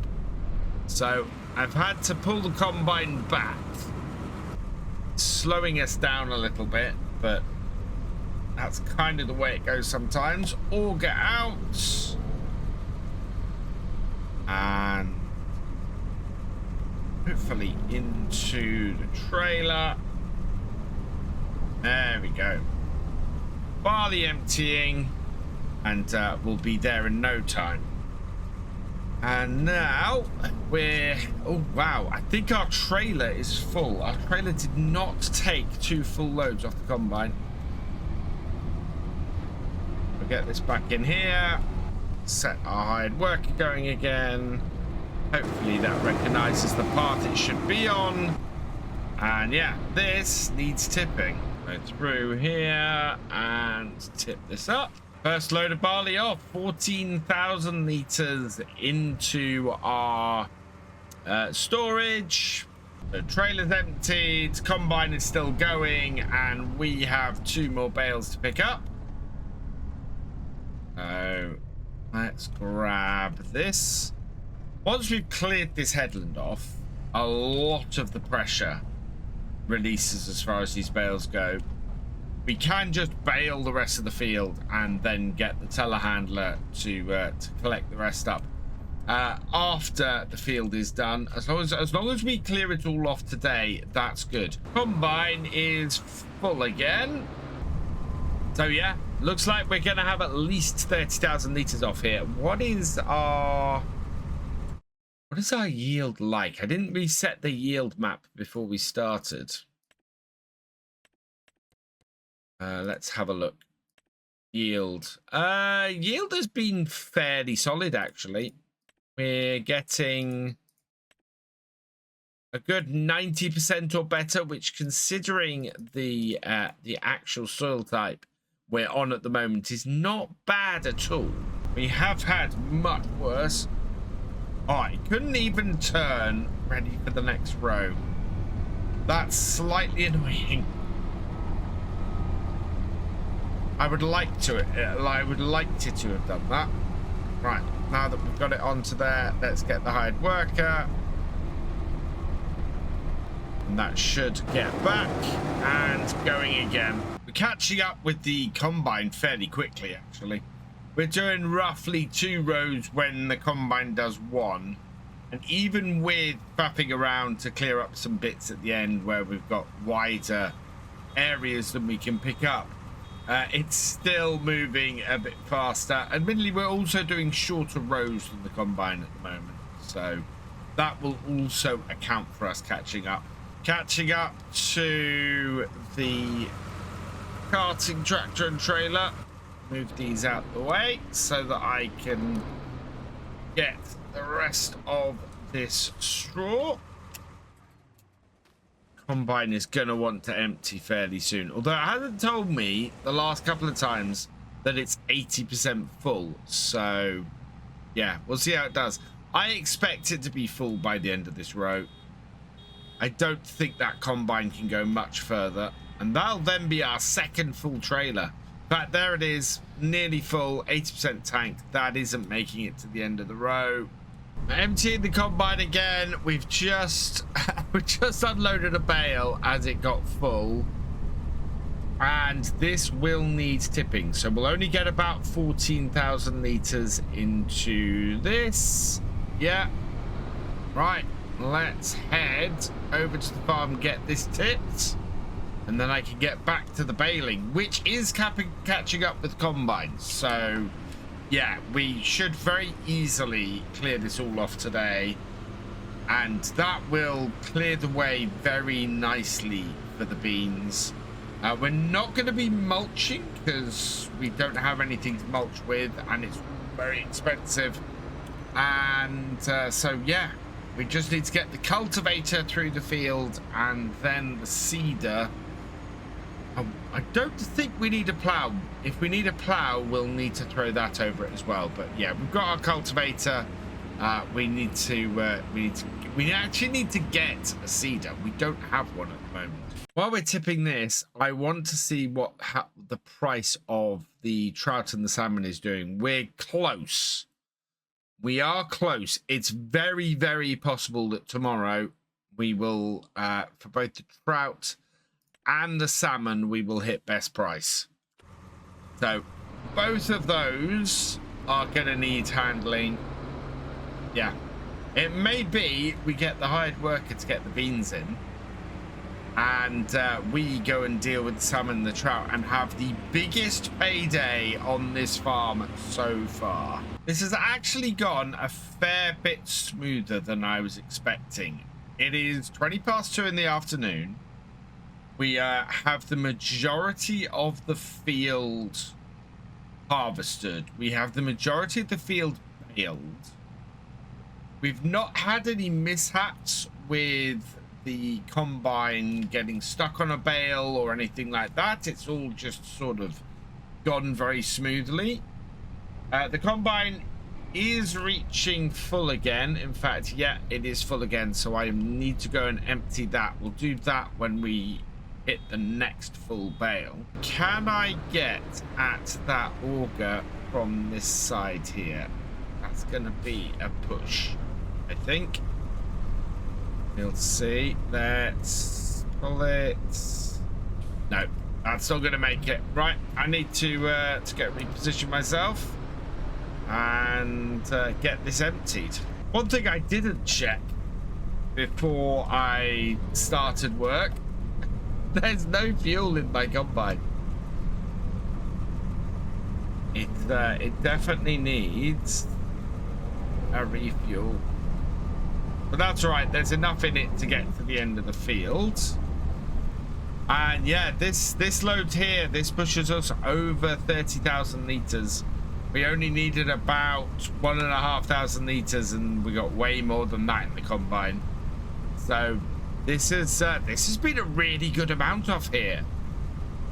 I mean, that is another 8,000 litres. Yeah, just under 8,000 litres. So needing about 1.5 to complete the previous one, or to go over 30,000. We're looking at about 35,000 litres of barley off here. That is decent for a field this size, with these soil types. So that is looking very strong. Combine is coming back for that little patch there, and then that is done. The rest of the field, we have just the bales to collect up off and 3 rows of this.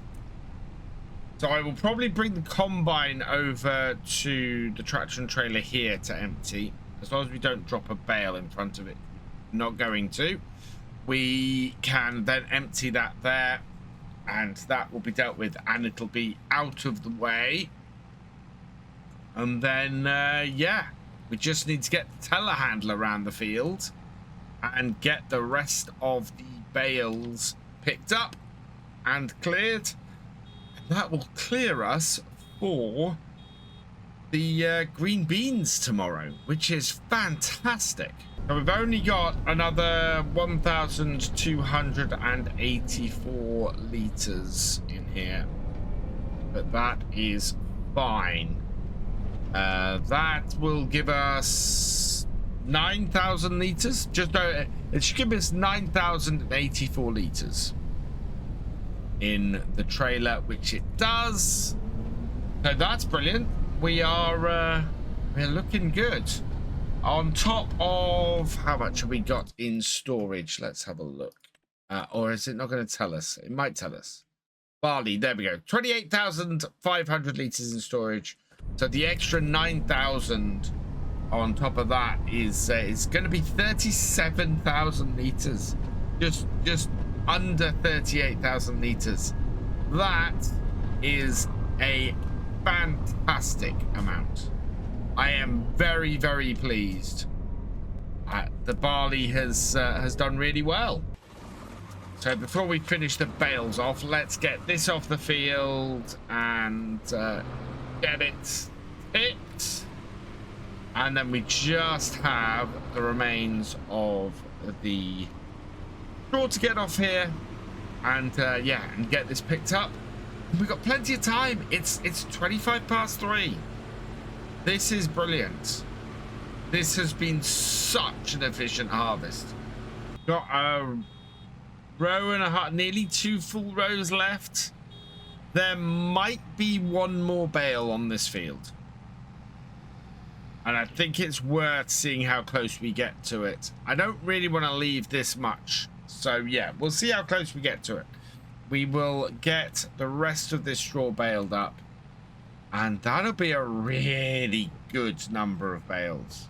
We always make a decent amount of money off of all of these straw bales each year, and yeah, this is no exception. This is a very good number of straw bales. And yeah, we have a partial bale in here. We did get one more bale down the bottom end, and to be perfectly honest, I kind of went into autopilot and bailed up this last sort of 913 liters. So what I'm gonna do is just bring this over here. We will unload this here. Get this partial bale out, put it with the other one, and then at 4 o'clock we're just on cleanup, which is brilliant. That is going to work out so well for us. Clear and easy to get the green beans planted next time, and we should get a double crop in this year. Double cropping is what we've wanted to try and do. And we'll refill the baler, or we'll also reset the bale counter as well. So it's not giving me the bale counter at the moment. Let's turn it on. No. Yeah, let's reset the bale counter. Right. And that should do us for next time. I just need to get the combine off the field, and we'll get the header off the header trailer, and then we will go and clear everything else up and clear all the bales off the field with the telehandler. There we are. We need to give all of this a wash as well. Trailer off. Right. And combine is low on fuel, but I'm not going to refuel that now. We've done everything with it. Unless we get lucky and we're able to buy another field, we are not in need of doing anything more with the combine. So I'm not going to refuel it. What I'm going to do is just park it here for a moment, and then we can bring the header trailer up and wash the header as well before we put it all away. Because as I said, won't be used for another year, so not a huge amount of point in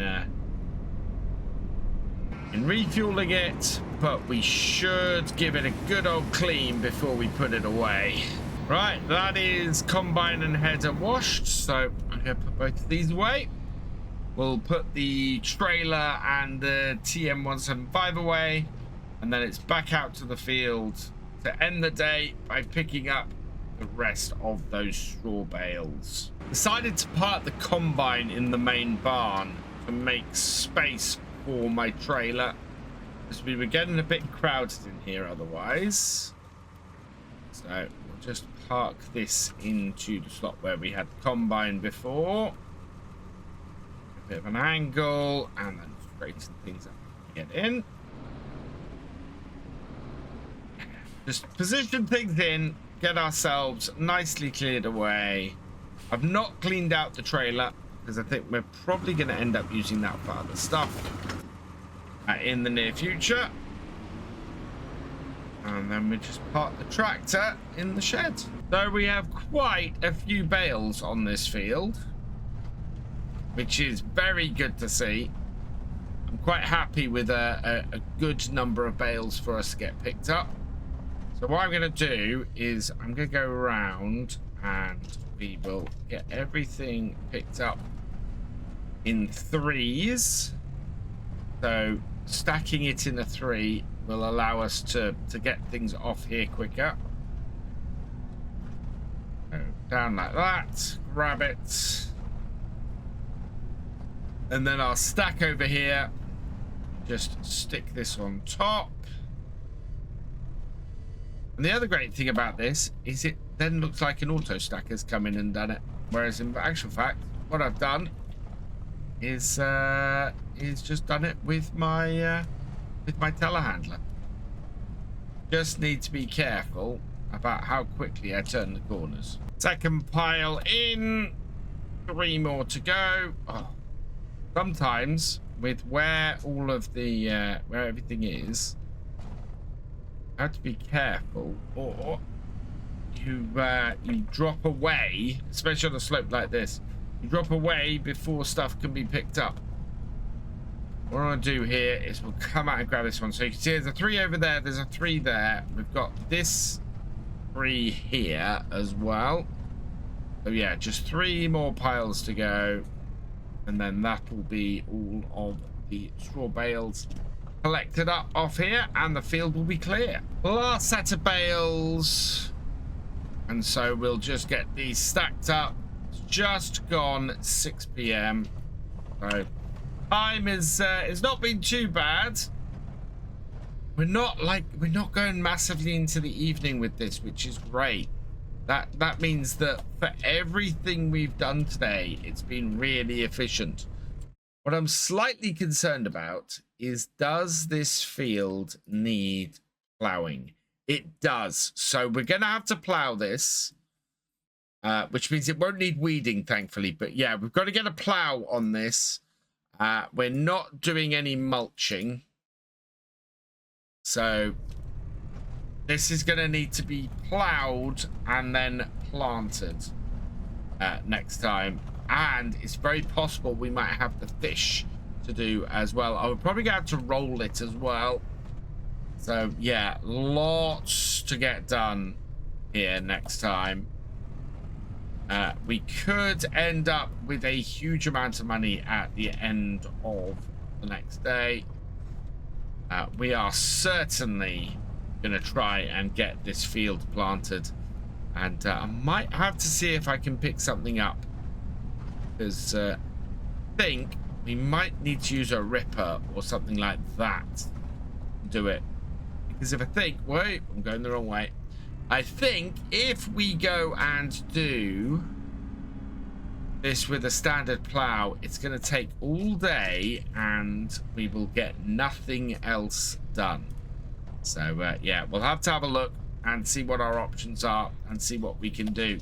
For now though, we have cleared this field off, and yeah, we've done it all in a day, and we're ready to take on getting the beans planted and actually doing a double crop on Kinlaig. But my first job today is going to be sorting out the lime situation on the field. We've got enough money and we can go down and refill our trailer full of lime. I think I might use up what we've got in here at the moment. We've got about 5,000 litres of lime in here, I think. Yeah, we've got 5,000 litres, so we've got most of a full trailer anyway. If we go round and get this field done then, as much as we can with this, that will work out pretty well for us. If we need to refill, we need to refill. It will not cost us too much. So let's bring this up and bring up the steering. We'll do the body of the field first and then go and do the main part. Let's just check we are at full width, which we appear to be. Right, and start it up and get it going. Yeah, that is going fine. We'll drop down a couple of gears and that will keep us going very nicely. We're actually using it at a decent rate. Looking at previous passes we've got with the lime on here, we should get this done roughly with a couple more rows by the looks of things. So quite happy with that. And we might actually have enough lime in here because we're only at 47%, and we're not doing a huge amount of extra lime on here. You can see we're only adding enough to take us up quarter of a pH level, so it's not a huge amount of lime that's going on here, but it's just going to be enough to top off the yield for the beans, which is why it's important to do it. It's quite useful liming after each time, because you do end up with you do end up with losing some of your yield each time if you don't do it. So yeah, worth liming after every time, especially with precision farming, because precision farming will only use as much lime as you actually need. So doing it each time just takes that little bit of extra time, and will allow you to maximize out that yield and get the most out of your crops each time. It's looking like we might have enough lime in this, which is perfect. That makes me very happy. It means we're not going to have to fiddle around going and reloading the lime. We can just do this field and hopefully do it by about 9 o'clock. We've only got like 3 minutes in game left, so I don't think it's quite going to be done by 9, but we need to go down to the shop to get something to deal with the fact that this field needs a ploughing, or needs ploughing sorted. So considering that we are probably going to need to do more ploughing, I'd like to buy something. We might get something on hire purchase, especially as we're about to make a huge amount of money, and I think that will be very useful. This side of the field, actually, it's pretty awful. We need quite a big influx of lime on here to get this back up. So yeah, I'm glad I did this, and I'm glad we had enough lime to do it. Look at that.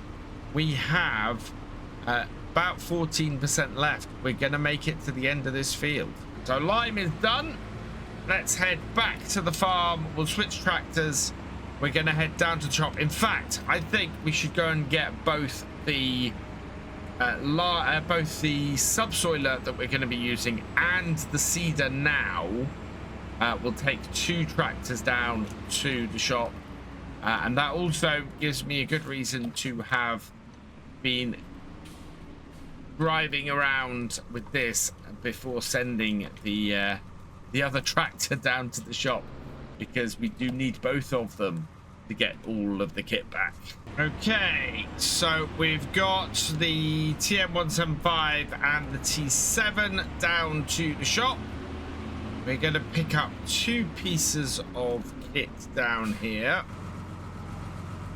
So pop into here. And looking at the horsepower of our 2 medium tractors, we've got 177 horsepower in the 175 and 224 in the New Holland. So the New Holland is going to be our bigger bit of kit. We can go up to 180. Yeah, everything more than that. Oh, we've got a 4 meter there, a 4 meter K-Force 400. That is slightly wider for 20 grand. Let's have a look at our seeders quickly, our planters. So I want to go for the monosem. We can't afford to buy this. Okay, we can possibly afford to hire purchase this. We want the distribution unit. We don't want the ridge markers. We hire purchase this for 4,000. It's gonna cost us 6 grand a month, but we have more than that. We're gonna have more than that for a good long while. If we start off with an 8,000, that reduces our monthly cost a little bit. So considering we're going to get a lot of money in today, I'd quite like to put as much on this as possible to begin with. But 24,000 is going to be too much. Let's get the subsoiler first. So back and back.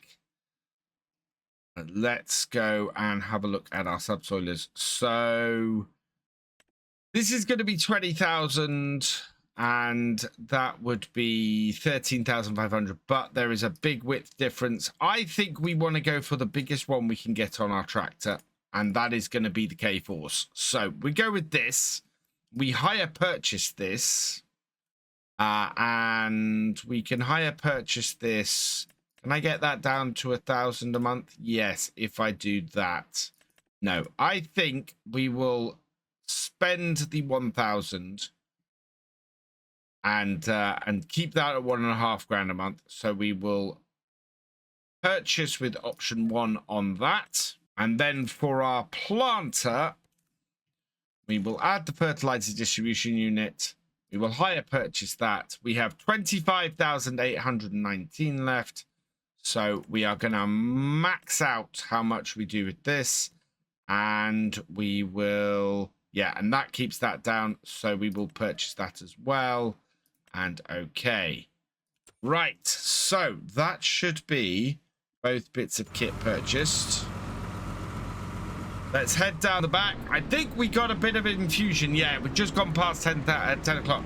So we got a bit of an infusion of money then from our solar panels, which is what allowed us to max out. So this should work on this. In all honesty, I did not check that, and I'm now slightly worried that we've bought this planter. 180 horsepower. It's a little bit over the horsepower. We've got 177 horsepower on this tractor. So it might struggle a little bit, but we'll see how it goes. Worst case scenario, we go and have to do both jobs with this tractor. But I think we should be all right. We've got a 6 meters on the monosem, which part of the reason that I wanted was so that it could was so that we were able to do the actual planting fairly quickly, because we might need to, it being 20 past 10 already. Right, get back on the follow, and let's get both these tractors back up to the farm, because we need to. And it has a fertilizer distribution on it. Can we get, does this have a thing to go with it? I've got fertilizer distribution. I bet I need a front box for that, don't I? I do. It's 22,000. Right, we need to get this as well. So let's hire purchase that. We can only do option 1, purchase it. Okay, we can buy these outright when we need to. Can I lift that? Yeah, I can lift that. But I want to put the fertilizer in straight away. Yes, we do have a fertilizer spreader, but I think doing it all at once would be a good idea, and I need to back up very carefully because I have no power on the back of this anymore. Why, look at that. Yeah, that's now causing that to wheelie. Oh, I am mucking around at the shop and wasting a lot of time. I'll tell you what we're going to do is we're going to take this, create job, field work, and I want you to go and do this field here. Start job. And hopefully, yeah, you'll be able to navigate up there, clear that, and I will sort out this mess. Okay, I think I've got myself close enough. Yeah, there we are. Hook that all up. Yeah. Can I lift everything? Lift it. And then lift the back. Yeah, we'll be good once we got some weight in this front. So let's go set this up. Our other tractor is headed out and should be getting started. And we can go and get this set up and going as well. I'm hoping I don't need many seeds because I don't have many seeds available, and we now don't have the money to buy any. So our cultivator, oh sorry, our subsoiler has got started on the field. I am going to lower the front and open it. Yeah, there we go, and refill that. So we're putting a load of fertilizer in. Now I do have some seeds just inside the shed as well. Bring this back. Oh no, I put them over here. Here are the seeds. Right, we want to get these filled up as well. So let's select the back, that, and lower that down. Might have to unfold it. Okay, bring it up. Unfold it. Can we open those up? Yeah, there we go. So refill our seeder. Oh, that is not a full seeder, so we might have to go and buy some seeds. Lift the front. Right. So I am going to leave this at the edge of the field. Thought I'd folded that up. I had ready to go, while our other tractor is working with a 4-meter piece of kit. So that needs to make it at least halfway across the field before we get started with this. So in the meantime, I need to start making some money from some fish. So we have a lot of fish stored up here. What do we have on our trailer at the moment? I think it might be fish. Oh no, not fish food. It's bale wrap. So we need to get the bale wrap off the trailer. And then we need to start loading up all the trout that we've got up here. And we need to head down to our fish area, and we need to load up all the trouts and salmon. I think everywhere the best price is the fish market. Salmon, the best price is the fish market. Trout, Big Farmer's Kiosk is the best price. Okay. Everything, so all the young ones are fish market. And okay, so we need to do the trout first to the Big Farmer's Kiosk. We'll get that all loaded up. We do have some trout down the bottom as well. So yeah, quite a bit to load up and get sorted. I need to take the wrap down the other end. Stick the wrap with our bale wrapper. So nicely out of the way there. And we'll go load up all of the trout we've got. Most of the trout is up here, thankfully. But we'll go and load all of that up on our trailer now. Get that sold first. So my plan, I think, for the young fish is that we will load up all of our fishing area with young fish. Make us so that we ensure that we're still producing fish. And then anything we have left over, that can go for sale today. So we'll make money off them. Also, we're selling the salmon to the same location, so we'll load all of that up at the same time. Whoa!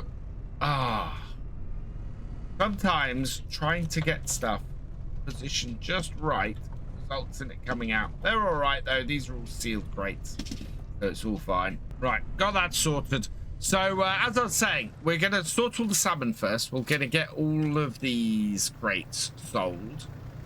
Then we will load up any young fish, any young trout we have into the ponds here and get them so that they are breeding still. We'll then load up everything and take it down to the aquaculture. We will then get that all loaded up with fish, with as many young fish as we can. Anything that's left over then after that we can sell.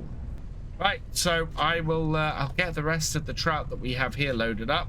Then we'll head down to the aquaculture and we'll load up any trout we have down there. Last 2 crates of trout from our ponds. So, wow, look at how much we've got on here. And this is before we go and load up the extras from the aquaculture. Well, we've got at least 6 more crates and we have space for 6 more crates. Let's see how far across we are with this. I am not happy with as far as across as that is, I don't think. And it has reached the halfway point. I think it'll only try and do the parts of the field it can. So, yeah, off you go. So we have 36,000 litres of trout in here. Our total amount is 49,000 litres of trout. So we have about another 12,000 litres to go. I think these are 2,000 litre boxes. Let's see if, I don't know, that's not overly flat. This is not going to be that easy to load up here. This is the trouble with not owning this piece of land. That might actually, how much is this piece of land? Because we're about to make a huge amount of cash. And I've thought about lots of other pieces of land, but this piece is 207. We could put a field down here and we could make use of this land if we wanted. And it might be useful owning it because of what we could make. I'm very intrigued as to how well we could redo the farm. Now, do we want the blue boxes or the grey boxes? These are trout. Yeah, we mustn't send them off the back. If we send them off the back, that is going to be a huge pain to correct. So this is very much going to be a delicate maneuver to pick these up. I'm wondering if I can actually pick up 2 at a time like this. No, I think we're going to have to do it one at a time. Oh, no, there we go. This is why I'm considering buying down here, because we could make a nice flat loading platform if we did that. Right, get that onto the back there. Might have to push those on from the back in order to make everything sit where we want it to. I put this trailer in the biggest dip I possibly could. Let's go and move this to somewhere where we can actually load up a little bit better. Voila! We have both crates off with less worry that the front one's going to suddenly tip off. Makes things so much easier. We only have 2 crates of salmon. We'll only be able to sell those. We're going to make more, I think, from the young salmon and the young trout than we will from the actual salmon. The trout are the thing that is going to make us the money today. So we've got a massive amount of fish. Big Farmer's Kiosk is that way. So we'll head over there. And yeah, let's get all of this trout sold and make an absolute killing. This is the first time I've sold at the farmer's market, and I don't know. Yeah, drop off seems to be here. Let's bring this in and start unloading things.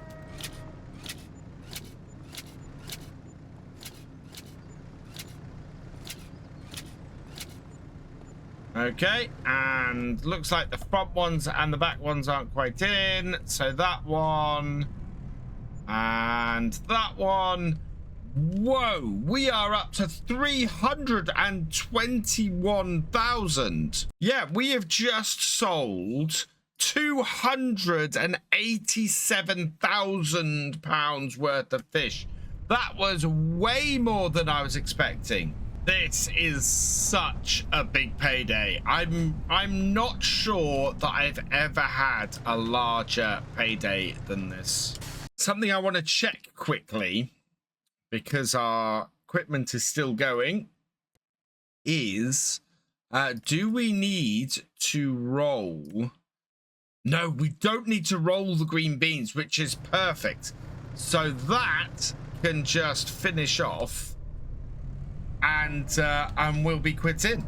We'll be absolutely perfect. Right, we need the crates of trout first. Load these up. I'm expecting more crates to spawn. I think we've got plenty. We're basically going to fill our ponds up first.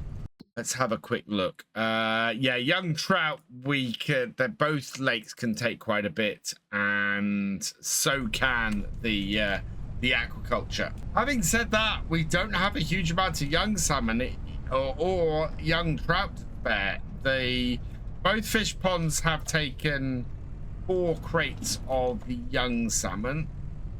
Of the young trout, sorry. We've got, yeah, two crates left of young trout and young salmon. So I think all of these are actually very likely to go into the aquaculture. So that's only actually 4 crates of the young salmon to sell, and no crates of the young trout to sell, which isn't too bad. The young trout does not make a huge amount of money. T7 has finished its work. The subsoiling is done, and that is all looking very good now. Time has just gone past 6 o'clock. It's 6:15. We need to get these unloaded, and then the 2 crates, I think, of salmon that we have down here, we need to get them loaded up and sold. Yeah, there's just 2 crates there. Oh, these both in here. Nope. Okay, just gonna have to dip them down and off. There we are. Come at that with any kind of speed that goes in, but looks like we've got space for more. Wow, looks like we've maxed out the salmon. The salmon seems to be going slower. Bring that in. I've managed to get the front wheels of the Merlo onto that platform, interestingly. Right, now we can load these up, and we'll go and sell all of this and see how much we make. Our cedar has finished as well, which is great news. So we will, or our planter, sorry, it's a planter, not a cedar. That's finished, so we'll be able to go and get that done. And with the amount of money we've got, am I right in thinking that a bean harvester, yeah, green bean harvester, 498. We could get one of those at half price. Don't know if that would be worth the money. Let me know what you think. Should we buy more land? Because we could buy the area we're in now. We could buy, I think we could buy the field up by the top of the farm, so the grass field, and turn this into an arable field as well. That is 281, so that's in our price range. Field 2 is within our price range. Any of the fields out here pretty much are in our price range. Is 24? 24 is. 23 is. 22 is. I'm very intrigued. All of this is growing, and all of these rates. So we've got red beet over there. We've got a field of potatoes there, and a field of parsnips there, I think. And then a field of green beans in 24. So we could conceivably buy 24 and make even more money from green beans.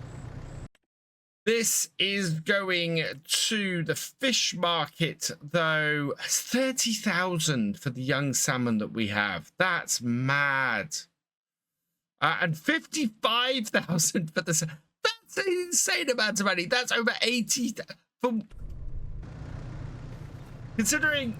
That is £80,000. That is crazy. Which is way more than the silage. Let's tag that place then, and we are heading into the middle of town as I expected.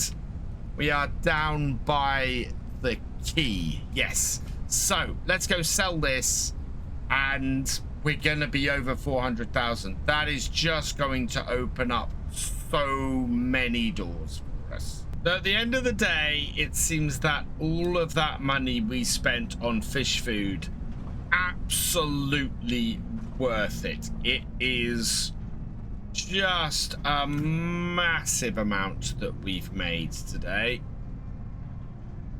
So we'll bring this in here, and we will unclip that, unclip that. We're at the fish market. It's not taken the salmon. It's taken the young fish, but it's not taken the salmon. So it's not a height issue. Where around here then do I sell the salmon? Fish market, industrial building. I think this is where we sell the adult fish. I think we sell the young fish in that shed, and I think we sell the older fish here. And there we go, 402,127. What a fantastic day here on Kinlaig. We have made so much money, and it is going to set us up for the rest of this series. We are absolutely made at this point.